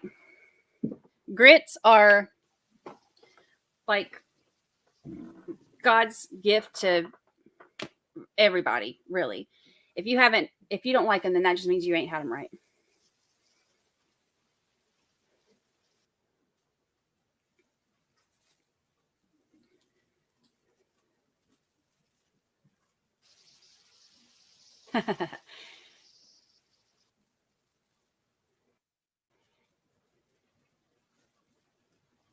Lisa, I love trial daddies and gravy. Don't we all? What is grits? Well, grits it's my favorite breakfast. It's like a grain, like hominy. I think, isn't it? Let me look it up. Is it hominy that it's?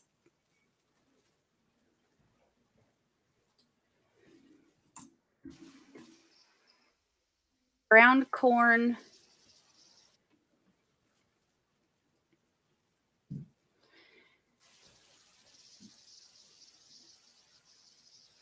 So they have, I guess they have different kinds. Ground corn, hominy grits are made from hominy.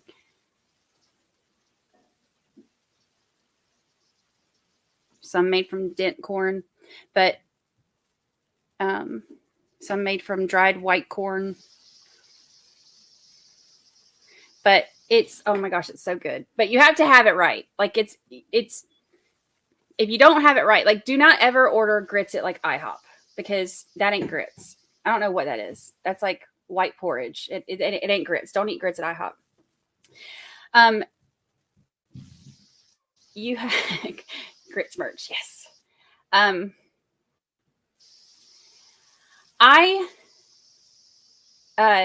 So the way I eat them, and I see you can eat them with milk and sugar or with salt and pepper or even crawfish. Okay. I love shrimp and grits. I like mine with cheese, butter, salt and pepper, and jalapenos sometimes if I'm feeling spicy. I love it with, I'll make shrimp and grits and I'll make like, I'll, do grilled shrimp and make like a sauce to go on it and stuff. And but it has to be cheese grits if you're going to do shrimp and grits. But, I love grits, but I cannot do sugar in my grits. It has to be, I can't do it. I can't do it, but it's so good. And if you have a lot of Waffle Houses have good grits. That's like one of the only like places out that I'll eat grits, but do not, whatever you do, order grits at anywhere that's not a Southern based place. My son, I made shrimp and grits. That's like one of my favorite things to make. And you can get it down here everywhere too, especially with like fresh shrimp from the Gulf and stuff. So like, in this area, which is awesome. But I make, when I used to make it, my son's always loved cheese grits and he would never eat shrimp, but I made shrimp and grits and then he tried that and he loved it. And so for Thanksgiving a couple years ago, he asked me if, I was like, well, what do you want? What do you want Mom to make for Thanksgiving? What things do you want? And I'm thinking he's going to be like, well, I want mac and cheese, or I want this and this and this. Like shrimp and grits. He wanted shrimp and grits, which I thought was really cute.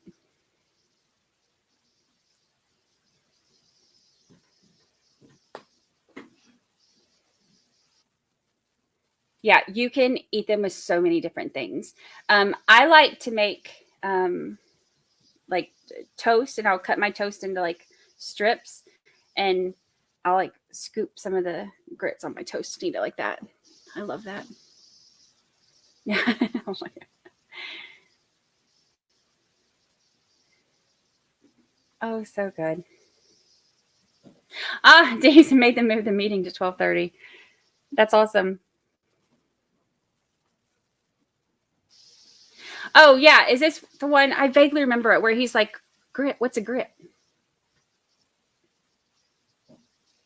Yes, I used to have a shirt that said that.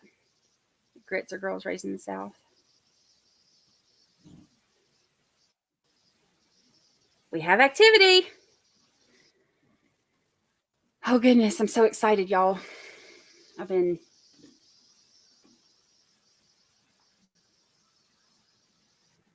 excited for his testimony. We'll see what he says. There ain't nothing that he can say that's going to help himself, but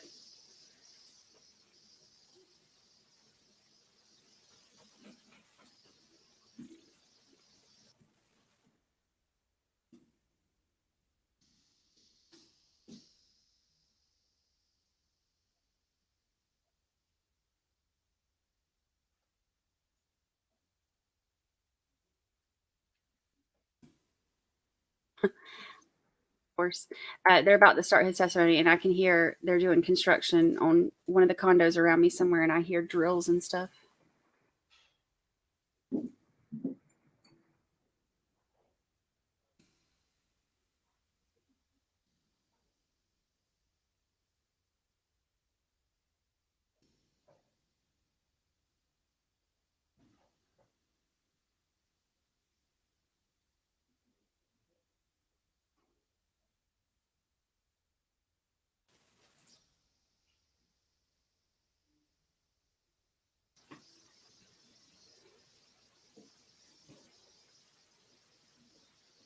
Okay.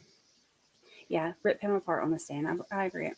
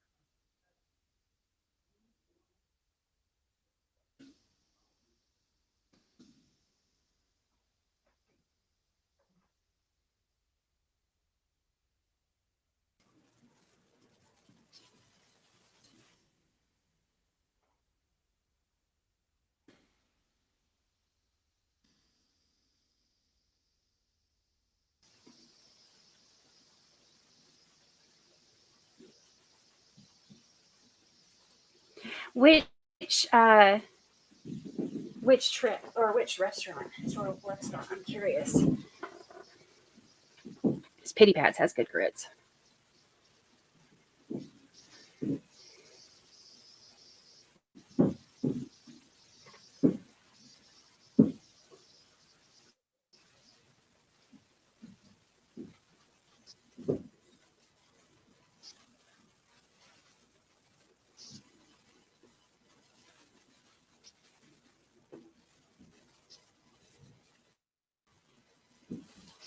Just I'm curious about that too, because I think that, I guess it can kind of go either way for them, thinking, they know better than, that they can outsmart the jury because they know what to look for. Or, if, let me move myself. So we can see his little shiny head. If they think that they can outsmart everybody because they know what they're going to be looking for, or what. But I would think that it would be more like this, like, they know what's at risk. But I guess in his case, I mean, he doesn't really have anything to lose. He's, it's a losing battle for him right now. The evidence is not in his favor.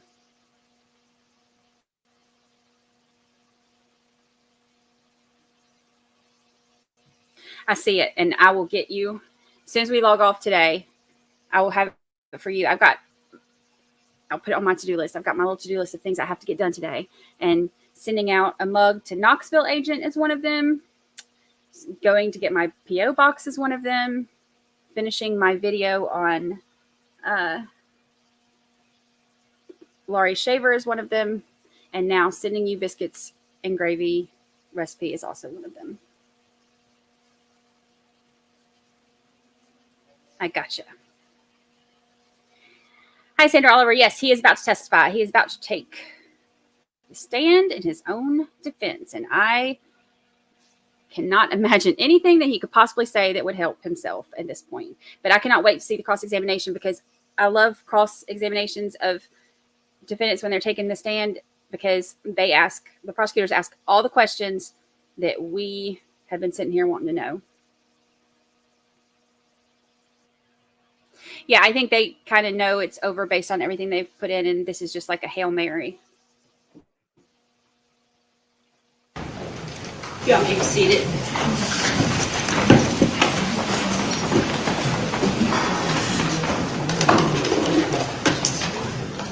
Yes. Are you having the swear take a stand this time? I'm actually waiting for grand jury to come over so I can return the indictments first, and they should be walking in just a couple of minutes.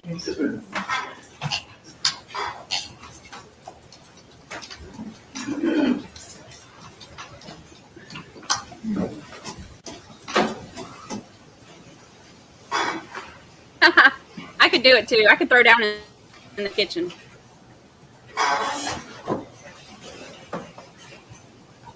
My peach cobbler is like the best.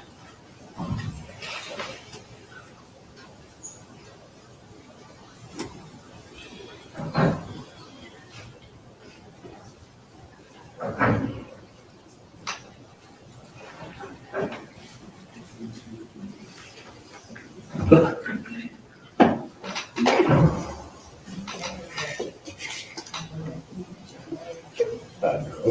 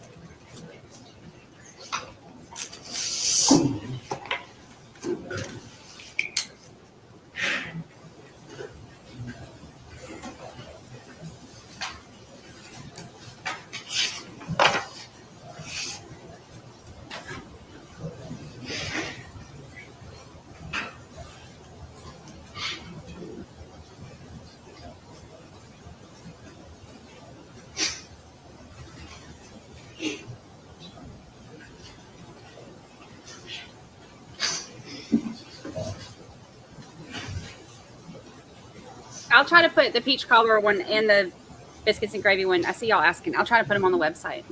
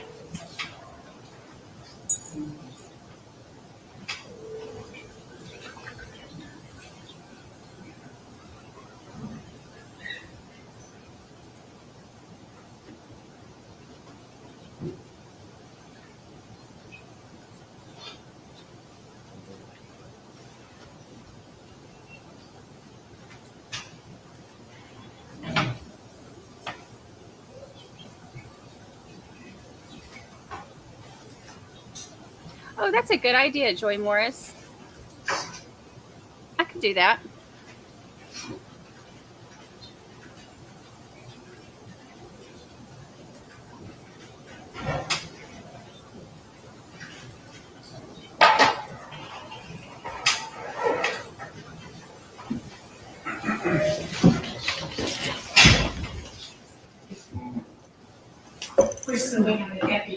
Okay.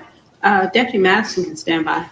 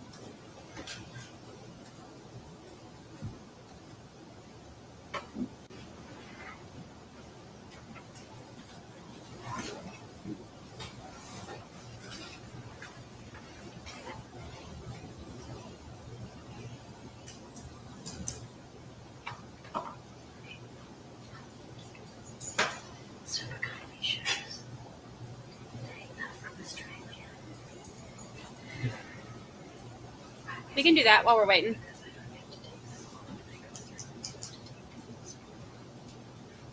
We'll just go by decades. Let me do one real quick.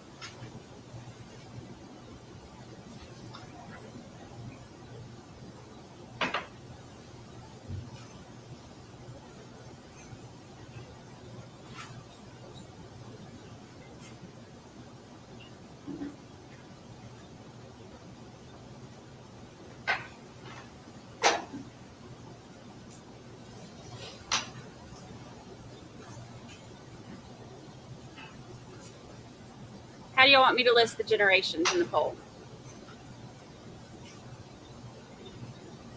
We can do by ages, 20s, 30s, 40s.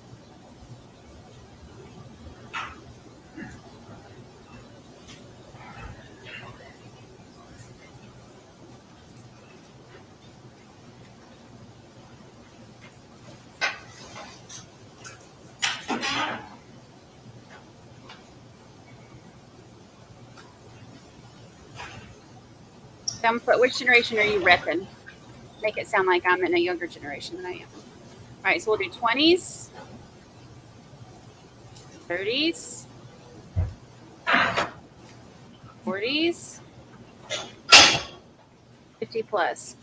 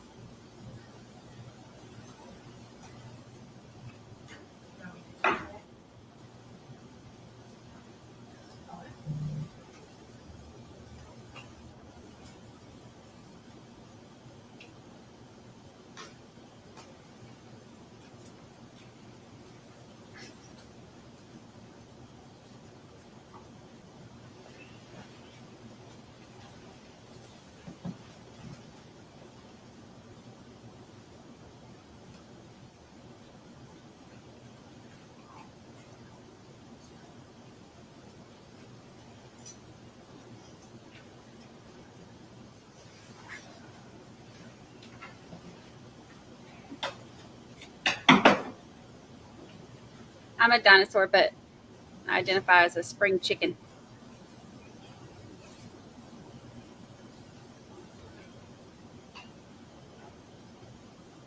I'm 40. I'm 40 now.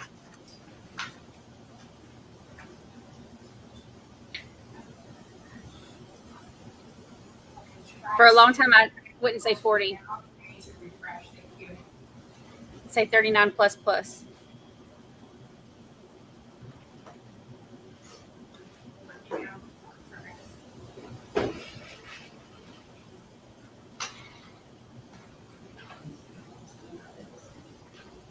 What if you sign it? I can sign it. Are you okay with me signing it?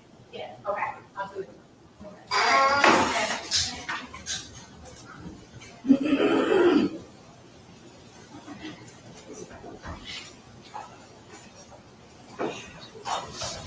All right, Mr. Merritt, if you'll take the stand, please. Oh, dang, here we go. All right, I'm going to end our poll so we can pay attention. Everybody ready? Last chance to vote.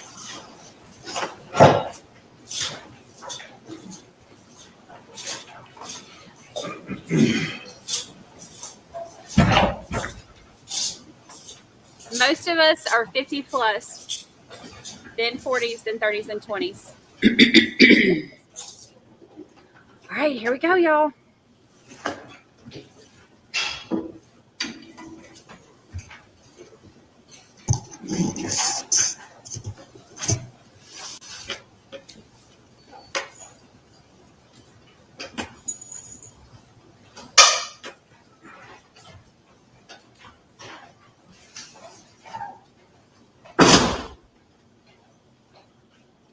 I like that Canes fan. I like that a lot.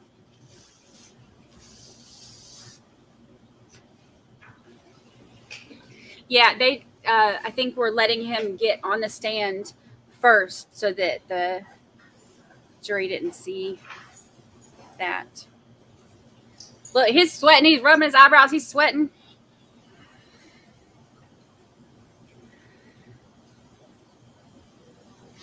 Yeah, she's really pretty.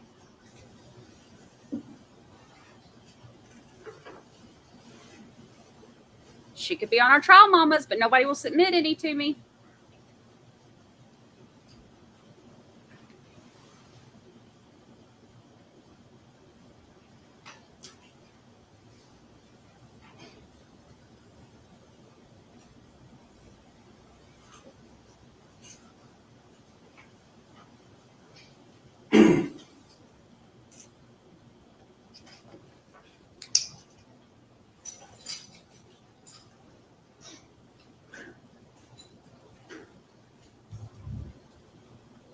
I'm ready.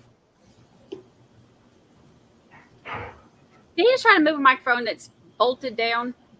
He did, didn't he?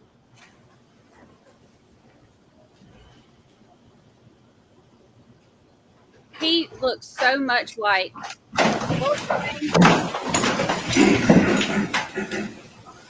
Ghostbusters. Nelson. What was his name?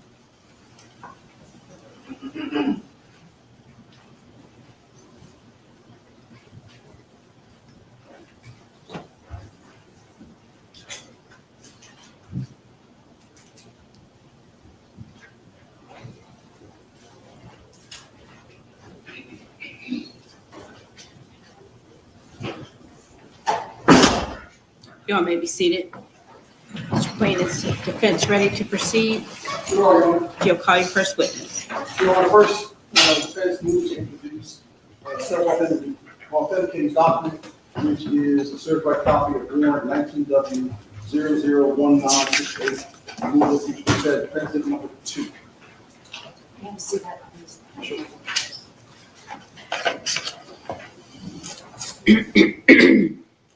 No objection. Admitted. Next, Your Honor, the defense calls Mr. Richard Merritt to the stand. Sir, raise your hand. Do you swear or affirm that the testimony the court will be the truth, the whole truth, and nothing but the truth, sir? I do. State your name, Mr. Merritt. Richard Vincent Merritt, And Mr. Merritt, where were you born? Fort Belvoir, Virginia. Did you grow up in Virginia? Well, initially, so the first 3 years of my life there, my father was in the Air Force. He was career Air Force. He actually retired as a bird colonel after 24 years of service. But at the time I was born, we were stationed there. I believe it was at the Pentagon. We stayed there for about 3 years. When I was 3 years old, we moved to Maxwell Air Force Base in Montgomery, Alabama. Stayed there for another 3 years and went back to DC, where we stayed until I was 13 when my father retired. And at that point, he took a job with McDonnell Douglas, which back then was one of the world's largest military aircraft manufacturers. We went and lived overseas in Saudi Arabia for 2 years. At that time, you could not attend school past the 9th grade in Saudi Arabia. So I came back and actually went my sophomore year at the Paideia School here in DeKalb County. And then my dad was transferred to St. Louis to company headquarters, where I spent my junior and senior year of high school. So I moved around a lot. What's your father's name? He went by Ken, but his full name was Robert Kenneth Merritt. And when did your father pass? He passed away in November of 2000. Obviously, your mother's name was? Shirley. You have a brother? I do. And what's your brother's name? Robert Kenneth Merritt II. And is there an age gap between the two of you? About 9 years. Who's older, who's younger? My brother would be the older one. Now, growing up, what was the dynamics of the family? Was it just the four of you? It was just the four of us. As I just mentioned, we moved around a lot. That was primarily when my brother had already gone up to college. He was in college by the time I was third or fourth grade. So, but the dynamic when he was still around or came to visit was, we had a very traditional conservative Southern military household. My father was, as I said, career military. He went on to be a successful businessman. My mother sold real estate, was very good at it with her personality and natural intelligence. She was a star at it.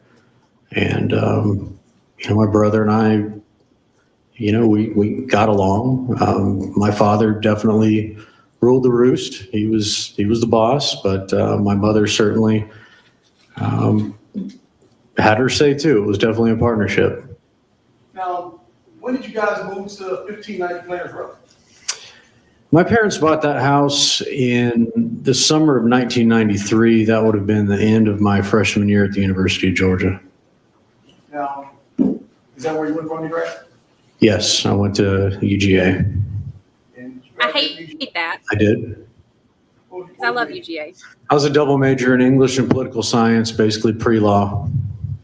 And did you go to law school? I did. And where'd you go to law school? I went to law school at Mississippi College School of Law in Jackson, Mississippi. Now, while you were in undergrad, did you meet a certain lady? I met a certain lady. Her name was Janine Minicozy. I met Janine when she was a freshman and I was a junior. I'm about a year and a half, maybe a little bit more than a year and a half older than her. But we met through we met through a mutual friend. And how long did you date before you got married? Well, early on, we dated off and on as kids do at Georgia, just enjoying the scene there in Athens. But as I proceeded into my senior year, it was, I guess, spring quarter of my senior year, getting ready to graduate, we became more serious and decided we wanted to stay in a committed relationship. Now, by the time, what year did you get married? We got married in 1999, about a week after I graduated law school. And during that time, was she a veterinarian yet? No, I believe she started her first year of vet school, either my second or third year of law school, because she was still had a couple years to go when I graduated law school. Now, by this time, when you got married, was your father still around? Yes, he was. What year did he pass? 2000, about a year after we got married. So during this time, did your mom help you out? Yeah, they both did. At the time, I took me 3 attempts past the bar. I passed it the third time. I failed the first 2 times. I did thankfully have a job as a project manager with a local internet company, so I didn't have the pressure of needing the license, although it certainly would have been nice to get that under my belt right away. But yeah, there were times when my parents helped us here and there while she was still in school, sure. After your father passed, what was the relationship between you and your mother? Well, after my dad died, it was, as you can imagine, just my brother and I and our immediate family. We are close to a lot of extended family, had a lot of close friends. But in terms of our family, it was obviously just my brother, mom, and I, and we were close. So what year did you and Janine get married? 1999. And did the two of you have kids? Yes. Who are the kids? The firstborn is our son, Jack, and our secondborn is our daughter, Mia. Now, Jack, we've heard a little bit about him. Were you involved in his life? Absolutely. Jack was the kind of son that every father wants to have. He was smart. He was a sensitive kid. He was creative. He was handsome. He was athletic. He was everything you wanted somebody to be. Just a real strong, special child. And he was my pal. I mean, we did everything at an early age. We went fishing. When he got older, we played a lot of golf. We went on trips, father-son trips. We went on trips with other dads and their sons that we were friends with. I went to all of his school activities, helped coach his baseball team, helped out with football. As I said, it was those big things that brought us closer, but it was the little things as well. Just going to Target or hopping in the truck and going for a drive or things of that nature as well. Now, Mia, I understand she has a disability. What's her disability? Yes, Mia has cerebral palsy, and we did not know that she had a disability until she's about a year or so old. She was not reaching her milestones as the pediatrician wanted her to, and upon further testing, they realized that she had a form of cerebral palsy. So you and your wife have to put her in programs or anything? Yes, I mean, she required special schooling, special therapies. As she got older, she required speech therapy, occupational therapy, physical therapy.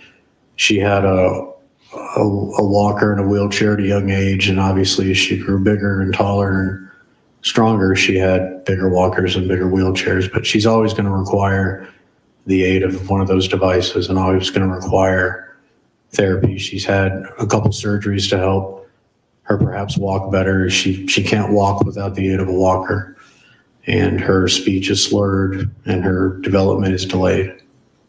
Now, were you involved with her therapies and in progress along with your wife?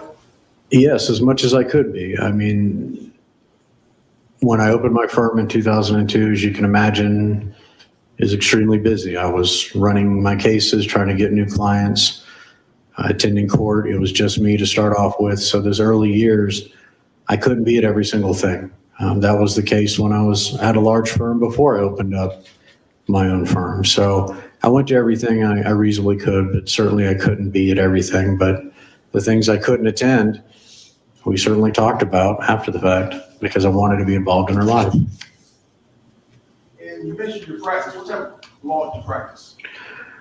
Well, in 2010, I opened up my own law firm. And before that, I had been at a large law firm in Buckhead. But I've always been a litigator, primarily civil litigation, mainly personal injury, wrongful death, medical malpractice, and business litigation. When I opened up my own firm, I also did a little bit of criminal defense. I really didn't do felony work. I did a lot of DUIs, things of that nature. Now, during this time, around 2010, and as the practice grew, what type of lifestyle were you and Janine leading? When the firm opened in 2010? Well, we were a very sociable couple. We lived in a very diverse neighborhood in Smyrna within walking distance to downtown Smyrna, where a lot of the restaurants and whatnot were at. The neighborhood was primarily people like us, two professionals, small kids. So there were a lot of children the same age as our children's ages. We got together for barbecues. We went to events together. We had each other over at each other's houses. There were a lot of sleepovers for the kids. Kids played baseball together in the local Smyrna Little League. So there's always something going on, whether it was a neighborhood event or going to some sort of lawyer event or an event associated with her veterinary practice. We were out and about. Now, by this time, father's passing, did anyone else live at 1590 Planter Grove besides your mother? No. And up until her death, did anyone else live there besides you? No. Now, during this time, 2010, 2015, what was your relationship with your kids and your wife? In 2010? 2010 to 2015. How was the family dynamic? The only way to describe my family dynamic and my marriage was it was a dream. We were happy. We were fun-loving. We laughed a lot. You know, Janine and I did a fair amount of traveling. We were always doing things with the children. We didn't like to sit around and watch TV. We weren't that type of couple. We weren't sedentary by any means. I was always trying to promote her career, and she was promoting mine. A lot of times we'd find out that we had clients in common and didn't even know it. And it was just a very idyllic way to live, to be married and to raise kids, to be in a place that you enjoyed, around people you enjoyed, and to be building something, to be building a future. Now, 2018, what happened?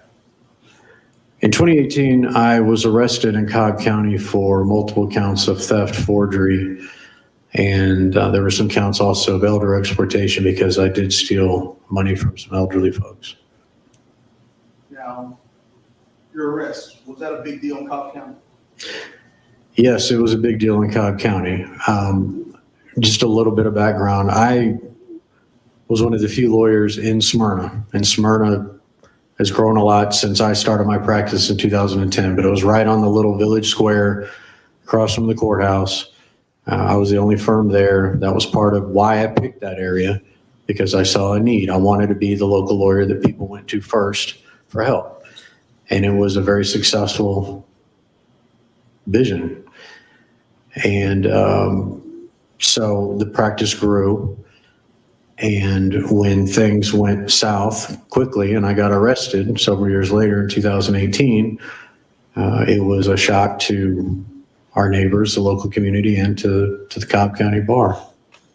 Now, when you got arrested, how many times were you arrested? Actually, the first time I got arrested in connection with the Cobb County fraud was in April of 2017. It was shortly after spring break that year. We had just gotten back, and I had a letter from the Cobb County Magistrate Court telling me that I needed to appear at a warrant application hearing. And what that basically means is somebody has taken out a warrant for your arrest, and the judge has to determine if there's probable cause or not. So this hearing was on a Monday morning, and I went to the hearing.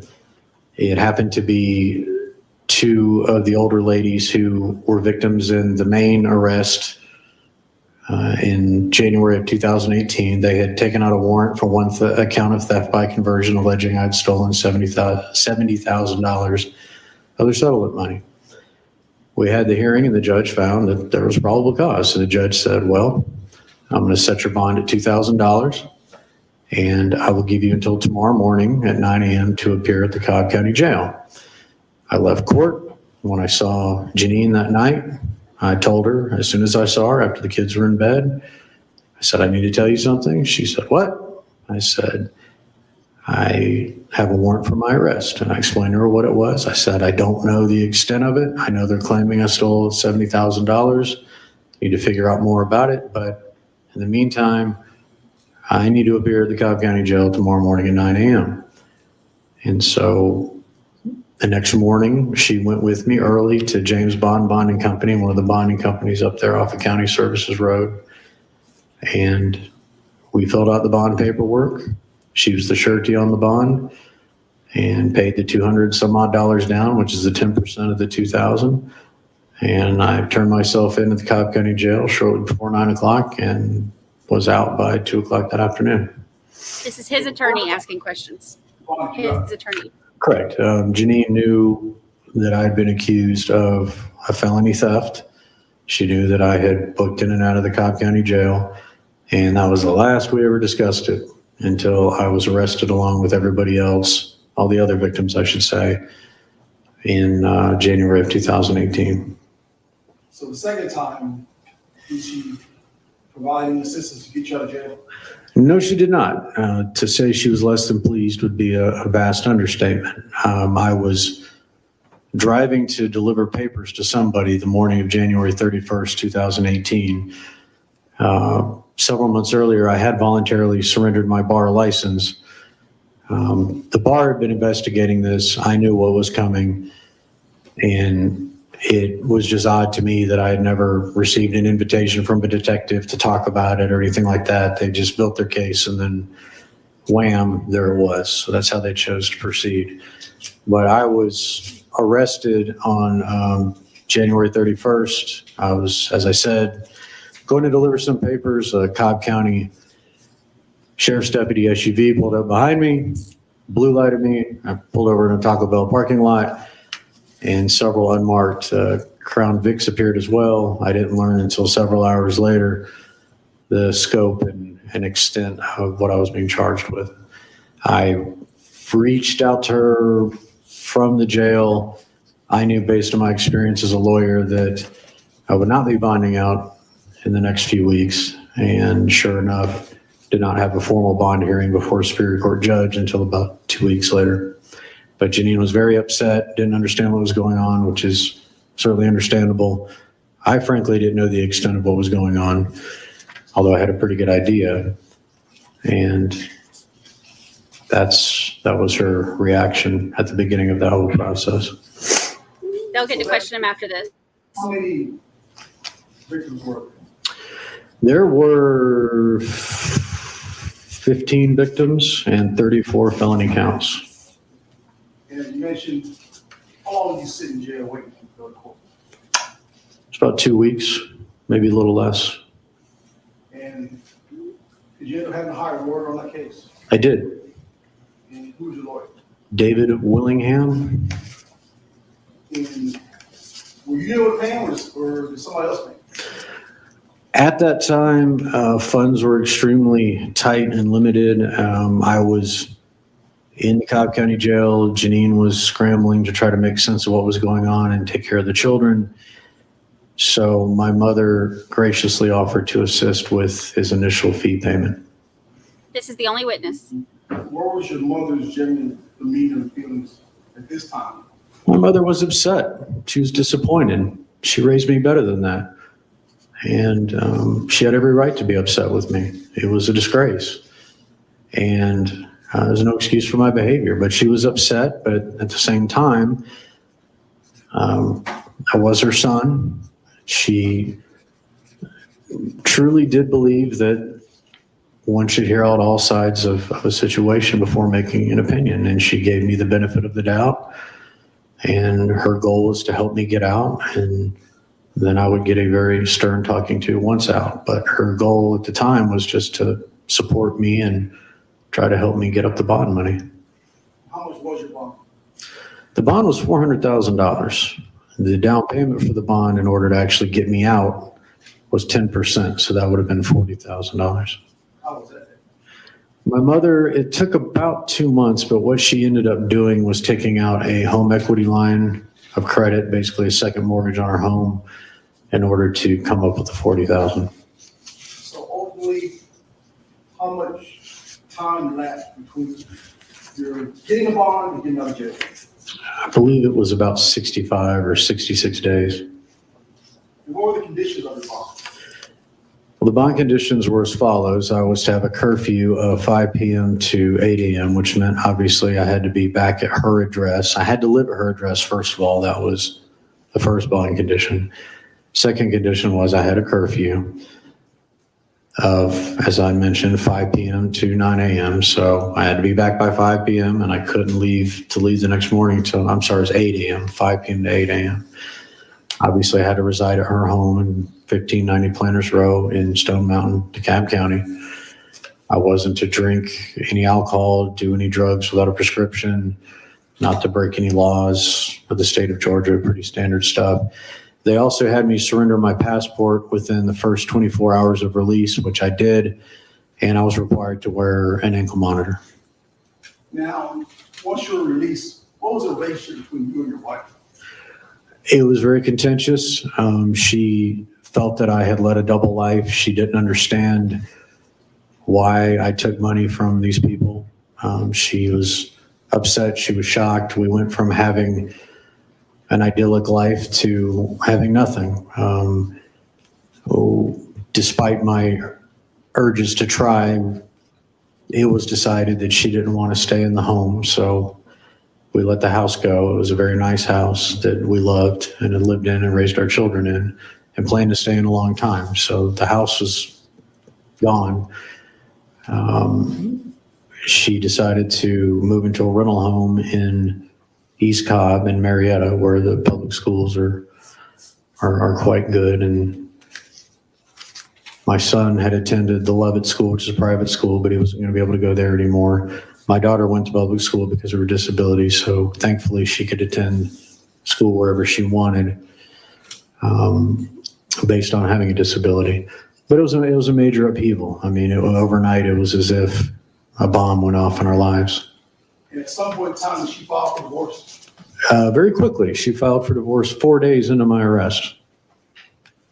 And did that divorce ultimately was it completed? Yes, the divorce was finalized, I believe, third week of June 2018. And I didn't fight her on the divorce.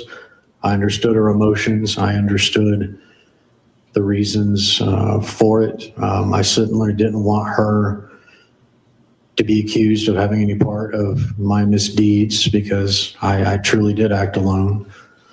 She wasn't involved. I think early on some folks may not have believed that, but it turned out that the divorce not only was what she wanted emotionally, but perhaps helped out in segregating, my behavior from, obviously her not having an involvement. Now, after your release, what was your relationship with your kids? My son was 14 and a half at the time. And as I said, we were very close. And he had me up on a pedestal like a lot of boys do their father. And he was upset with me. He yelled at me. He ignored me. He cried. He was hurting. There's no relevance to his kids' feelings. We've heard from Dr. Minicozy, and she went into detail about the things that the son felt, things that the son did, and things the son told her during this time period. She said there's no relevance to his kids' Make it feelings. relevant.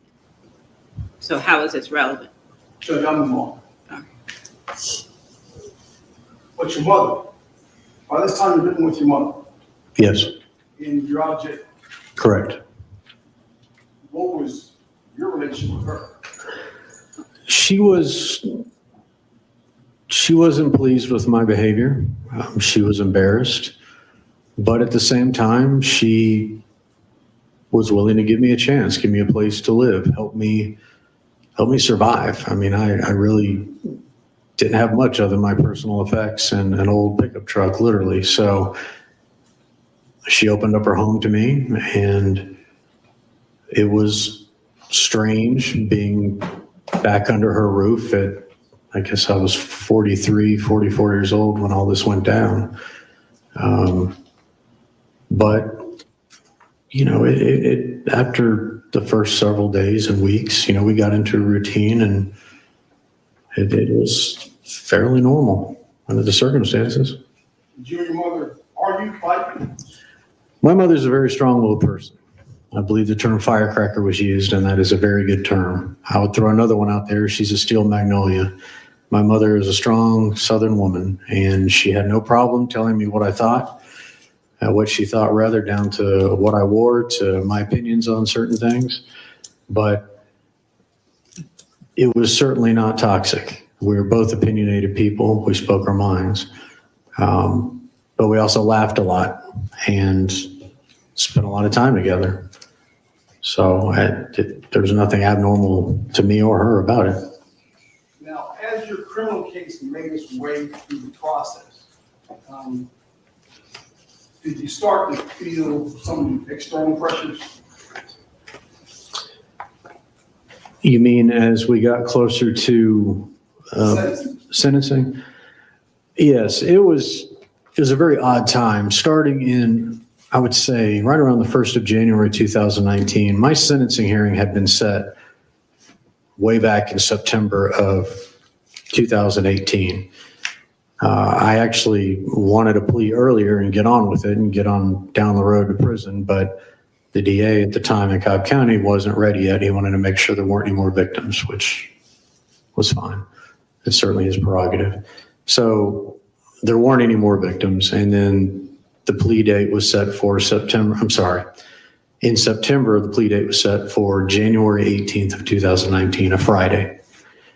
And right about the 1st of January 2019, my mother's house kind of sits up on a cul-de-sac, and you can see the whole cul-de-sac. And I saw an abnormal amount of cars pulling slowly through, stopping in front of our home. My mother noticed the same thing. I began receiving hang-ups on my cell phone, numbers I didn't recognize. Some said unknown number, but area codes and numbers I didn't know. My mother was receiving the same thing. She showed me her phone, wanting to know if I knew who these numbers were, and I didn't. He said And he's this not seemed to guilty. go on with some frequency up until January 14th of 2019. Now, during this time, were you speaking with your wife? Yes, of course. And likewise, does she have concerns? I believe, if I recall correctly, she did. The victims in this case have been characterized, and I don't mean this disrespectfully, I'm just trying to answer truthfully and honestly. The victims have been characterized as, Objection, Your Honor. What the victims have been characterized as is not relevant. I don't know if that's hearsay or where he's coming up with this, but I don't believe that that's relevant. This is day 3, and this is the last There's witness. Victims in this case. There's No. one victim in this case. Correct. Closing arguments tomorrow. So how is this testimony relevant? State, Judge, I'll move forward. All right, I'll sustain the objection. Now, were you ever, so you were following? yes, And did you ever feel that maybe somebody was out to get you? absolutely. No doubt about it. Now, let's talk about, at some point in time, as we've seen, that's in one, a cartoon arrived. Yes. And what day was that? That was January 14th, 2019. And who received that cartoon? That cartoon was received at my mother's home at Planters Row in DeKalb County. It was personally delivered in her mailbox and discovered by her. This is the cartoon we talked about at lunch break. Right away, I believe, on my way to work. I was working at a warehouse at the time, and I received a call from her informing me of receipt of this cartoon, and she was upset. And literally, as I hung up with her, I received a call from my ex-wife, Janine, who you've heard from, and she was upset. And what was concerning to me, because it was directed at me as well, not only in the substance of the cartoon, but obviously had to deal with something I was involved in Cobb County. What concerned me was that these are copies of the same cartoon being delivered 40 miles apart, 2 different counties, with a county or 2 in between these counties. And it was a concerted effort, whoever delivered them. Now, within a day or so, what happened to your mother? Well, actually, it started the night that she received the cartoon. I got back and she was upset. She started feeling dizzy, having difficulty breathing, having chest pain. And she just was very concerned about the cartoon, about the effect on Janine and the kids. And I should add that Janine felt as if, she didn't feel, she was quite adamant that she was keeping my son Jack home from school the next day and she wasn't going to go to work. And she had called somebody at the Cobb County DA's office or sheriff's office, and I'm not sure which, to inform them of it. And my mother was concerned that they weren't going to do anything. And in fact, they didn't. So there was definitely concern on both sides. My mother had these symptoms. She decided that she needed to go to the ER. Well, I had the ankle monitor on and the curfew had been moved back to midnight because I had started a job at Petco warehouse up in Gwinnett County. Another And Petco. in order to make my hours, I had to be able to get the curfew moved back, which my pretrial officer, basically my probation officer, was happy to do because they want you to have a job. So long story short, I wasn't still going to be able to drive her because my mother really didn't make the decision to go to the hospital until probably 10:30, 11 that night. There's no way I could take her there, drop her off, and get back and not be in violation of my monitor. So she was able to drive herself. They admitted her And I think she was admitted at early morning hours of the 15th, and she was discharged sometimes on the 16th. Now. Never go to Petco. Everything bad happens at Petco. Did your mom still have concerns? It was all we talked about. She got back home that Wednesday when I first encountered her. I remember distinctly sitting at the kitchen table. We were a kitchen table family, so discussions were had at the kitchen table or around the kitchen counter around the island where the sink was. So we talked about it. And back a few days earlier on Monday, I had taken a picture of the cartoon on my phone and sent it to my lawyer, David Willingham, so he was aware. And if I'm not mistaken, he received a copy as well as something else. That's speculative, hearsay. I don't know that he has personal knowledge of it. And Mr. Queen, this is turning into a lot of narrative. So you need to either ask some specific questions or instruct your client to confine his answers to the questions that are asked. So I'll sustain the objection. Yes, ma'am. So, what did your mother do in response to the cartoon as it relates to the attorney's Willingham? She began to draft a letter to Mr. Willingham. And to your knowledge, was that letter delivered? To my knowledge, it was. On what day was this? What day was January 15, 16, 17? What day are we? I remember her showing me a draft of the letter quite soon after she got home because my mother was the type of person to handle stuff while it was fresh on her mind. So she showed me a draft of it. I said, do whatever you want, send it. And I have no reason to think that's not what happened, and it did in fact happen. Now, what day was your sentencing hearing? Friday the 18th. And how did that go? It was quite an event. Court that day was to start at 9 a.m. and it lasted all day. Did you ever plead on that day? I did. Did the victim get an opportunity to express their opinions regarding your sentence on that? They certainly did. And the way it worked that day is I showed up and entered my plea, but there had not been an agreement on the precise sentencing. I rejected the state's initial offer. The judge assured us that he would not go more serious than that offer.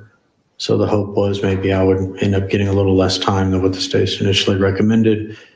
The judge heard testimony from the victims all day. I believe I was the final person to testify. And then the judge pronounced his sentence 4:35 in the afternoon. Now, you said you testified. Was it a trial? No, it was not a trial. I pled guilty in the first few minutes of the proceeding.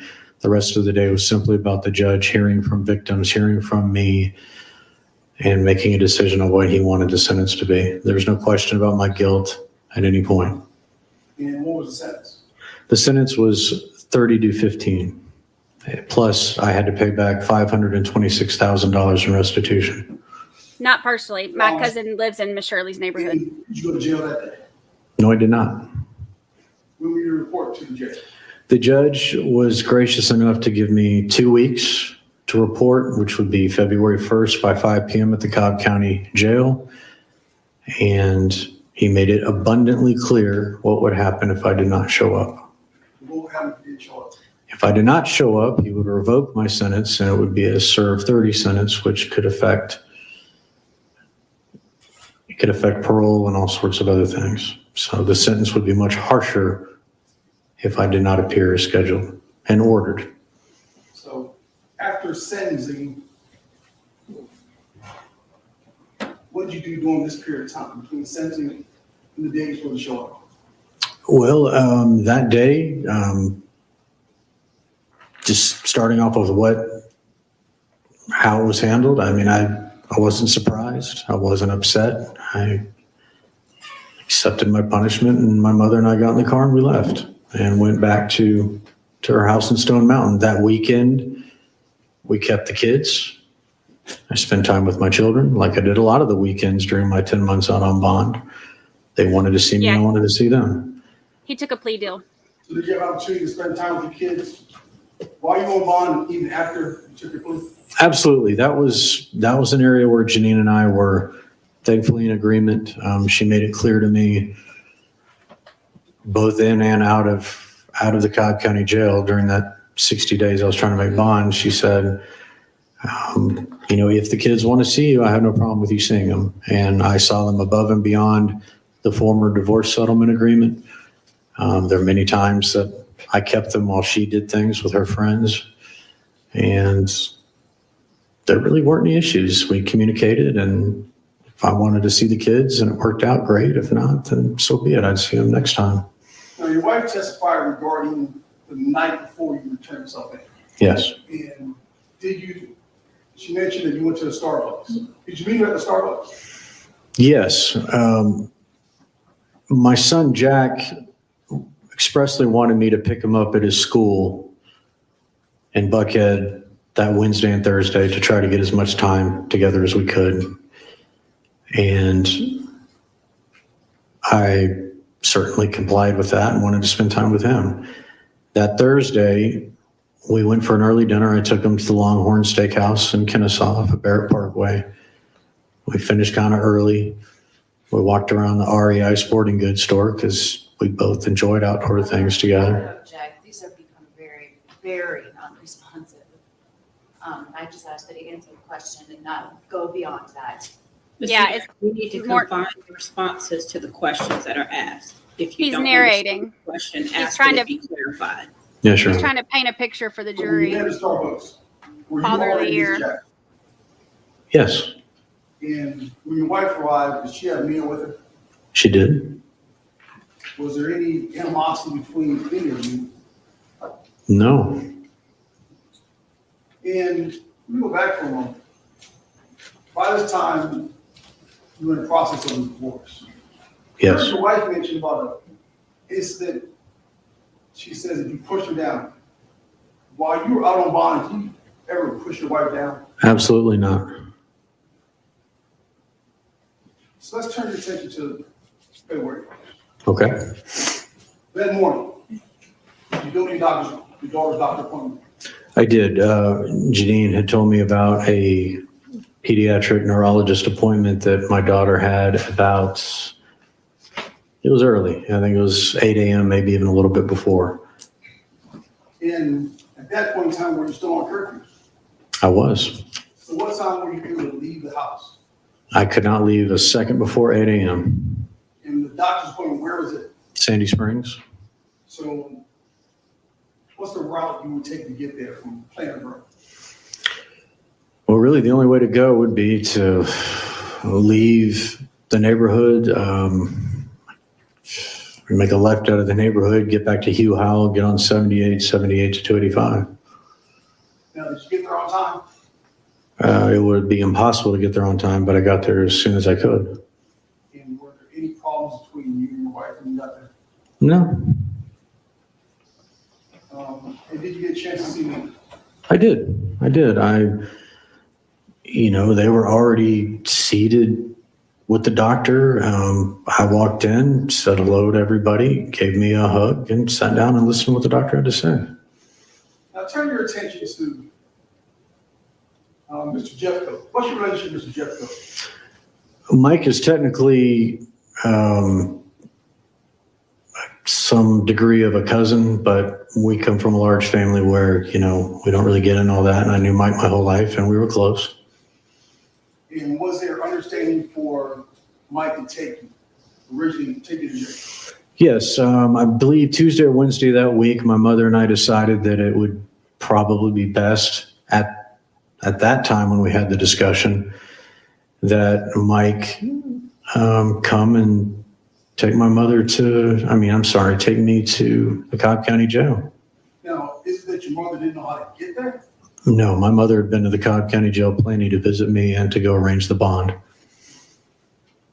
So what caused things to change with that plan? Mr. Jeffco said. Right.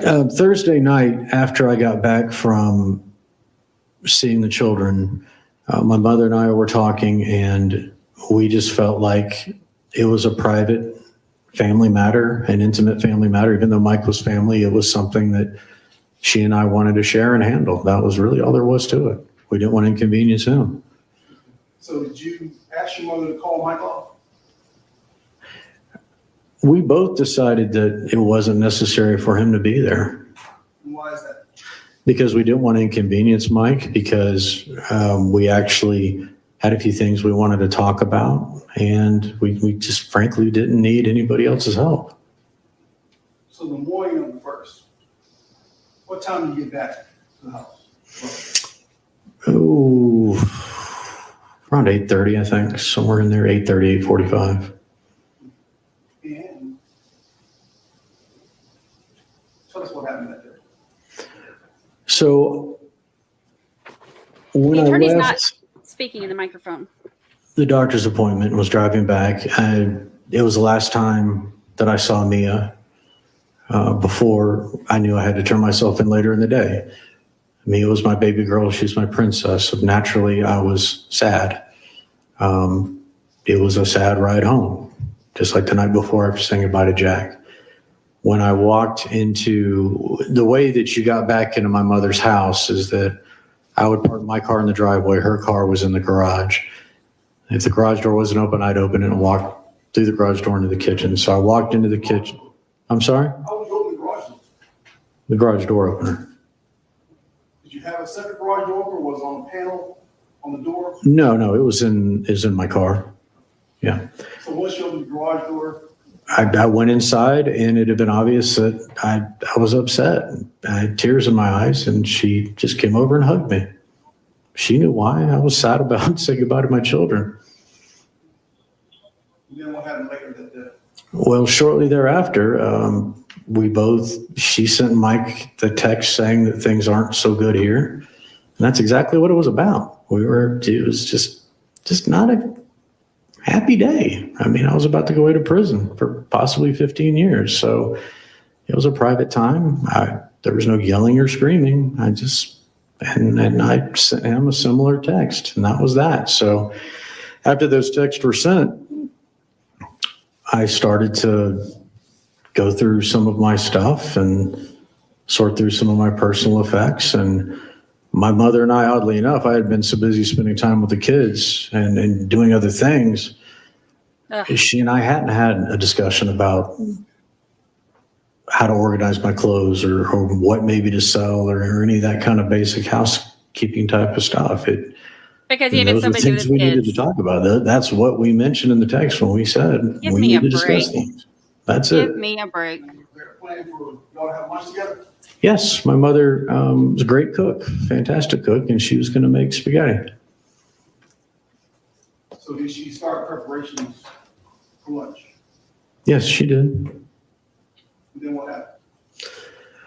It was, the plan was we were going to eat around 1:00 so that we could be on the road by 2, no later than 2:30. It was, I believe, Super Bowl weekend, Friday afternoon traffic, a bunch of stuff going on in Atlanta. And, obviously we don't want to be late to the jail, given the importance of me being on time. I was walking from the kitchen. I had just left the kitchen from keeping her company while she was making the spaghetti when I heard a very loud knock at the front door. We weren't expecting any visitors. So I went to the front door and I opened it. And there were 2 individuals there, 2 men, and they both were pointing pistols at me. And they told me to let them in. So what'd you do? I let them in. I had never seen these guys before, and they were pointing pistols at me, so I let them in. I let them in. They shut the door. About this time, my mother came to the foyer where I was standing with these 2 individuals, and they said, "Head to the basement and don't say an effing word." So did It's you- Quincy Brown, followed him Yeah. from Petco. Taller of the individuals, he was older, probably in his 50s, about 6 feet, athletically built, walked past me, put the gun at my mother's lower back, and she started to head towards the stairway to the basement. The fact they said head to the basement led me to think they knew we had a basement and had cased the house before. The younger of the men, he's probably about 5'8", 5'9", shoulder-length brown hair, pudgy. He put his gun on my back and we followed them. She opened the stair door to the basement, flicked on the light. It was a two-step process to get down those stairs. You had 4 or 5 steps that went down, there's a landing, and then you make the turn and there's the longer flight of stairs. They proceeded first. My mother was crying. She was making sounds like she might be wanting to scream or shout. And as they made the turn on the landing and took those first few steps, by this point, I and the guy behind me who had the gun on my back made it to the landing. He told her to shut the F up and pushed her down the stairs. And then what happened to your mother? It was the worst sound I've ever heard in my life. She Pushed her down the stairs. plunged headlong into the wall. It's a sound I can hear to this day as I'm sitting here. And I could tell that there was a dent or a hole in the wall. She was trying to get up and move around, but from my vantage point, she appeared like she couldn't get her balance. Was your mother injured at that time? She certainly appeared to be. And as I moved like I was going to try to go down the stairs, the guy dug the pistol into my back and grabbed my shoulder. The gentleman who pushed her down the stairs put his pistol behind his back into the back part of his jeans. He ran down the stairs, turned the corner, and came back with the 35-pound weight that has been seen during the course of this trial. And where did the knife come from? Well, the knife came later. He This literally just monster like took laughed. this dumbbell and proceeded to bludgeon my mother right in front of me. And she stopped moving at this point. He then told the man who had his pistol in my back to bring me down to the bottom of the stairs. They shoved me over to the tile where the dumbbell rested. And then the older guy took off up the stairs. He came back a few minutes later with the kitchen knife and proceeded to stab my mother repeatedly in front of me. I cannot believe what I was seeing. I didn't understand what would be the purpose because she wasn't moving. Why is any of this happening? It was a complete and utter nightmare. So what did you do during this time? There's nothing I could do. I had a pistol in my back. I couldn't believe this was happening. I had no clue who these people were or why they were doing this to us. So he stabbed her with such force that the handle broke off the knife. I didn't realize at the time that the knife was still stuck in my poor mother's face. He put the handle down on the tile across from the dumbbell. He then turned and looked at me and he pulled out his cell phone. And he proceeded to show me a picture of my ex-wife dropping Mia off at her school, a picture of Jack being dropped off or picked up at Lovett, a picture of them all getting out of her van at their rental home in Marietta, and a picture of her either coming or going from her clinic in Vinings. And he said, and I'll never forget this as long as I live, if you say a single word, they're next. I had no doubt who they were or what next meant. And then they left. And then, did you call the police? No, I did not call the police. Why not? Because I just witnessed an unimaginable act of violence. 2 unimaginable acts of violence. And then a man coldly looked at me after he's standing over the body of my dear mother that he skewered and bludgeoned, and shows me pictures of my family. So no, I did not call the police. How much longer did you stay there? I stood there numb and incapable of moving for what seemed like minutes. These guys had left. I went upstairs. All I could think about was Janine and the kids and what these monsters could do.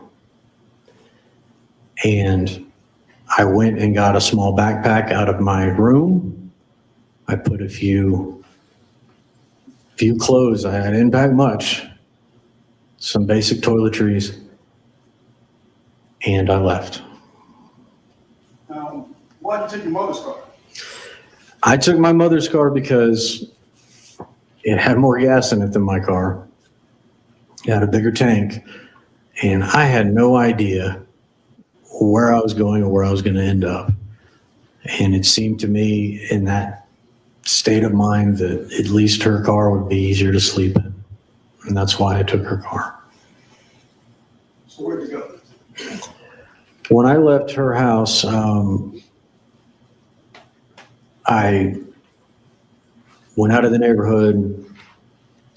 I don't even know what time of day it was when I left, but I went out of the neighborhood. I made a right and went up, I believe it was called Rock Bridge, but it becomes Five Forks Sycamore right at the DeKalb County, Gwinnett County line.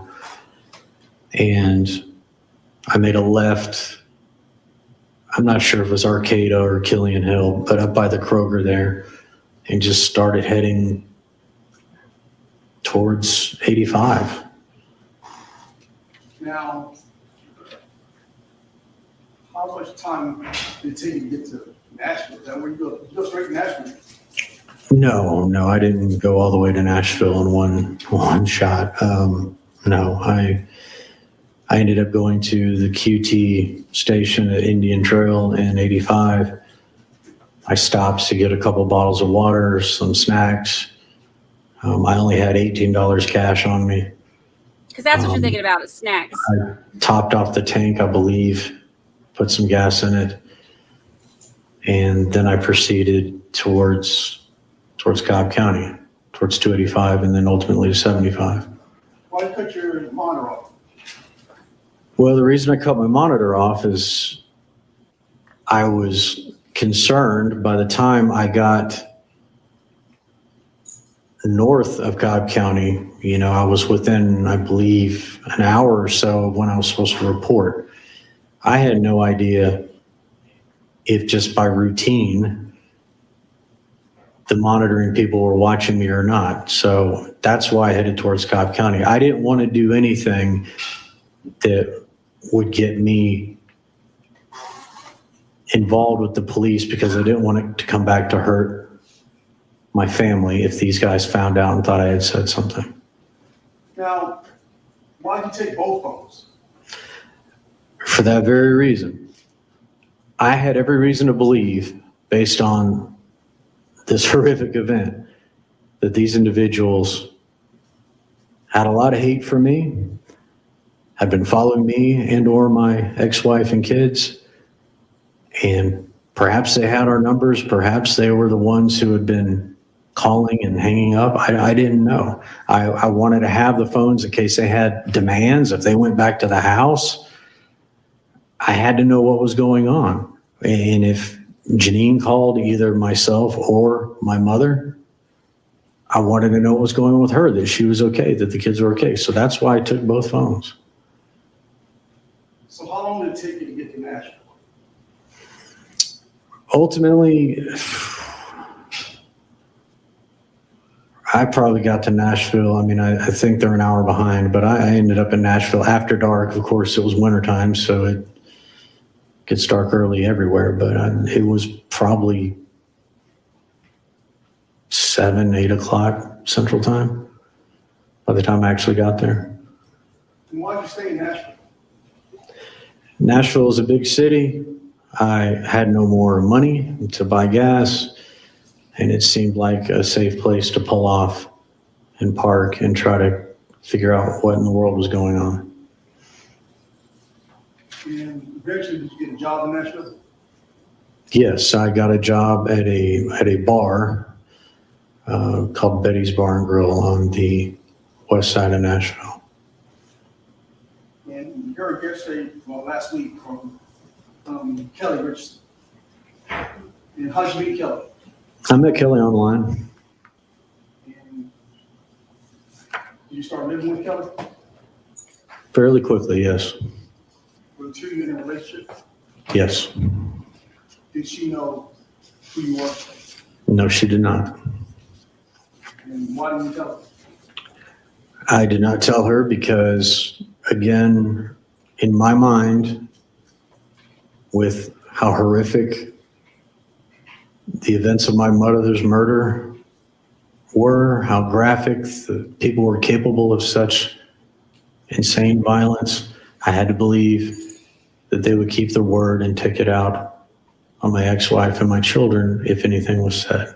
So I adopted a new identity, and I made a vow to myself that I would never reveal who I was. And there were many, many times I wanted to kill her, but I wanted to tell her that I was accused of a murder I did not commit, but I didn't. Made a vow to because I didn't myself. want to endanger her, and I didn't want to endanger Janine and the kids. Now, Kelly, did you and Kelly ever have any problems, anything violent between the two of you? No, absolutely not. She was telling us that around about the date in which you got arrested, that she wanted you to move out or stay somewhere else. What was going on there?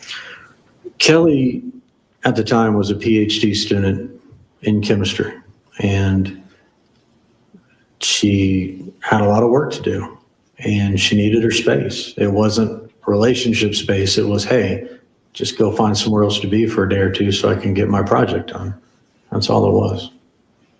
Now, by that time, what happened to the car? I want to say it was the Wednesday or Thursday before I got arrested. I got arrested Monday, September 30th, 2019 in Nashville by the marshals.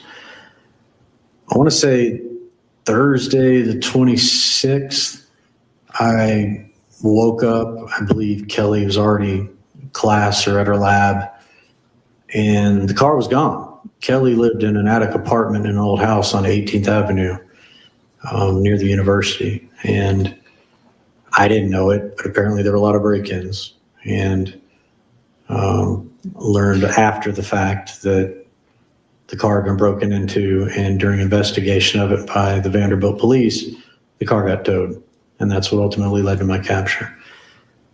So I woke up, walked out, the car was gone. So did you have anywhere to stay with the car being gone?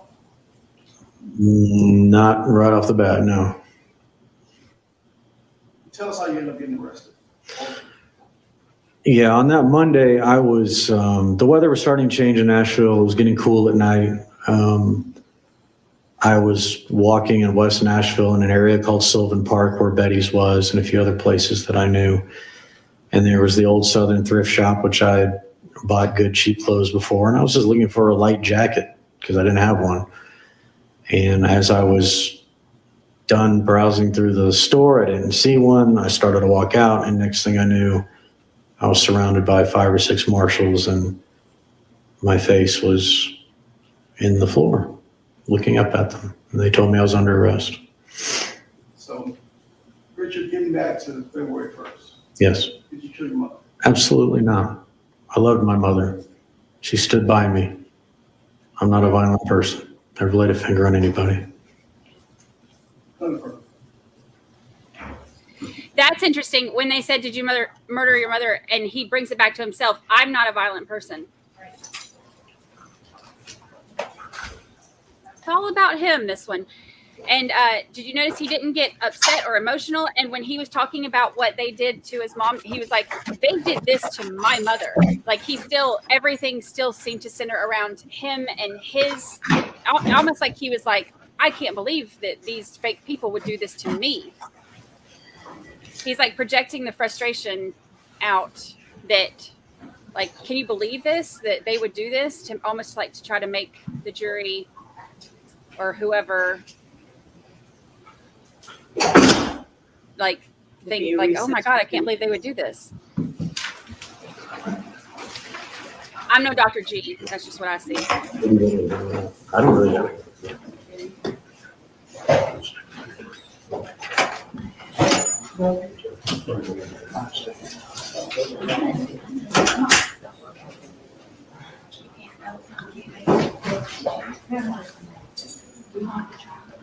Yeah, and he laughed when they said something about the knife. He was like, huh, "That came later." How could you laugh at this? How could you laugh at this? Oh my gosh.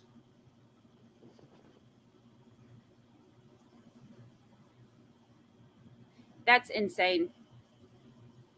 Yeah, 10-minute break.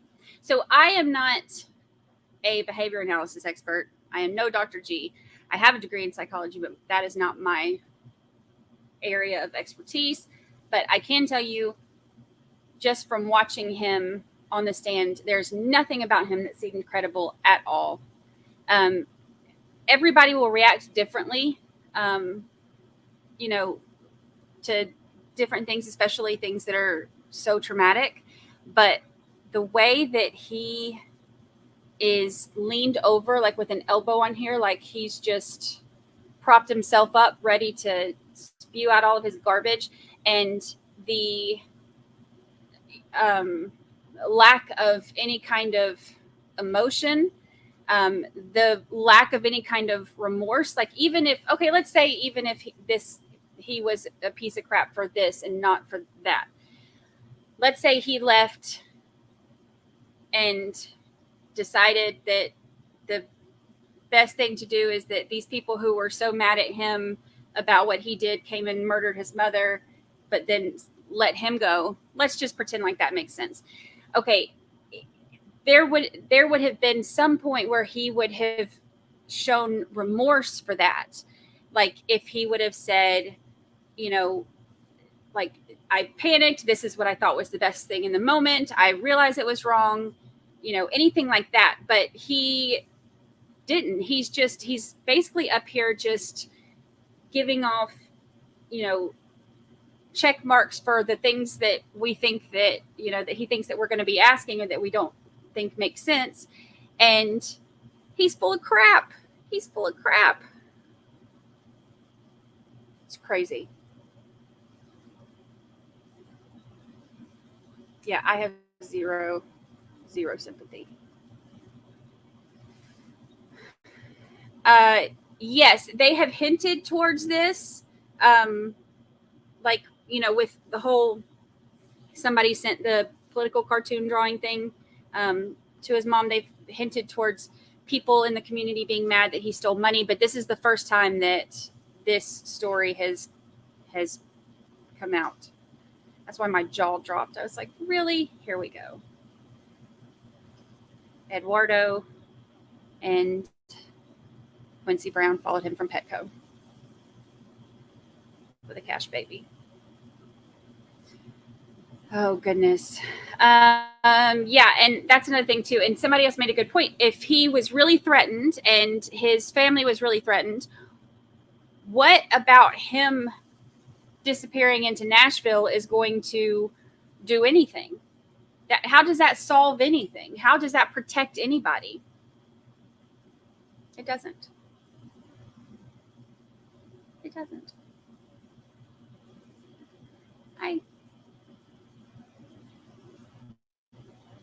Yeah, he does that. Dr. G does that. I do not.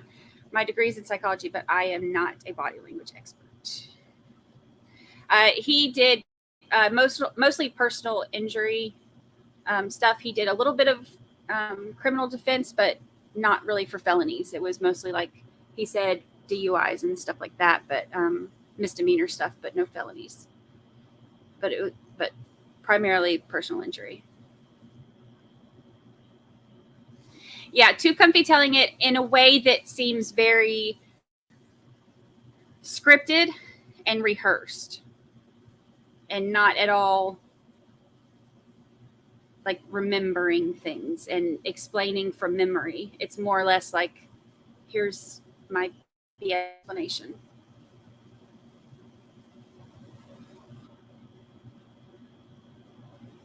Cachette, I did not even notice that. I did not pick up on the fact that he said the children.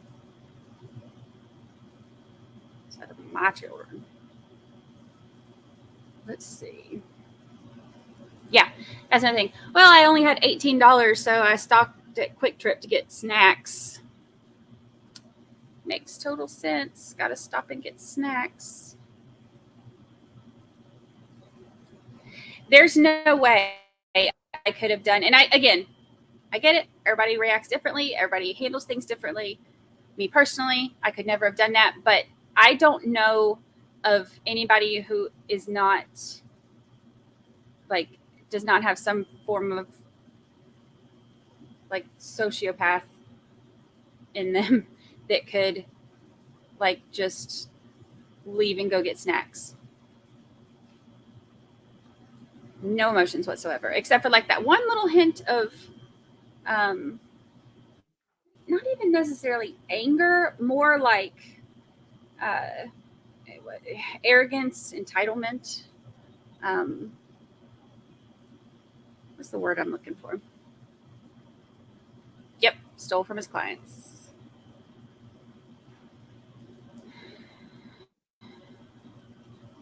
I think it's $454,000 that he stole total.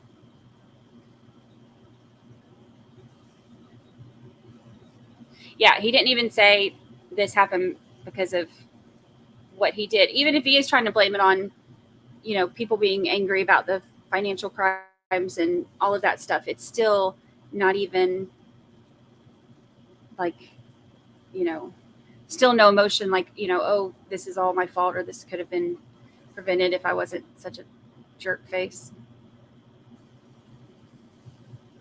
Yeah, no snot blowing out of his nose on this stand. Hello. What's up? Yes, they will get a rebuttal. And actually, that's something I thought about too, because with some of this BS story, I'm wondering, man, I wish they had, with them living in a cul-de-sac on the hill, though, I wish they had like ring cameras that were pointing that could show. And that's another thing too. If they come in with guns, why would they stab her and go get stab her with a knife that's there and then go get a dumbbell? If they have guns, why would they go get things from there and go through all that? Because, you know, if, let's say his BS story is true, if they go in there, you know, for this purpose, it's a lot messier for them and a lot easier for them to get caught if they take off running, if they're using, you know, like if they're stabbing instead of shooting. Makes total sense.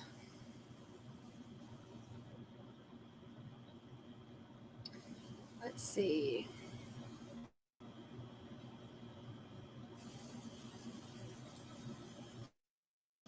On the behavior panel, they say that often when people are lying, it's common to say absolutely not. Not that people can't say absolutely, but liars tend to say it. I think I'd say that a lot too, actually. But not absolutely not. I don't say absolutely not. I say absolutely. I guess that's different, especially because I ain't on trial. Let's see. He seems so confident that he can just put this story out there and it has to be reasonable doubt. However, who brings guns but decides to use a dumbbell and a knife? Really? Yes, exactly. That was completely involuntary, that laugh. I have heard of these movements and gestures referred to as micro reactions by analysts, one of many that people give out when telling lies. Exactly. That's exactly what he did. Because when he said something about the knife, that's when he did that little, oh, that came later. I cannot believe he did that. Oh, I'm so mad. Y'all can tell when I get real upset about these people with all their nonsense, because I'll sit here and I'll shake my head the whole time. And I don't want to talk over them because I want us to be able to hear everything they say, but I really want to start hollering at them in the microphone. If I mute my microphone and y'all just see me over here just raising Cain, then y'all know why. but I'll mute my microphone so y'all can still hear it. Let's see.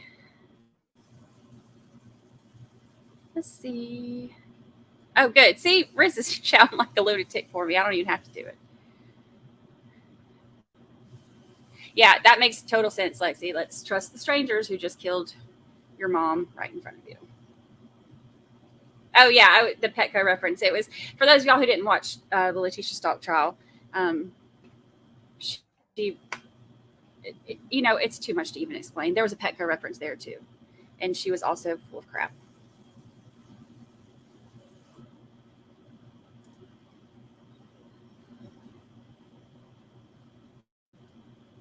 Yes, JT. Boots and backpack combined with a sit-down Sean Thomas.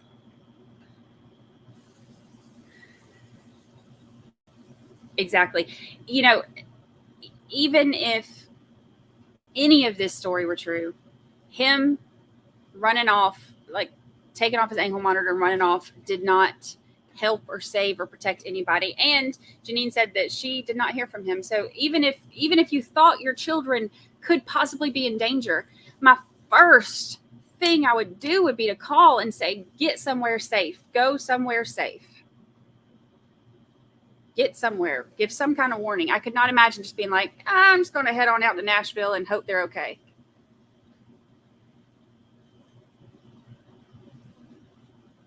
So mad. He didn't even attempt to fake cry. I don't think that he seems very capable of it. You would think that he would have at least tried, especially because he's behind that partition. So, they maybe could have seen a reflection in it or something and believed that there was a tear, but not after that story, though, because he's a terrible liar. Terrible liar.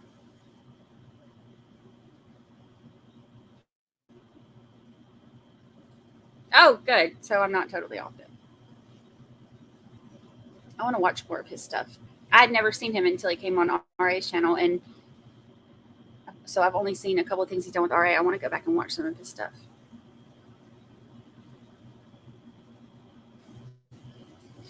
Yep, we are done with direct. We are about to do cross-examination from the prosecution, and then that will be it for the day. There are no more witnesses for the state or for the defense after this. He's taken the stand for himself, and that's the only one. They're doing closing arguments tomorrow, but I guess we'll find out after this if they're going to they should probably, when they finish his testimony today, we should probably hear if the state is going to do a rebuttal, if they're going to call anybody based on his testimony here. They are, they may call somebody who did some of the crime scene stuff to see if there's, if they want to come in and talk about anything that makes his story not make sense. But we'll see if they decide they want to do a rebuttal. Honestly, I don't even think they need it because they could just vote while they're sitting in the jury box right now, and I can guarantee they'll all say guilty.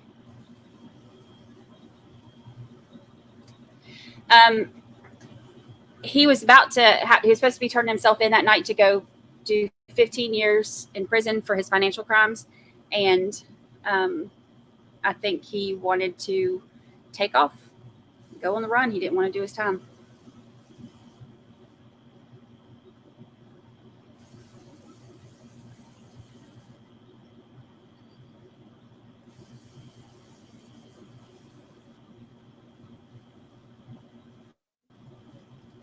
Yeah, I couldn't have left and just gone to get snacks.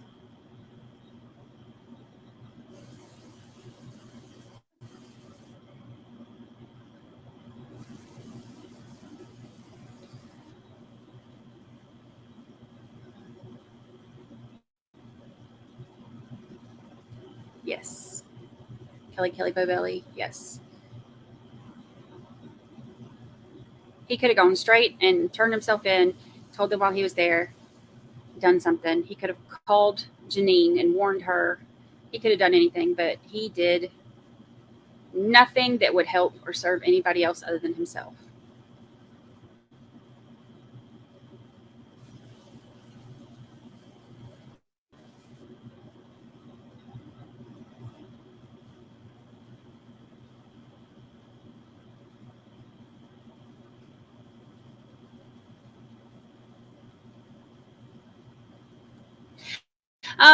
That's something that I thought about when he said something about how all he had was $18. I wonder if he tried to get money from her and then couldn't, because I know he had drained her for, a lot of what she had. So I wonder if he tried. He was very specific about only having $18. I wonder if that's because that's all she had.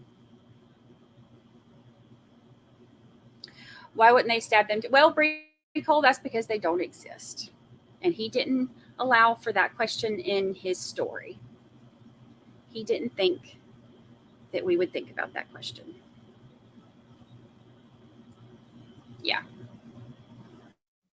He's full of crap. They were so terrified about this cartoon and about somebody calling and hanging up that he opened the door to two men without thinking twice.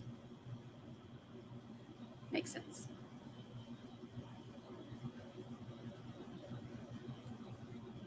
Yeah, total Letitia vibes.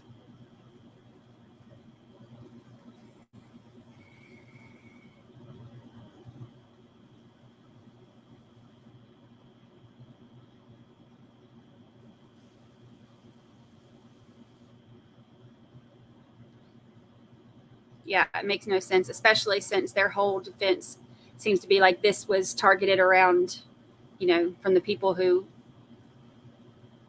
put that cartoon in there that, they were mad about him getting a plea deal for all the financial crimes together instead of having to answer to each one individually.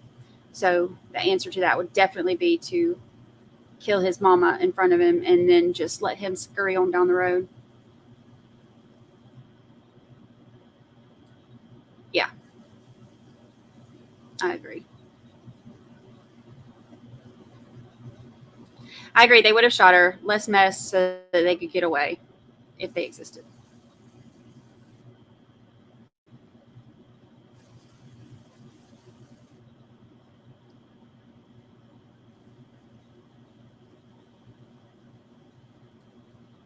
I think they will. I mean, we all do, so I think they will.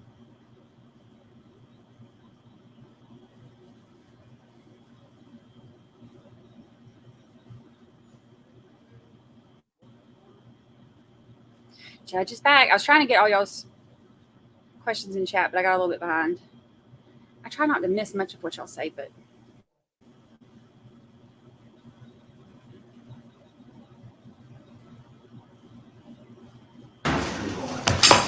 woo! That came back loud. Here we go. That's when I'm the worst. Put on Georgia Bulldogs and I will scream at the TV all day long.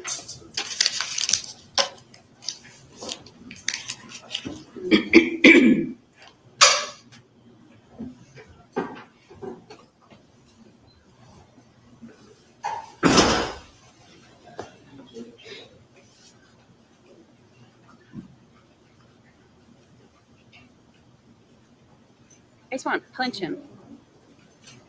Thank you, Amos. Sure. I'm not sure if you were in the email train between myself, Mr. Pines, and Thank you. Cross. No. About Antoine Gordon.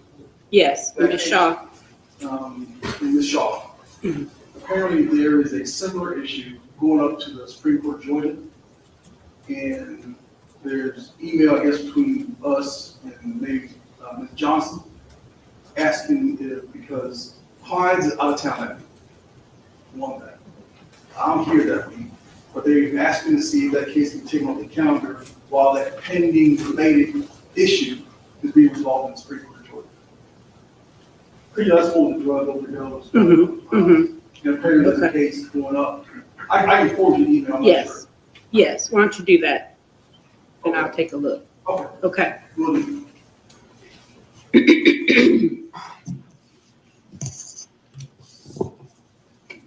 I know I missed a lot of y'all in chat. I got way behind. I was trying to answer questions and stuff, but if I missed y'all, I'm sorry.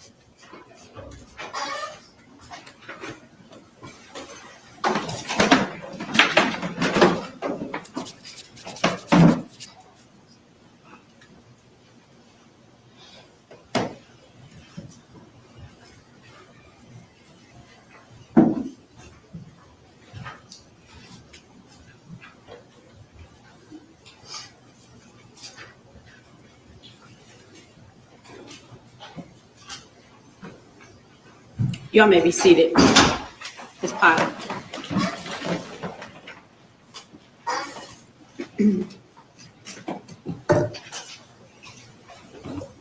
Mr. Merritt, what you said happened in front of your eyes on February 1st, 2019 must have been horrifying for you. It was, You said that it shook you up.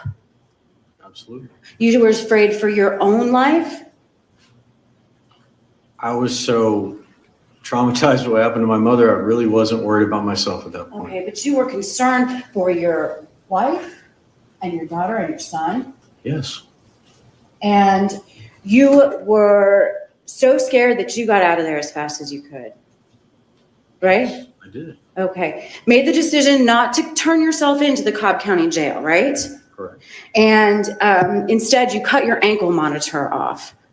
yes. But before you even did that, you made some stops along the way. You stopped at a Kroger you stopped at a Kroger first, correct? No, I didn't actually stop there. Okay, but you stopped in the parking lot and you drove around the parking lot in the Kroger, right?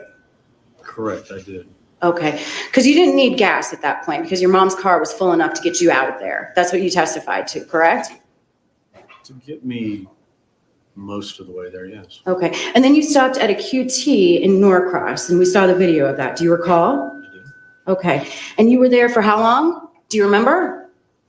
I honestly don't remember. Okay, did you feel that you were being chased at that point?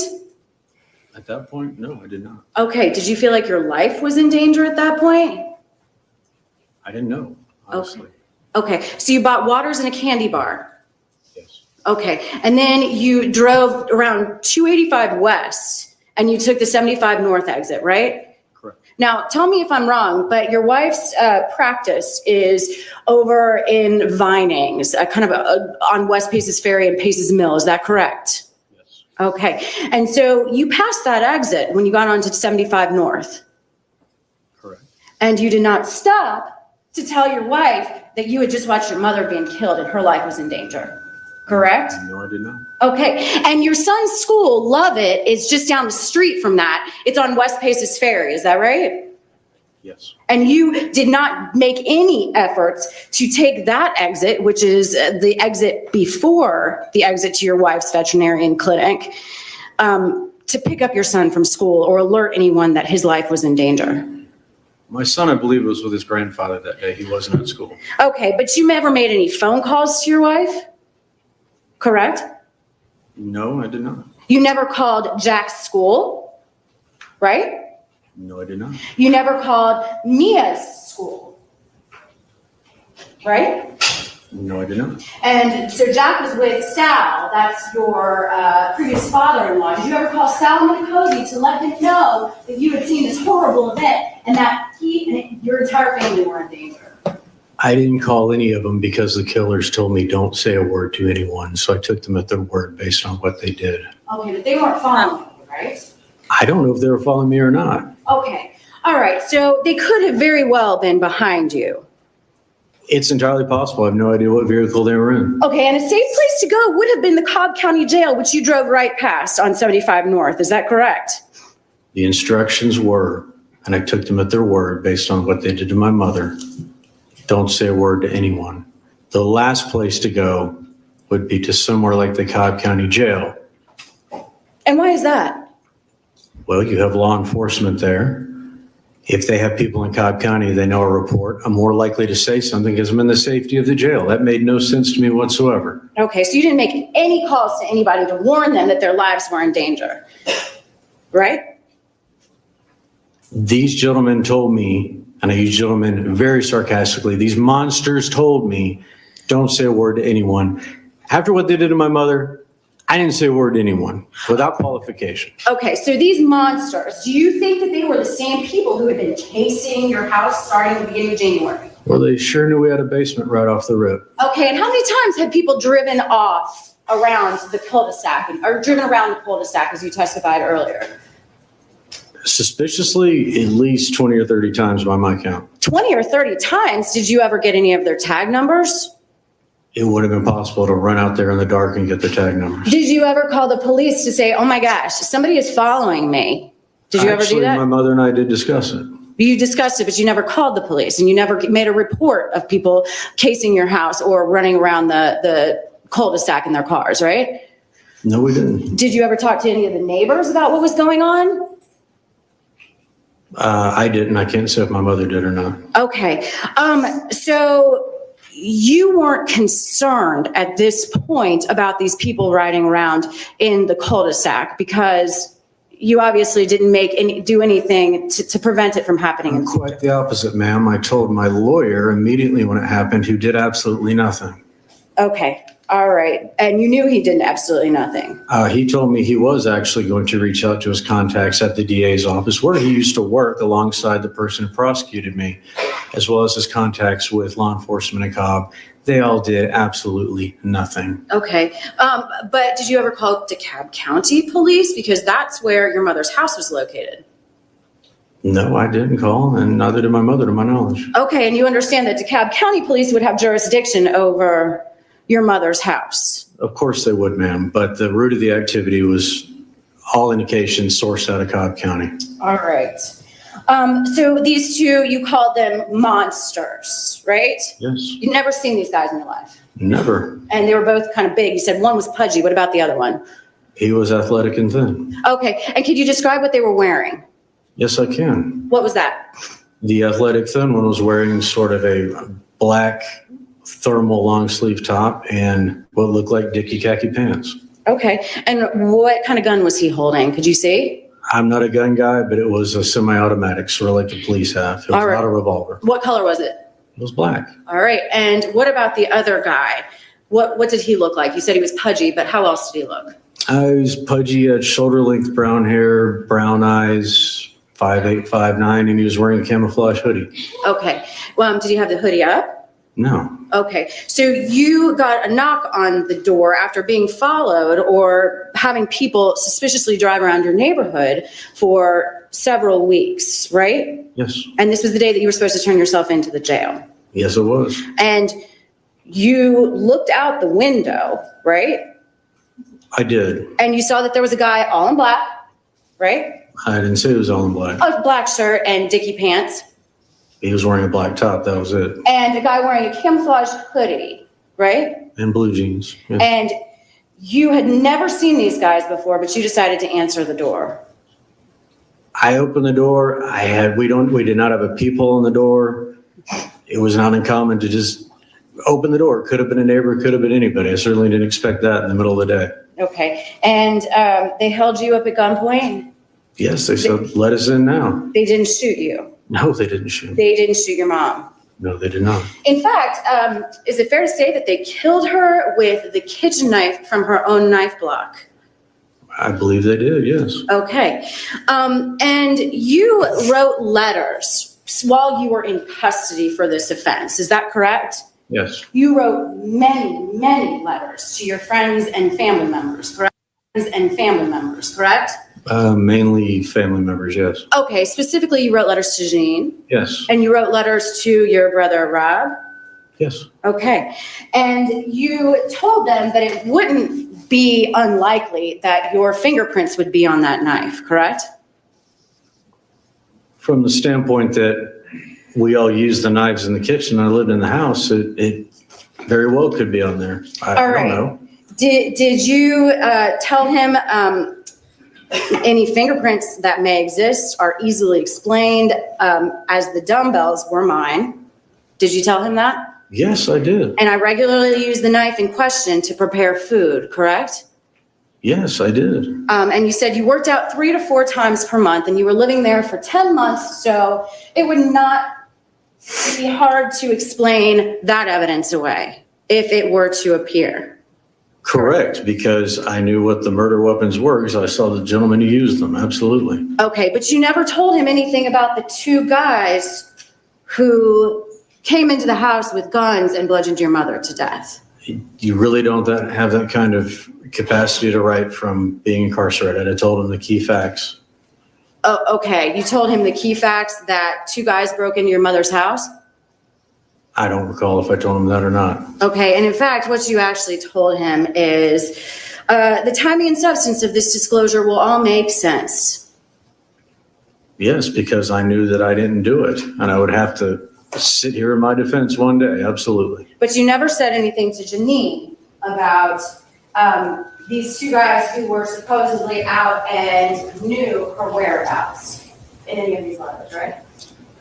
Janine wasn't reading anything I sent her. Okay, and what about your brother? You never said, listen, these two guys are out, they've got photographs of our family on the phone, and you need to look into this, you need to do something and keep everyone safe. I had absolutely no confidence that law enforcement would do anything at that point because they took out the warrant for the murder of my mother the same day they found the body and investigated nobody else. Okay, and you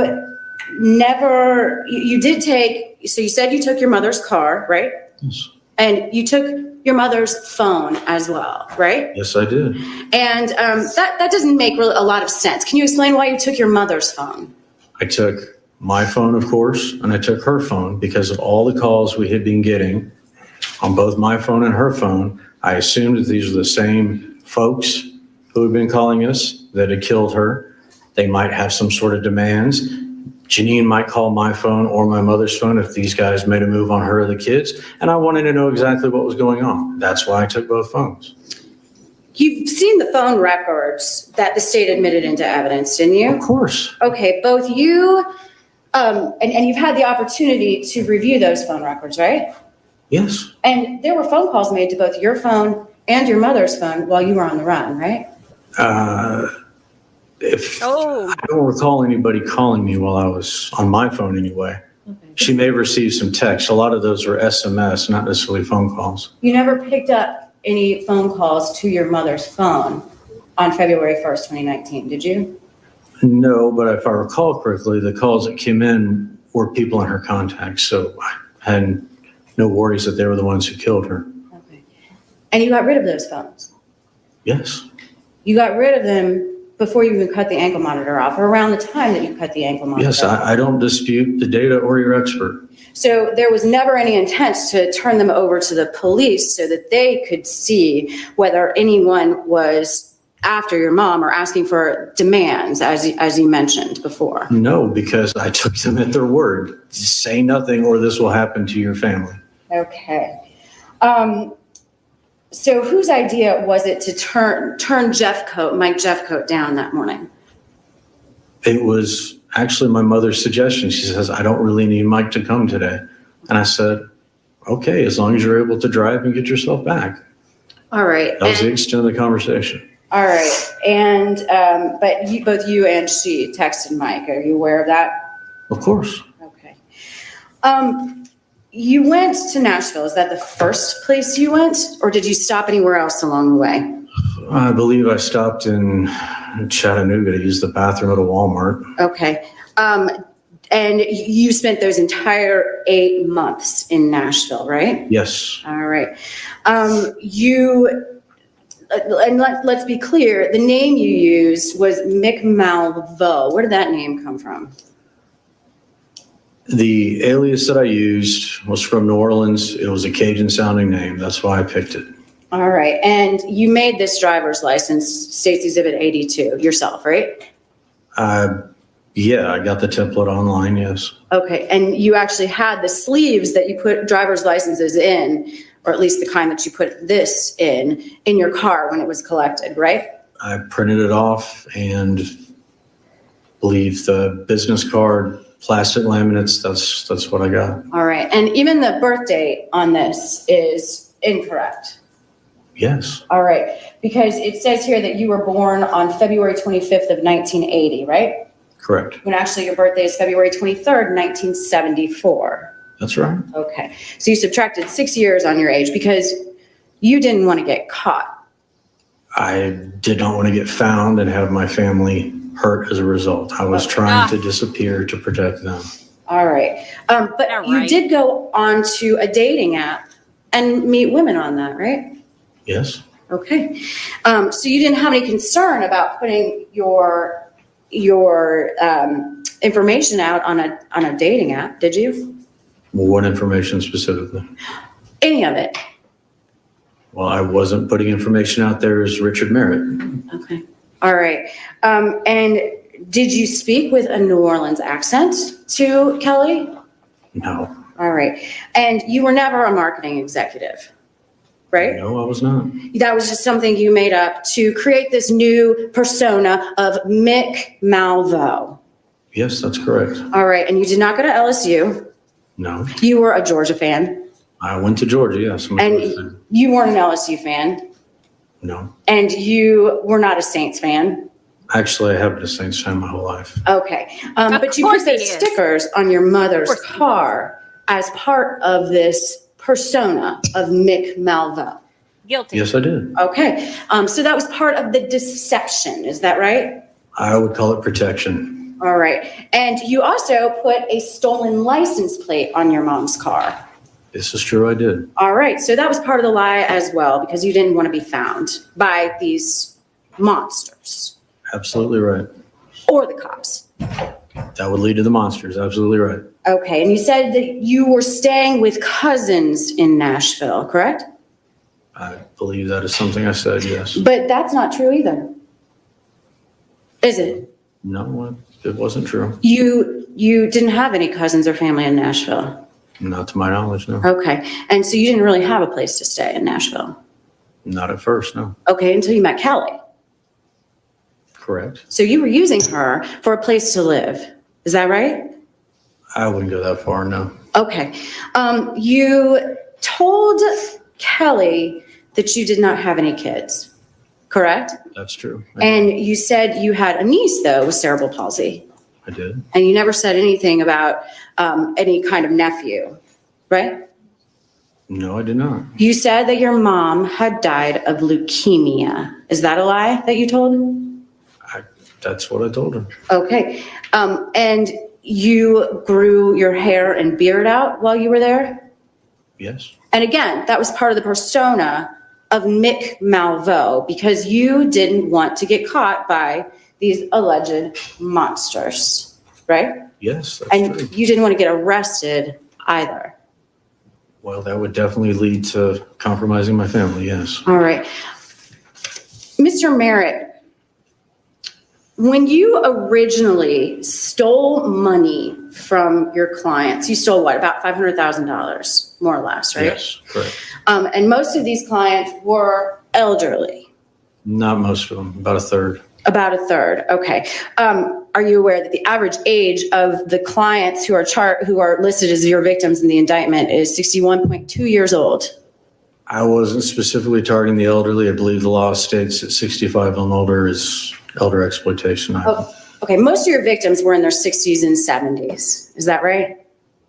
I really don't know the numbers, ma'am. Okay, and they had been injured in car accidents and other kind of insurance claims. That's kind of the meat of the folks that you were representing and that you stole from. Is that right?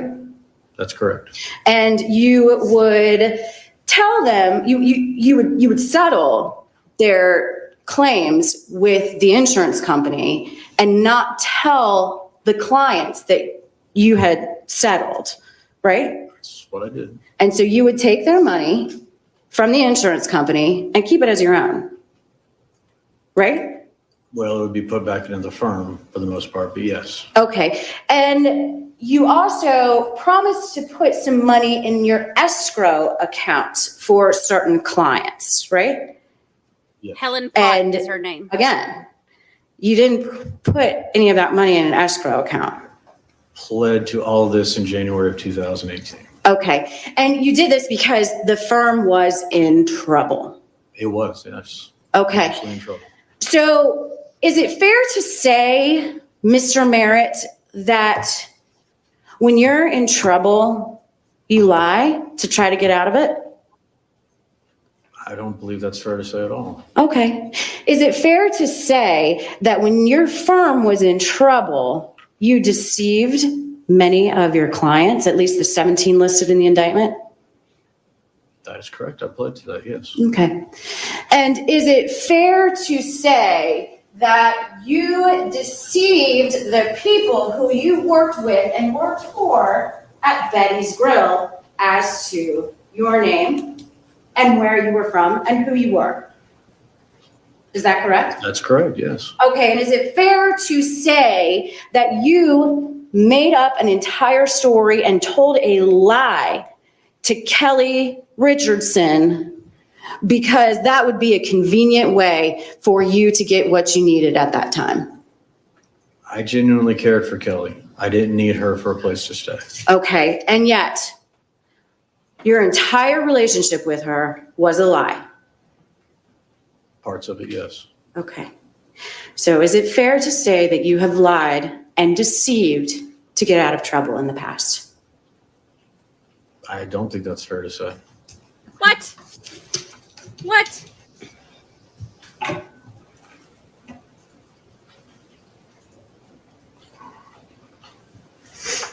He's getting, she's nailing it.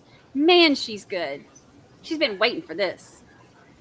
Okay, so the day of February 1st, 2019, these two guys came in, they killed your mother with her kitchen knife and your weight, right?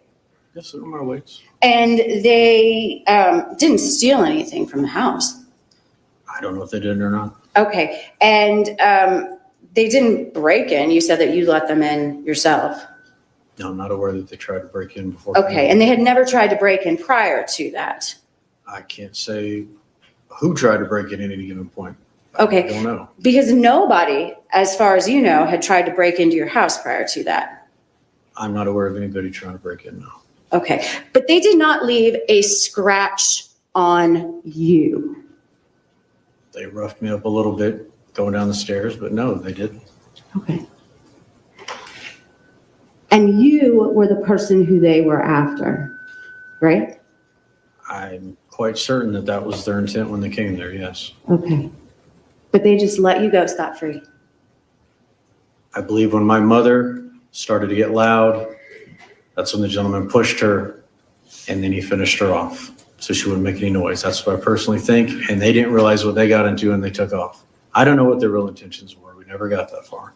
Okay. They never pulled the triggers of either of those guns. No, they did not. Okay, and there was no struggle that caused any furniture to tip over, right? I don't recall any, no. Okay, where did they get that knife from? I believe they got it from the butcher block in the kitchen. Okay. I don't have anything further. Man. Woo, she is like, All right, ladies and gentlemen, I'm going to ask you to step into the jury room for just a moment, please.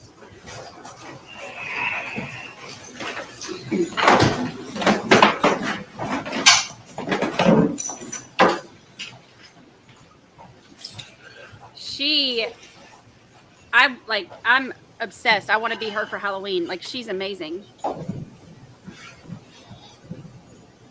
Yeah, I love her. Okay, she's like, oh, okay. So this is what happened? Okay. Oh, I love that.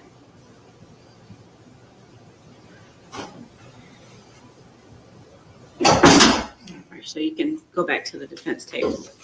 Me too. Mr. Queen, do you have any other witnesses? I'm going to bring the jury back out, let you rest, and then I'll ask if the state has any rebuttal evidence. Do you intend to call any rebuttal witnesses? No. All right, so I'll let you all rest on the record, and then I'm going to go ahead and excuse the jury. We'll do the charge conference, and then we'll do closing in the morning. Okay. You clean the jury. Yeah, that was awesome.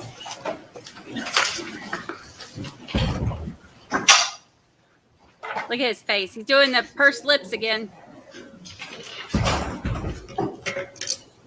Yeah, Cannon, that did not go like he thought it would. No, I would just give up. I'd be like, you're right. Whatever you say, you're right.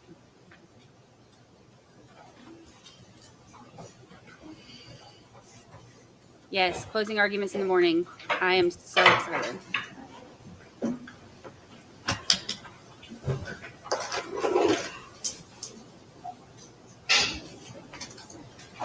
Yeah, no redirect. I mean, what else could they say? There's nothing that they can.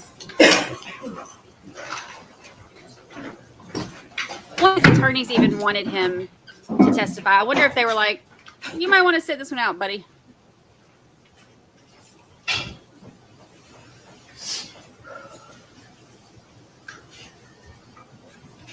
Gail Pett, if I was on that jury, I'd have been like, I was in church, like, yes, girl, tell him. Tell him. I don't know that I could. This is why I've never been picked for a jury. Except for this one. You may be seated. Mr. Queen, if you call your next witness. Yes. This time the transcripts. Ms. Pott, any rebuttal evidence from the state? No, Your Honor. All right, ladies and gentlemen, the evidence in this case is now closed. The next thing that you will hear would be the instruction of the court or the law that you are to apply to the facts that you've heard in the course of the trial. And then we'll have also the closing arguments by the attorneys. Each side has the option to close for up to 2 hours. So rather than start with the closings this afternoon, I'm going to go ahead and excuse you for the afternoon. There are a few matters that I need to address with the attorneys before we start with the closings and then the charge. So I don't want you all to have to wait for us this afternoon. So when you come in the morning at 9 a.m., we'll have the closing arguments and then the charge from the court, and then you can begin your deliberations in the case. All right. Woo. So please remember the instruction that I keep giving you not to talk about the case or allow anyone to talk to you about the case. Please be back at 9 a.m. in the morning. And again, you meet the deputy out in front of 7A at the other end of the hallway. All right. Thank you very much. Have a nice evening. Yes, Lindsay, you both. We'd be in there like, yeah. Oh, sorry, Princess. Did I wake you up? I just scared Lucy when I clapped. This is why you should exercise your right to remain silent. Yes, yes. I'm so excited that he testified because that was incredible. And I love this judge and I love that prosecutor. It feels so cool to see Y'all may be seated. like strong, powerful women just taking care of business. I love it. I love it. I love it. It's one thing Atlanta is. All right. We're going to go ahead and do the charge conference.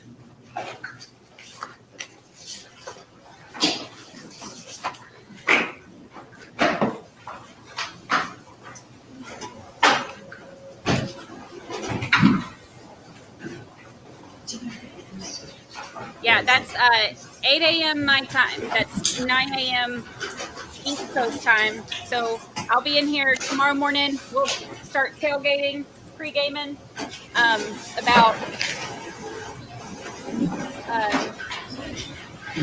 we'll say 8:40-ish, 8:45-ish tomorrow morning, East Coast time. And then it looks like we'll be in verdict watch starting tomorrow. She is well behaved for the most part until she's ready to go out. Then she'll start going like one at a time. She'll start grabbing my flip flops out of the closet and bringing them and putting So them I right in front of me. received the state's request to charge. It's 1 through 9. Is that the entirety of it? Yes. Okay. And then, Mr. Queen, I got an initial request to charge and then an amended request, but that's 1 through 9. Is that the entirety of? And listen, Judge, you should have gotten one this morning. We're glad you're here. Second amendment this morning. Okay. I don't think I received that one. It's been a busy couple weeks for us, y'all. This is done, isn't it?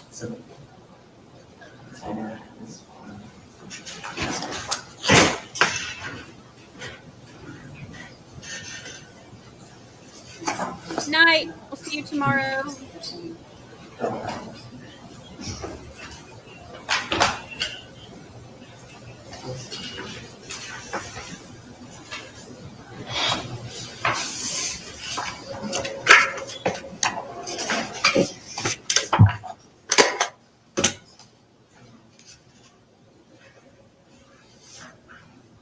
I'm about to message my friend that works at the courthouse up there. I want to see if we can get that prosecutor on the show. I know they can't do anything till after, but.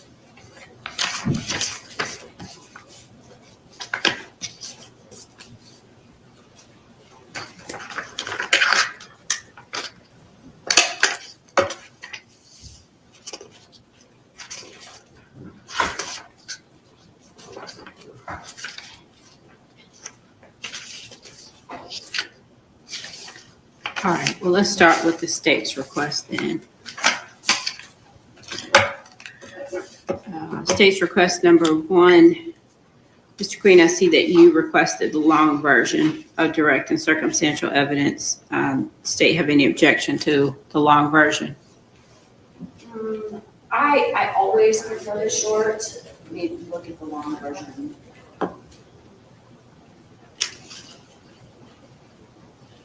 Bye, Lizzie Hendricks. We love you too. Glad you meet you tomorrow.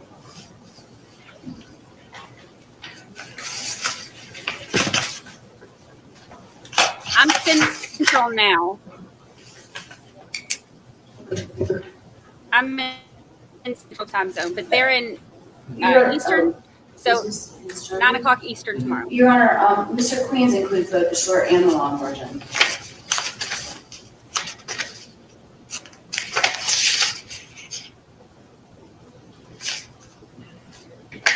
Actually, No, let me see. it's just the long version. Unless that's in the amended. No.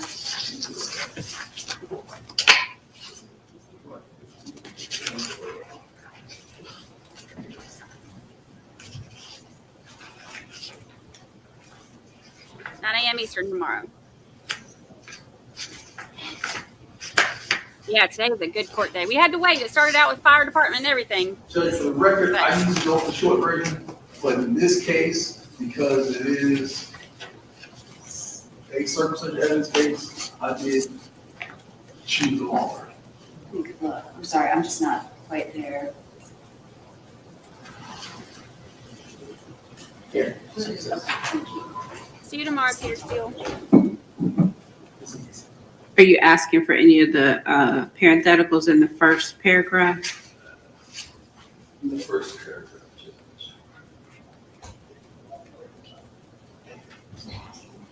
I usually read all of them. I didn't ask for parenthetical. Okay.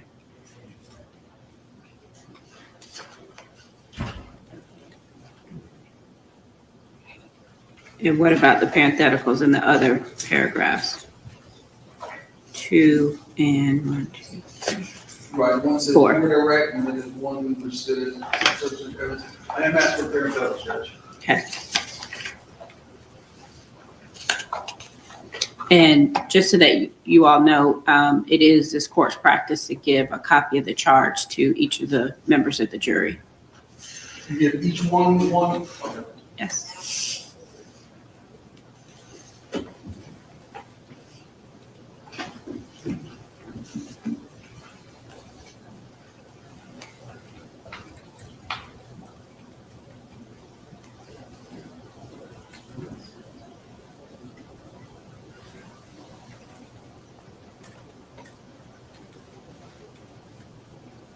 Hi, Smith Michelle.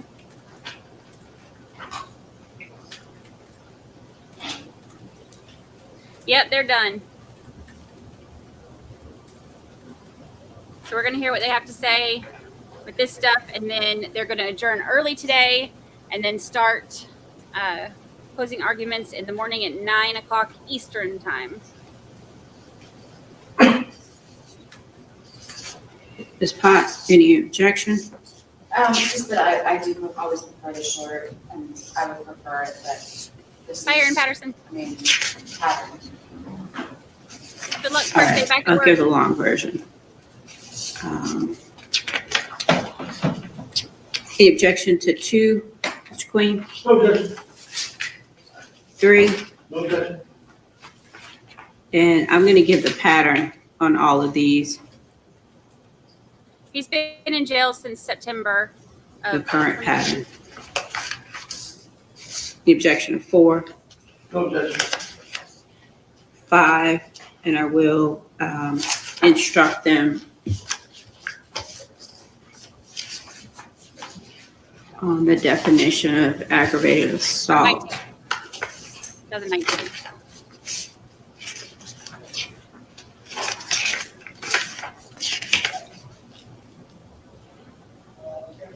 That's request number 7, Your Honor. Right. So in count 4, the heading says aggravated assault, family violence, but there's no language in here to make it specifically a family violence aggravated assault. So Agreed. I would just give the pattern on aggravated assault. Hey, Carmen. And then in count 5, seems to be an additional element of age, or the age of the victim. I believe that goes towards sentencing. Hi, Samantha. I don't know that it's something that the jury needs to be charged on. I agree, Gabby Gabs. I don't think it'll take long at all. Oh, let's do a poll. How long it'll take? I love a good poll. We'll do a poll on how long y'all think it'll take them to come back with a verdict.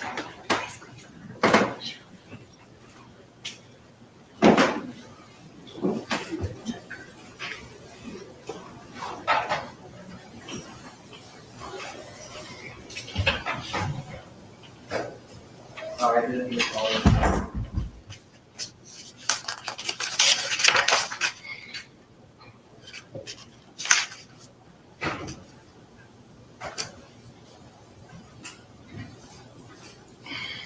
If you look at pattern 1.62.00,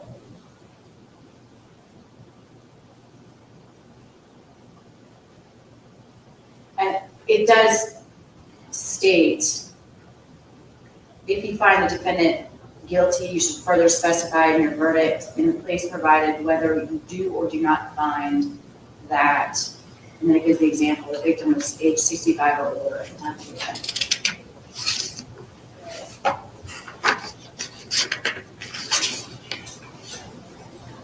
All right, how long do you think it will take the jury? All right, we'll say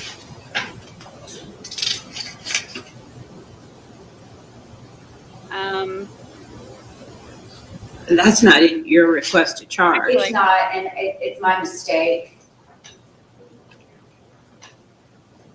do you think we will get the verdict back? Okay, so So we'll as say to tomorrow. count 5, when I'm given the instruction about aggravated assault,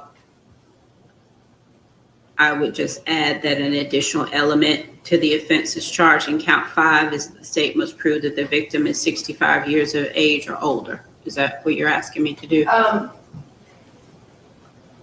Yes, Your Honor. And then give the jury that option on the verdict form.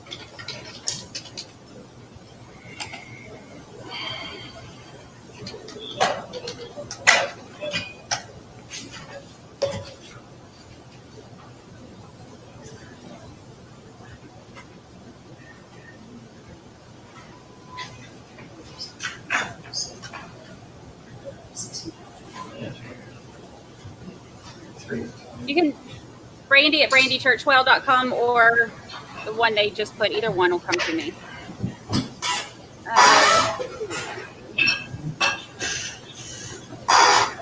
Hi, Greg McNeely. Good to have you here. We love recovery addicts over here.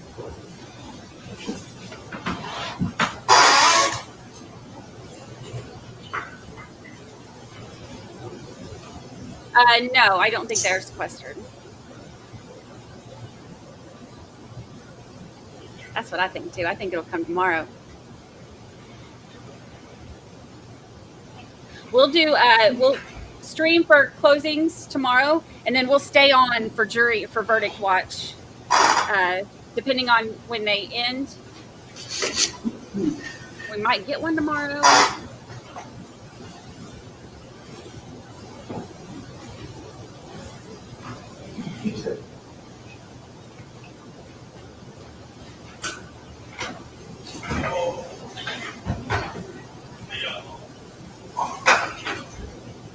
Bye, Diet Coke Mama.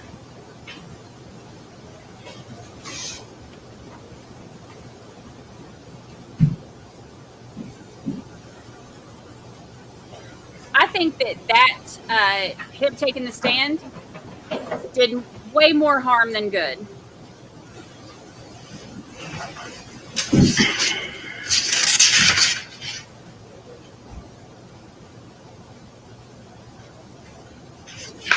All right, we'll talk about the verdict form, because I don't think either of you submitted proposed verdict forms, but I do think that count 5 may require some additional instruction.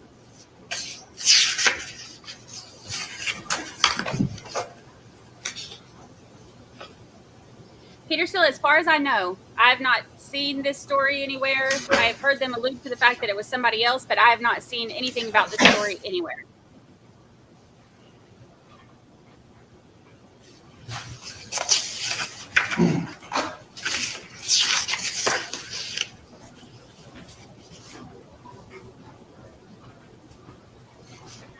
Okay, and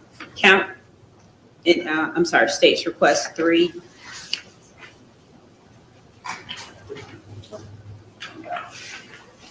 And 4 are not the current pattern. So I think I did say that before, but I will be given the pattern. Yes.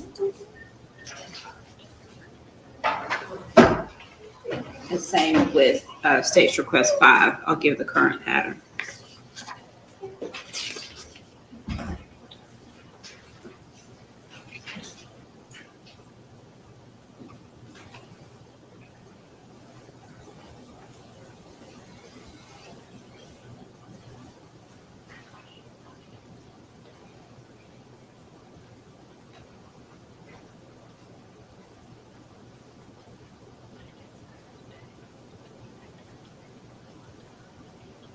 They have a show on Hulu. State's about request number 6 is client taking the consistent stand. with the current pattern. So any objection to 6? Yes, Okay. we would have to say, it's in the causation case.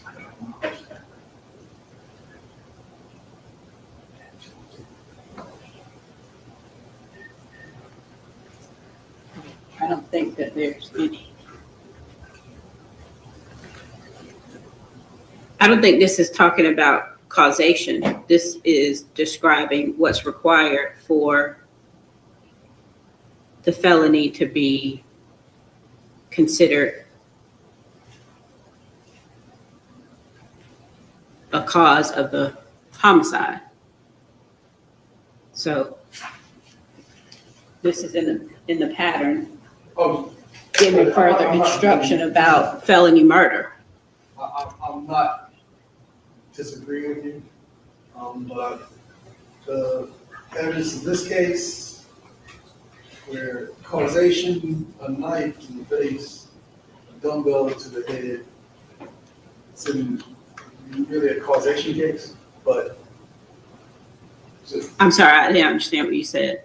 I'm just saying, causation in this case is not an issue. Right, the language, it may be illuminated for some people, but I think it's unnecessary to say with a causation case, given the level of violence with both instrumentalities. But, so I'm just placing the objection on the record. I understand. I'm gonna give 6. All right. As to 7, what I usually do is to split the counts up so that there will be a section that says count 4 count 4 aggravated assault.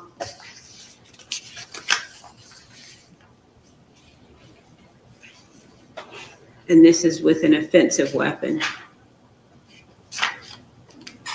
That makes sense, Emily Looney. That is probably pretty accurate to what the timeline will be. No, the story you told was ridiculous. Ridiculous. Gabby, guys, with court and everything shutting down during COVID, there's a lot of things that are really far behind. A lot of the big trials will take a lot of time anyway for them to get everything together, but especially with COVID Okay. and everything.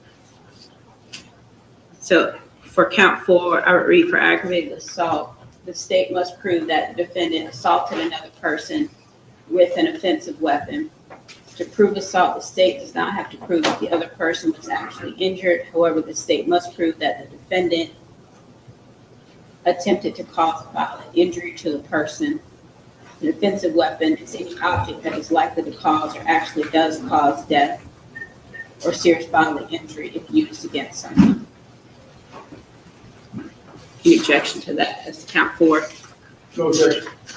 And I would read essentially the same thing as to count 5, but indicate that there is the additional element that the state must prove the victim in the case was 65 years of age or older. Any objection to that? No objection.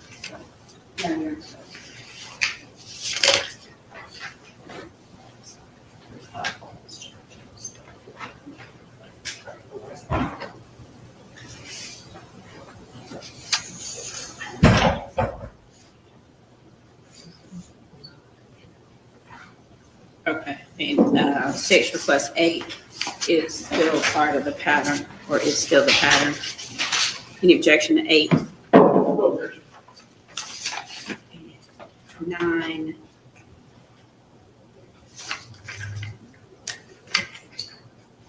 I assume subsection A only? Yes, Your Honor, that's what I'd ask for. Yes. So any objection to 9? In that form, no, Your Honor. All right, let's go to the defendant's request to charge.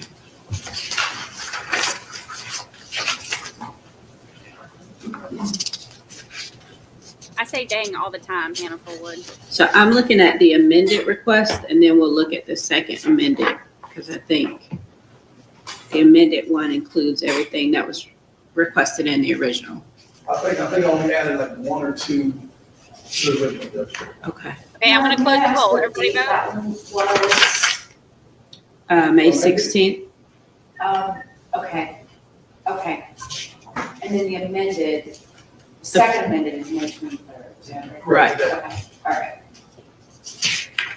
Okay. Any objection to 1 from the state? No, Your Honor. 2? I don't think we have any of the parentheticals. No deposition, no stipulation. Oh, there it goes. 60% say tomorrow after closings. That's correct. We talked about direct and circumstantial evidence already. Any objection to 4? Is that the expert witness? Yes. No objection. Are you withdrawing 5? I'll draw 5. Any objection to 6? No objection. All right, I'll take out any reference to party to a crime. Any objection to 7? Let's see.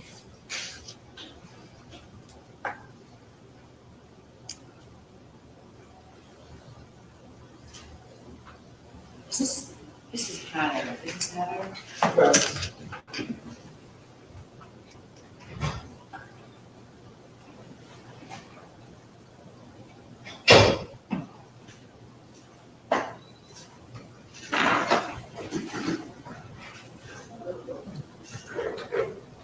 No objection.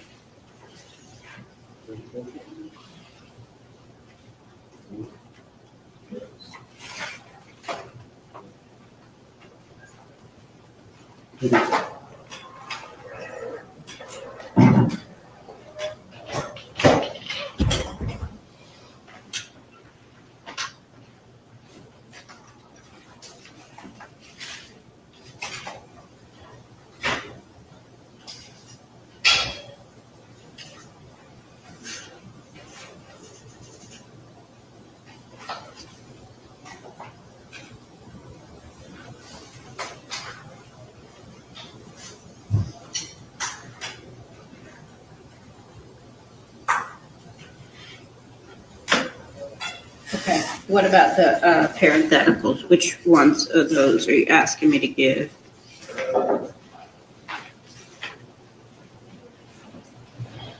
I think, On the article edge,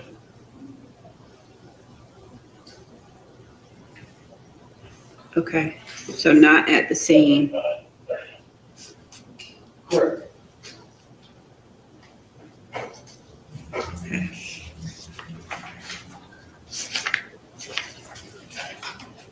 And on the weapon. Correct.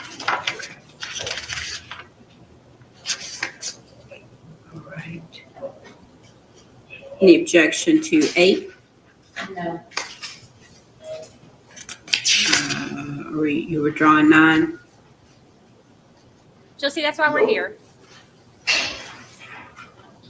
What good character testimony do we have? I agree. I And think you we don't. have character of the defendant for particular traits, more specifically nonviolence. And who testified about that? His wife did, then she tried to qualify it by telling her story. And then the defendant did. Welcome back.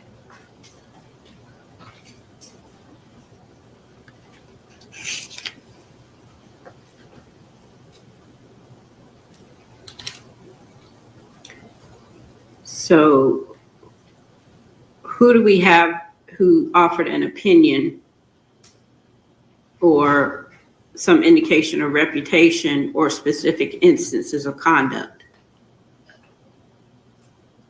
We heard from Ms. Manicosi evidence of character of the defendant for a particular trait, specifically nonviolence. That's not my recollection of her testimony. And then she qualified it by saying there was some incident. When did she testify that he had a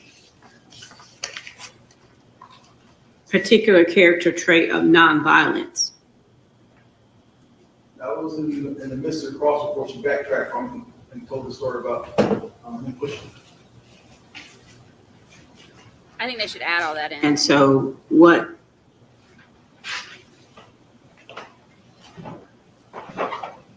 You're alleging that's her opinion in reference to the second set of parentheticals. So Yes. what was the form of this testimony? Hey, Weather Watch.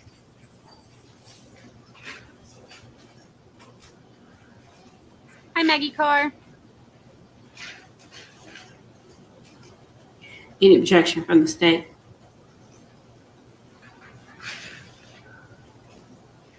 I mean, I don't recall her saying that he had a reputation one way or the other.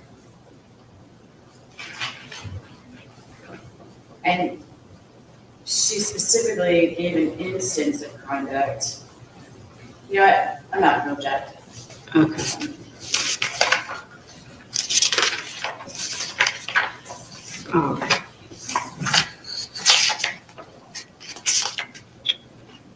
Any objection to defendant's request 10?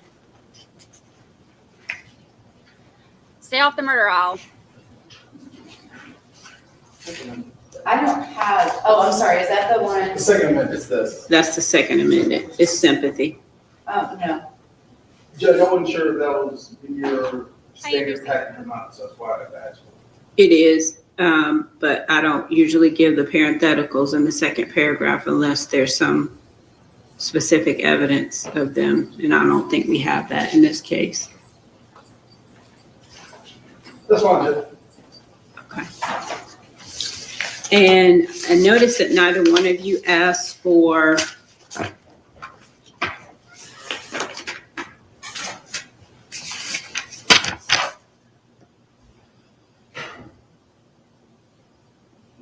let's see. Presumption of innocence, burden of proof. I do generally give that. I will instruct them on their responsibilities as jurors, about the indictment and the issue and plea of not guilty.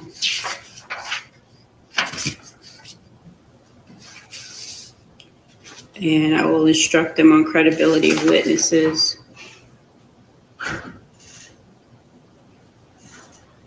Nobody's requesting impeachment, right?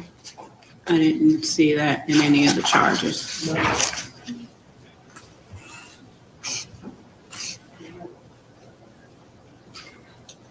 Definition of crime, anybody requesting that? I usually give that. You usually get that, I assume. Yes, I mean, nobody requested it, so. Judge, and just for future reference, Mhm. do you want us to submit everything and then Yes. sort it out? Yes, Or even if all you do is a checklist. Okay, It can be 1 through 20 and you just put the names. You don't necessarily have to give me the pages. You could just give me the numbers. okay. 'Cause everything's different, and I'm- okay. So I give definition of crime and intent. No presumption of criminal intent. Anybody requesting I assume you that? did that. I'm just trying to make sure we're all on the same page. That nobody says, well, I assumed you were gonna give it, but you didn't give it. Right. Okay. Presumptions and inferences Please give, Yes. and venue. please give. Okay. And that's the extent of the standard pattern that I usually give. Is there anything else that you can think of that is not in the request to charge that you want me to give? Not from the state, Your Honor. No, you're not. Okay.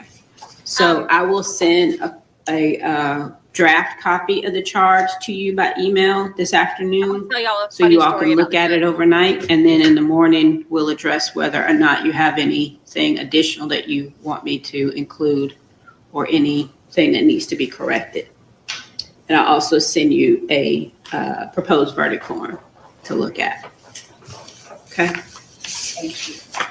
All right, anything else before we recess? No, you're not. And we did find out that the smell that we smelled this morning was the fan that they installed so that the air would work and it wouldn't be warm in here. It blew out. So that's what that smell was. So they're coming at 5 today to put in a new fan, and hopefully that one will last us until we can finish up with the case. Because right now, the air's not working in here. We can tell. Mhm. We can definitely tell. Okay. All right. See you all at 9 in the morning. Okay, I'm gonna tell y'all a funny story about this judge. So I have a friend who works in the courthouse here. She's an attorney, and well, technically now she doesn't work at this one anymore. She moved out of state, but so as of like the last 3 months, she's no longer at this one, but she still knows everybody there. And so she told me some funny stories. So there he goes, little wirehead. So this judge is, she's Superior Court judge. She's amazing. I don't know what other trials she's done. I would love to look it up because she is, I think she's fantastic, but she's kind of known as like a very to the point judge, and which, we can see, we've said, she's very like, on it, very no nonsense, very level headed. But I guess she is also kind of intimidating. And there was apparently I think it was a public defender who was in court with her a few years ago. They were listening to like something on tape. It was, I don't know if it was if it was a video or if it was, a taped, whatever it was. So they were listening to that, and I guess the attorney, the public defender, was trying to kind of get her attention or something so she could try to go to the restroom. And it was a very long tape apparently, and she couldn't get her attention, and she was scared to disrupt the judge's courtroom. So she ended up pottying. She had a little tinkle on herself right there on the chair, and because she was so scared to interrupt the judge's courtroom. So that's a little funny inside story. That poor lawyer, though, that would be hard. But I guess the judge said that, she didn't, she never saw, she wouldn't have told her no, but she said she never saw her trying to get her attention. She didn't see it. So she, wasn't trying to tell her she couldn't go. She just didn't see it. But yeah, the public defender was a little bit too nervous to say anything to her. So she ended up wetting herself in the chair while they listened to the testimony. So funny story. So I see, let me see if are there any other questions that I missed before? I know we get out a little bit early today, which is good because I've got a couple errands I need to run, and I want to catch the replay for Solomon, the Solomon interview with recovery addicts. So are there any, let's see. Yep, Tasha, I'm about to do the same thing. I cannot wait to see it. Yeah. I need to get your mug. That's the first thing on my little list as soon as we sign off, so I can get your mug sent out to you. Scared the pee right out of her. Bless her heart.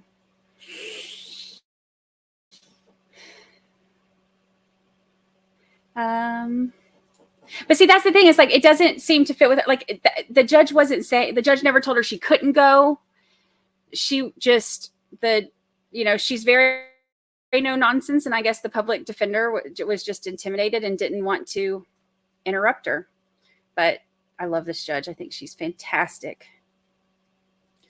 Thank you so much. This is my no sleep look. Next trial. Yes, we have one that's about to start. The Travis Rudolph murder trial is next on the list, and I'll tweet it.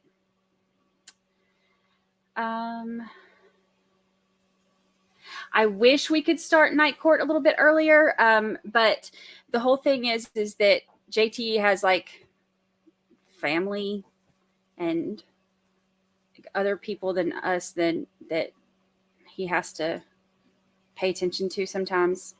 So unfortunately, we don't get to start any earlier. But if you fall asleep, you can always catch us on the replay crew. Let's see. 20-year-old looks. I like that. Maybe it's the braid, or maybe it's I was able to get some sun this week. I was able to get out a few times and get some sun. So maybe it's the sun. Maybe it's the blurry camera. Is my camera blurry? Maybe it's the braid. I like it though. I love y'all. Let's see. Any other questions? It's it's not just all about us. I thought it was, but who knew? There are other people that exist in the world other than 13th jurors. Go figure.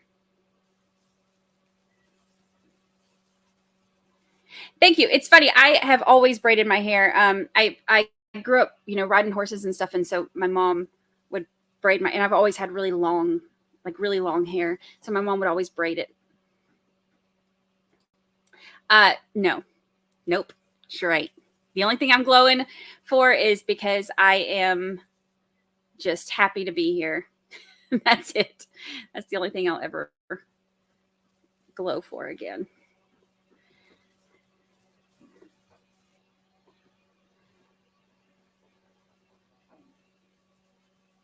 Okay. Oh, is that the football case? The former pro football player.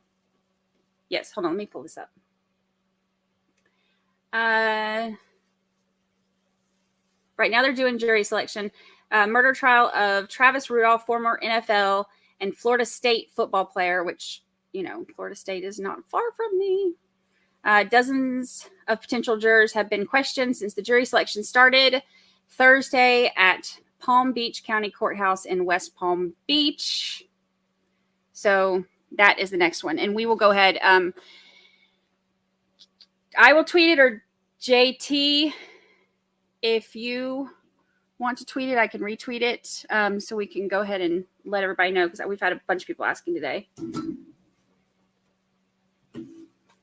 And we can do some talking about it tomorrow. When closing arguments finish tomorrow, we'll go into verdict watch, so we can go over some of the details on this one. They're not on break. They are done for the day. So we are about to release everybody. I say release as if like I'm like literally letting y'all go from jury duty.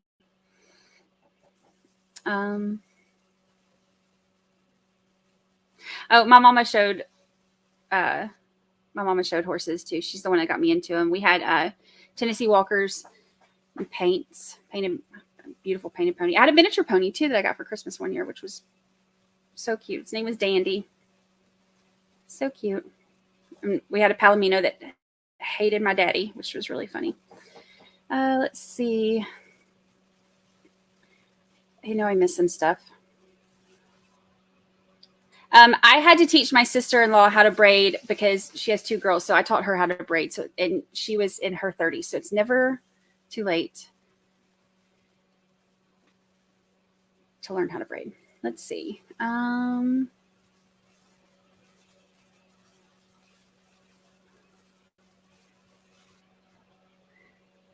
Any other questions that we've missed? My hair has not been the same since cancer, but I did this. I did the cisplatin chemo, so I got kind of lucky. I didn't lose all of my hair. I only lost about half of it, so it's growing back now, but it's still way thinner than it was. But I use a lot of that. I've started using this since going through chemo. The texturizing spray, I use that on my hair, and it makes it feel a little bit thicker.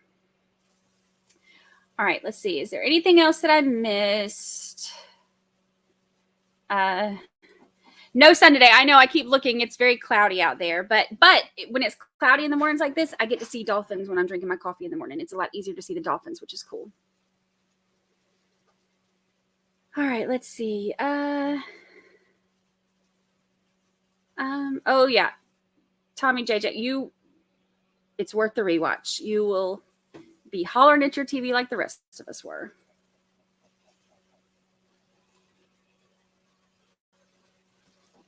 All righty, let's see. Thank you so much. Thank you.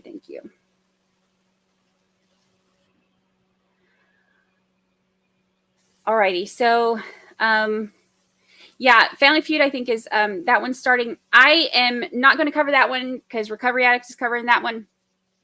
So I'm going to do, our next one is going to be the Travis Rudolph one. So I will put a little bit of information out about that right now. I'll go ahead and tweet it, and then we will talk about it tomorrow. Once they go into verdict watch, we can kind of introduce that a little bit and go through some of the background on that. So, but I think I answered all the questions. I may have missed some of y'all, but I tried. All right, y'all. So the plan is tomorrow morning, 9 o'clock Eastern is when they start. So we're going to start the stream. I'll probably start at about 8:40, 8:45 Eastern, and we'll tailgate for about 15 minutes, and we'll hang out and drink our coffee together, and then we'll watch the closings. Then they will go into verdict watch, and once we do that, then I will go ahead and start introducing our new case. So I am in the panhandle of Florida, so I am on east-ish, but not quite the east. I'm south. I'm on the south coast. Gulf Coast girl. And I think, all right, I think that's it. I think I got all the questions. Y'all, I appreciate y'all so much. Thank you. Thank you for all of our new members. Tomorrow's going to be the best. I love closing arguments. I love hearing everybody's last little hurrah. I cannot wait to see what this prosecutor says. So I am really excited for tomorrow, and then I'm excited for us to look into this new case, the Travis Rudolph, and we will go over some of that. And oh, I'm so excited. Y'all been the best. I just love seeing our little bitty channel grow, and I love our little community, and I love how nice everybody is, and I'm in a very loving mood today. So I appreciate y'all so much. I'm going to run my errands. Knoxville agent, if you're still in here, I'm about to do your mug right now, and then everybody who's asked me for P.O. Box, I'm going to go to the post office as soon as I finish doing that, and I will get that, and I can give that to y'all tomorrow. And we have cookbooks to make. We have like cooking videos. We have all kinds of stuff that we planned today. Y'all given me I thought I had most of my to-do list done, but y'all have just added on a whole heap to me. So I'm going to go get started. But I appreciate y'all being here. Thank you so much. And I will see y'all in the morning. The best way to help us out is just like the video if you can, and then just tell your friends. Bring your friends over. We love having new people. Tomorrow's gonna be Bring a Friend Day, so bring a friend, bring a trial watch a friend, and we will watch. And we get to maybe hopefully have a verdict tomorrow. So, but love y'all so much. I will see y'all tomorrow morning. Thank you for reporting to jury duty.